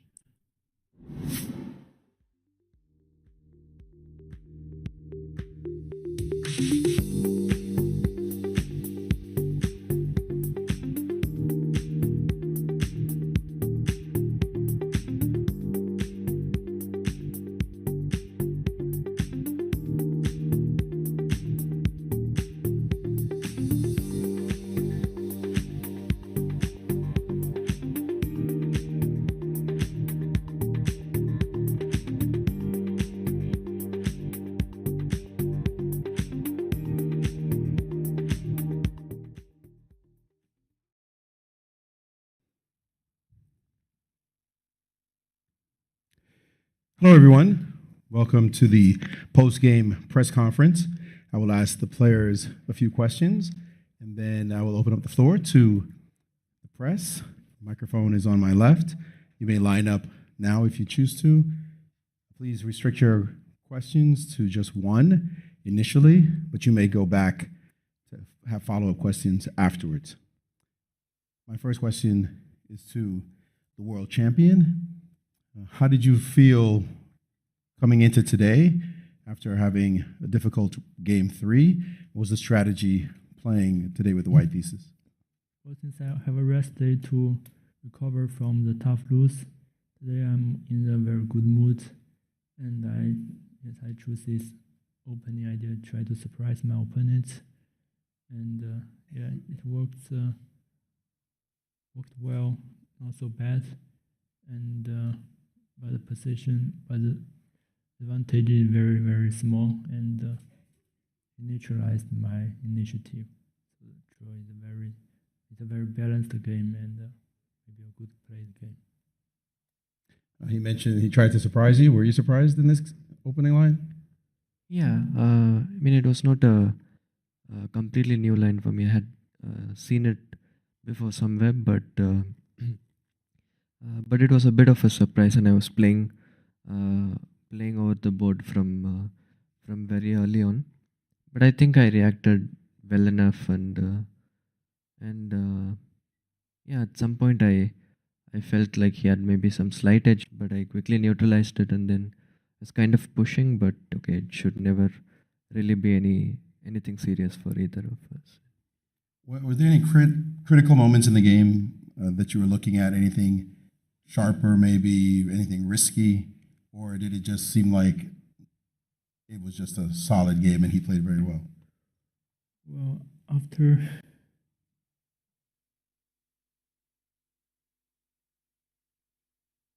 95, here if I play f4, I think it's not so accurate, since after a4 he can counterplay with a5, and if I take, he can knight c5 and then take back the pawn. Maybe here f4 deserves some attention, and then I go here. So the thought of f4 was on your mind, but you decided to... Yes, also here f4 is quite interesting, but maybe he can do this, and I cannot take due to take, and c5, bishop d3 coming.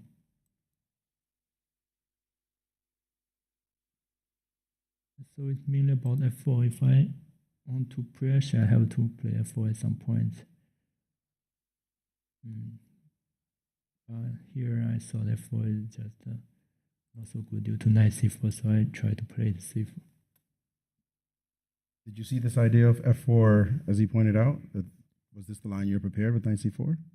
Yeah, I mean, f4 was one of the ideas that I'd always had to consider, but here I think after knight c4 I'm just at least slightly better. So yeah, I mean f4 I considered, but I thought it involved some risk for white, and yeah, he was not ready to take that risk, I think.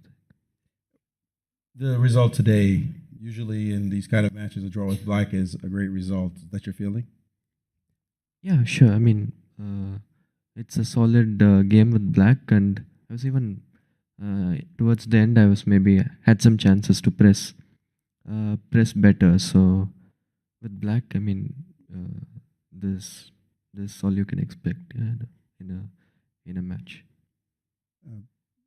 You had, again, the white pieces. You wanted to have something, but not getting anything out of it. Is there any feeling of disappointment, or you feel like it's a world championship match, draws happen? Well, when I saw this position,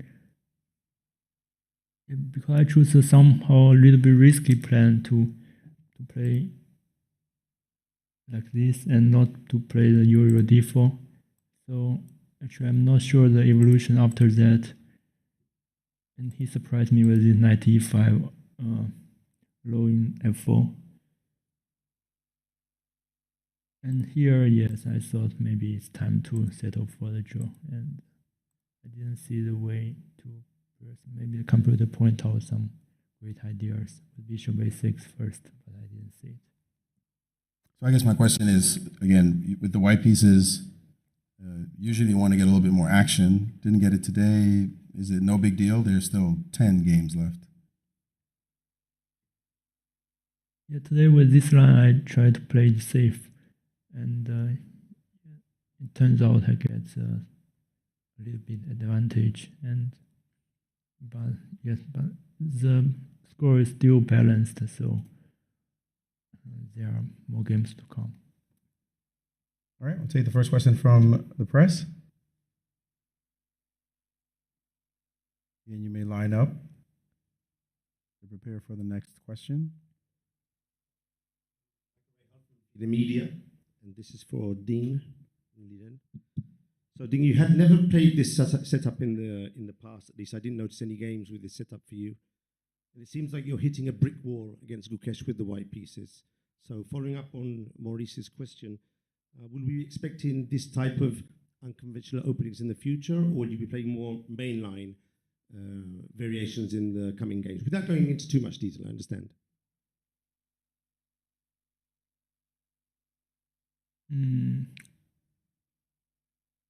Well, with this line, of course, I prepared a lot, and yeah, this line is new to me, but with reversed color, it's reminds me of some kinds of Queen's Indian, like e6, b6, knight f6, and I have very good memories in Queen's Indian. So you can see this. I play white pieces like black, but with the tempo up. Next question. Bidya from Chessbase India. My question is to Gukesh. Magnus came to his 2013 match with a chef, and food plays a very important role in such a long tournament. How comfortable are you with the food here? And We have some arrangements that ensures that I have some food that I like and have some healthy food, and I'm quite happy with what I'm eating every day, and I feel good physically and mentally. So yeah, it's all good. Mike Klein with chess.com. I know a lot didn't happen in the game today, so Gukesh, I'm going to take this opportunity to ask you sort of a random question, but Garry Kasparov has said many times that he believes a bit in numerology. He was born on the 13th of April, and he was the 13th world champion. And I couldn't help but notice you're trying to become the 18th world champion, and you're 18 years old. So if Kasparov believes in numerology, I'm just wondering if you've made this connection and if it means anything to you. I know you're just attempting to be the world champion. I guess I should say I kind of believe more in Fischer's quote. I believe in good moves. So yeah, I'm just trying to make good moves. Yeah.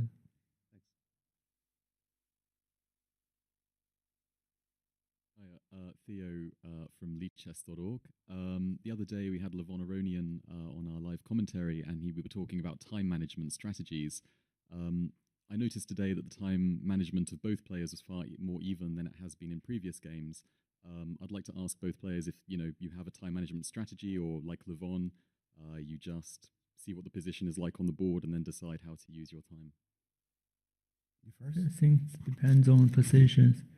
Because the day before yesterday, my position very dangerous after rook g1, hg. So I had to come up with ideas to not to be much worse. I need to find the critical move in this position. So I had to spend a lot of time. Today the position quiet and it seems not so much happens. So I can play a little bit quickly. Yeah, I think mostly the time management depends on how the position is. I mean, some positions you need to spend more time, some positions not so much. And today, yeah, the position was mostly quite simple with not a lot of sharp stuff happening. So I guess that explains it. But yeah, the previous games there were some very sharp things happening. So yeah. Both players, do you do something to maintain your poker face throughout the game? I know it's a bit of a random question, but when you see your opponent making a mistake and you know it's a mistake and now you have the advantage, but you do not want to show any signs of body language that you know the opponent has made a mistake. So do you just look at yourself in the mirror and maintain a poker face? Well, since I cannot see my reaction during the game, since I'm the one who is playing, I don't know if I'm able to maintain this kind of poker face if my opponent made some mistakes. I think I will maybe show some inspirations when I saw some mistakes from my opponent. Yeah, in general, I think I'm not a very expressive player. Like on the board, I mean, I do show some emotions from time to time, but in general, I'm more of a person who always maintains a poker face. So, yeah, I mean, if there is some important moment where I have to maintain some poker face, mostly I remember some instances where it was important and I managed to trick my opponent with a poker face, but in general I don't really think too much about it. asking again on behalf of Fide social media, but this time from someone who wishes to remain anonymous, and it's for you both. What do you think are your opponent's strengths and weaknesses?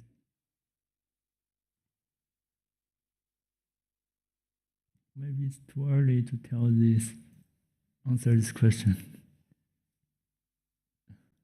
I think we both are pretty well rounded. At the top, you need to be quite universal these days. So, there are some minute details, I guess, which I guess I'll try my best to show on the board.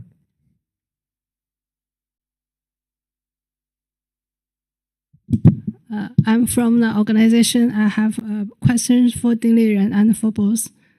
First of all, 请丁立人谈一下今天的对局。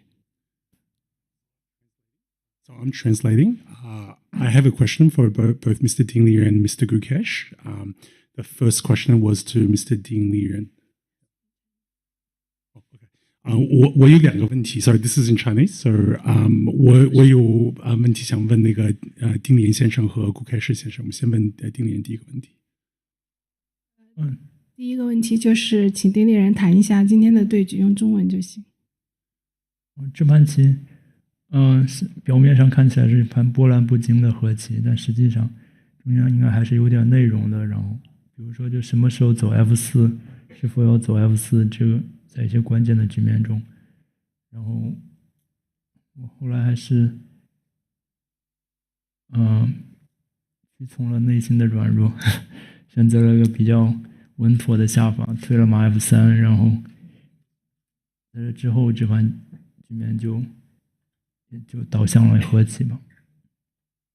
So the question was to Ding Liren first, if you could describe the course of the game in Chinese, and Mr. Ding Liren replied that he had maybe some chances for some slight initiative with F4, so there were some subtleties in details in this position, but eventually it headed towards sort of calmer territory and the game sort of fizzled out towards a draw towards the end. 第二个问题就是想问一下两位棋手，如果可以在任何一个时代和任何一位伟大的棋手对局的话，你们会选择是哪位棋手？谢谢。So the second question is to both players. If you had like a time capsule and you could travel back and play any player anytime, which player would you prefer to play? I think Fisher. He's someone I really admire, and I think, it would be cool to play a game against him. Okay, thank you. 应该是回到古代吧，就和一个已经去世的世界冠军。我想到可能是塔尔吧，他有着别具一格的风格。I'd like to travel into the past, someone who's already no longer with us. I think my pick would be Mikhail Tal to play some games with. Thank you. Next question. Troll Scat from Danish Chess Magazine. I would like to ask a question to both players. What was the most fun non-chess activity that you did yesterday on your free day? I played some sports and I rested a bit. So nothing too much fun, but some relaxing activities. Well, I go for a walk in the morning, and then in the evening I go out to have some dinner.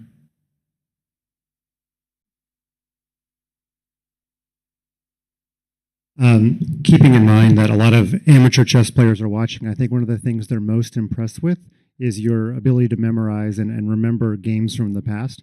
And it was pointed out by Jan Timon on Twitter that this idea of b3, bishop a3 in the first 5 moves was played by Petrosian against Mikhail Tal at the Curacao candidates in 1962. To a lot of amateurs, they may never have seen b3, bishop a3 in the first 5 moves. I'm just curious, are your memories good enough to remember this game, especially Ding, because you played it? So was this a game that came up in your preparation at all? No, I think the idea was proved by modern engines rather than old games. Gukesh, this random game in your memory bank at all? Okay, I was not aware of this game, but it's not something that is completely new to me. I've seen this kind of ideas before, but yeah, nice to know that like a historical game had been played in this position. Yeah, not the exact same pawn structure, but bishop a3 in the first 5 moves. But anyway, thanks for your answer. Okay. Just another quick question based on something Levon again said the other day. He said that Gukesh's play reminded him of a young Fabiano Caruana. So I'd just be interested to hear both players' opinions on, if they believe that's an accurate statement, or perhaps there's another player that the style reminds them of.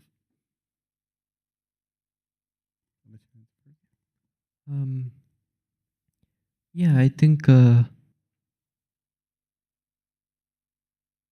We are a bit different, but I can see both me and Fabi. We are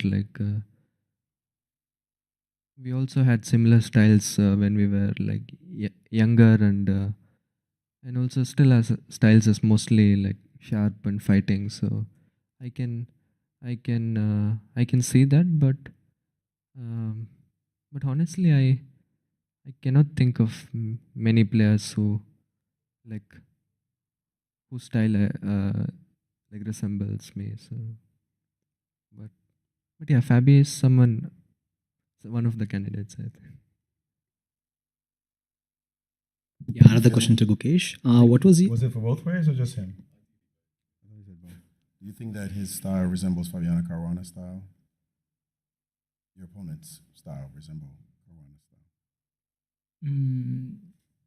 Yeah, Fabiano Caruana, he calculates a lot during every course of the game, and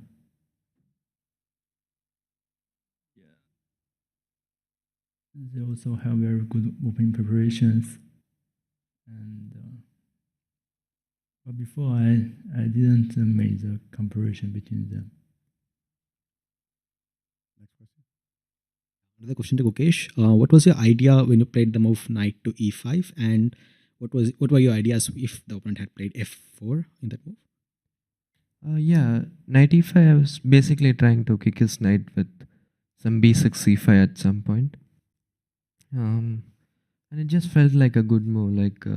Knight placing on the center, and then f4. I thought in general it's a bit weakening, because if I manage to exchange his d4 knight, then he can never play d4, and it's f4 just looked like a move which would turn out to be risky in the long run. So it was, maybe I would have gone knight g6, knight e7 or something, but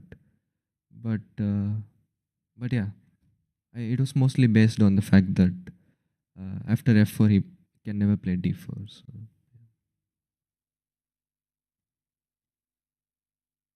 For Gukesh, from a social media follower, va_Ronson, but it's something a lot of people want to know, is how is it that you articulate all your responses so well at your young age?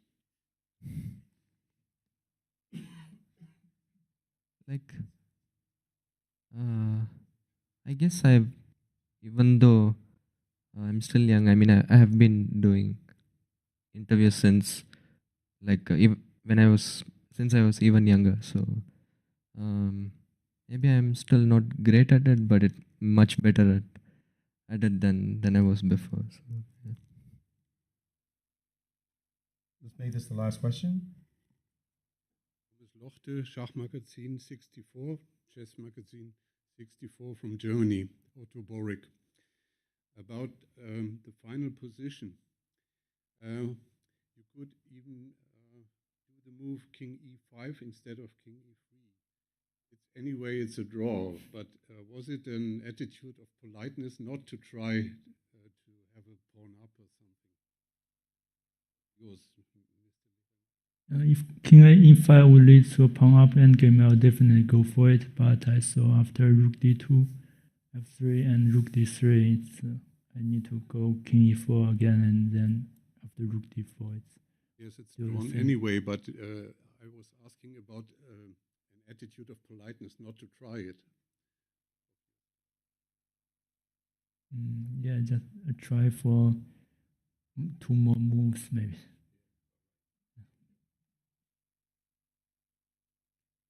That concludes today's press conference. Tomorrow will be Game 5 at 5 p.m. local time. Everyone, have a good night. Thank you.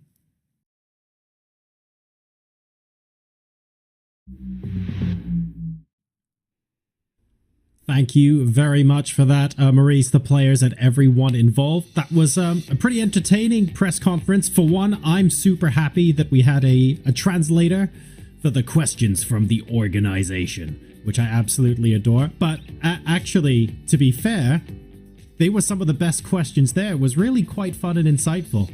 Robert, your thoughts on how that presser went? Well, I feel like I didn't learn all that much about the players' mindsets. At least, they are consistent with their thoughts. I thought at one point Ding admitted that he kind of wasn't sure about certain calculations, and he just was trying to play an offbeat opening, and Gukesh said, "Oh, I've seen things like this before, and I was able to handle it quite well." And the explanation he had, by the way, for knight e5 to meet f4 with knight g6, knight e7, and that's just perfect. So I actually think I came away very impressed with Gukesh, not just because of how well spoken he is, but because he had the exact right idea that was engine approved. So I feel like he is really finding his form in this World Championship. And Judith, do you think we've learned maybe something about the personalities of the players and their approach to the rest of the games in the World Championship? How did you feel about the questions asked today? I'm enjoying the press conference, and I'm trying to figure out and reading behind the lines, the questions and the answers. And I see the media is trying to give questions that maybe they fall apart and they give away some information. For me, it was interesting to see that Ding, for example, after the f4 kind of moves, he was saying that black go back to d7 with the knight. And to a very concrete question, exactly after knight e5, f4, I was not sure after Gukesh was saying quite a few words leading up on the answer. I was not sure he's going to really reveal his move, whether it's going to be knight d7 or knight g6. And I was just wondering whether, is it something that is a secret because some other games going to be playing and he wants to keep that the mind, how is he thinking? But I was very happy to know that his plan was to go knight g6. And I'm quite impressed with his decision to make this move knight e5. It means that he has a great self-confidence, which I'm not sure I would say the same for Deng right now. That's a really good point. Sometimes what the players don't say in their answers to avoid giving something away can actually tell us more about their state of mind and their preparation than what they do say. So that was certainly a lot of fun. Folks, this was round number 4. We are going to be back tomorrow with round number 5, same time, same place. But for those of you who are wondering, hang on a second, when exactly is that? Take a look at this. It does start fairly early in the morning if you're stateside, with apologies. 1 o'clock in Los Angeles and 4 a.m. in New York, depending on if you're West or East Coast. It starts 5 p.m. Singapore time, and it could be as late as 8 p.m. if you're tuning in from Sydney. But make a note, we've got round number 5 tomorrow and round number 6 the day after, before our next rest day. So that does conclude our coverage of round 4 of the Fide World Championship. Judith, I'm going to start with you first. Match poised 2-all. We've had a win for each player and a draw though, so it's not 4 draws. It's pretty exciting stuff heading into the weekend. Absolutely. I'm pretty happy until what I've seen up to this point in the 4 games in this match. I think there were a lot of excitement. When Ding is playing with the white pieces, it goes very slowly and very fast when Gukesh is basically dealing with some of the first challenges and he makes a good decision. Then it seems like Ding, very shortly after that, he goes for the peaceful draw. But we'll see how it will unfold in the middle of the match, and it's getting more and more interesting. The players are getting to know each other much better.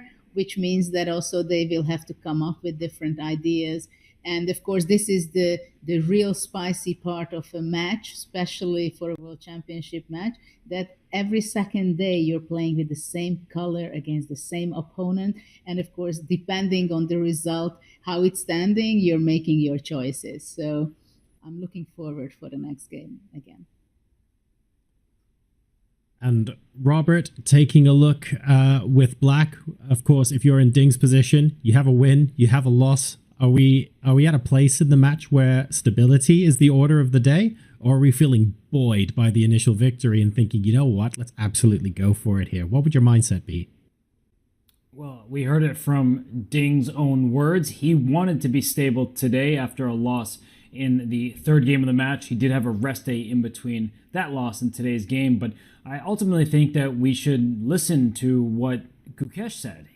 When asked the question, he said, a Fisher quote, "I believe in good moves," and his moves have been doing the talking. Gukesh has been playing very well, and for Ding, I don't think he is going to take tremendous risk. Fabiano Caruana said, who I guess people are comparing Gukesh to, he said on his review of Game 1, he didn't find that the French defense choice by Ding was that risky. He thinks it's a solid opening. It can be played even at the highest level. So for Ding, I wonder how he's going to respond to Gukesh, but we don't even know what Gukesh's first move will be because these players, they keep playing a bit of dodgeball. They're ducking and diving and dipping and just trying to avoid each other's preparation. So it's impossible for me to say what Ding will do because I don't know what Gukesh will start with, and that just makes it all the more exciting. So 4 games in, we're not 100% sure what's going to happen in Game 5. The players continue to mix things up. The score is 2-2, and it's everything to play for heading into the weekend here in Singapore for the World Chess Championship. The tension is only going to be ratcheting up from here. If we see a decisive game, that could end up being the break that keeps one player ahead. We are now going into game number 5, and it is all to play for. We look forward to welcoming you back on stream, same time, same place tomorrow. And until then, enjoy the rest of your day wherever you happen to be. We'll catch you back here tomorrow. Good night.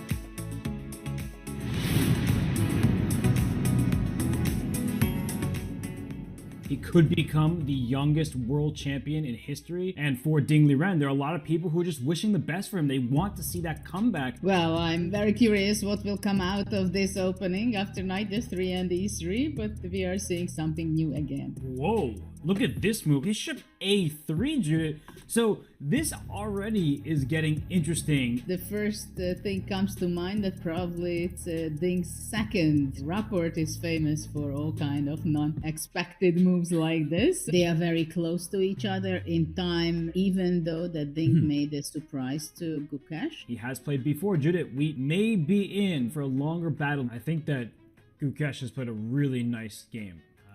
Just when we were thinking it might be a bit difficult for him, he's been able to unleash some of the potential of his pieces. The knights get traded, some rooks may get traded, and there's just not enough material remaining. You can repeat moves, so I think that's what the players are thinking about right now. I think that was move 40, so they could have asked for a draw, but they will just force the draw, and there it is. The handshake is in. The draw is agreed to. It is 2-2 after 4 games here in the 2024 Fide World Championship.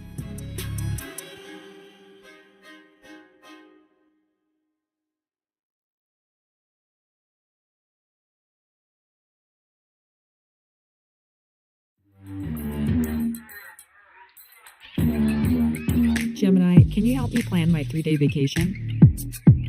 Generate a photo of a muscly capybara. Explain the concept of supply and demand with OpenStax. Hi Gemini, quiz me on the rise of industrialization. Can you help me find an email? Yeah, I can help with that. This December, the world's top chess minds clash in the heart of New York City at the Fide World Rapid and Blitz Championship. Witness world number 1 Magnus Carlsen and other stars from across the globe. Rapid and Blitz, chess in its most thrilling form, unpredictable and unforgettable. Fast moves, tactics and blunders, and moments that will keep you on the edge of your seat. Witness the pinnacle of chess excitement. Get your tickets now at worldrapidandblitz.fide.com. This is the Google Pixel 9 with Gemini, and this is a look behind the scenes of a heated fantasy league group chat, where Gemini's already made an image of a quarterback with noodle arms, a running back that's a snail, a Swiss cheese secondary, that's a new one, and now coming in hot, some wide receiver gloves made out of butter. Oh, let's see how they come back from that one. Still anybody's game, or anybody that has Gemini.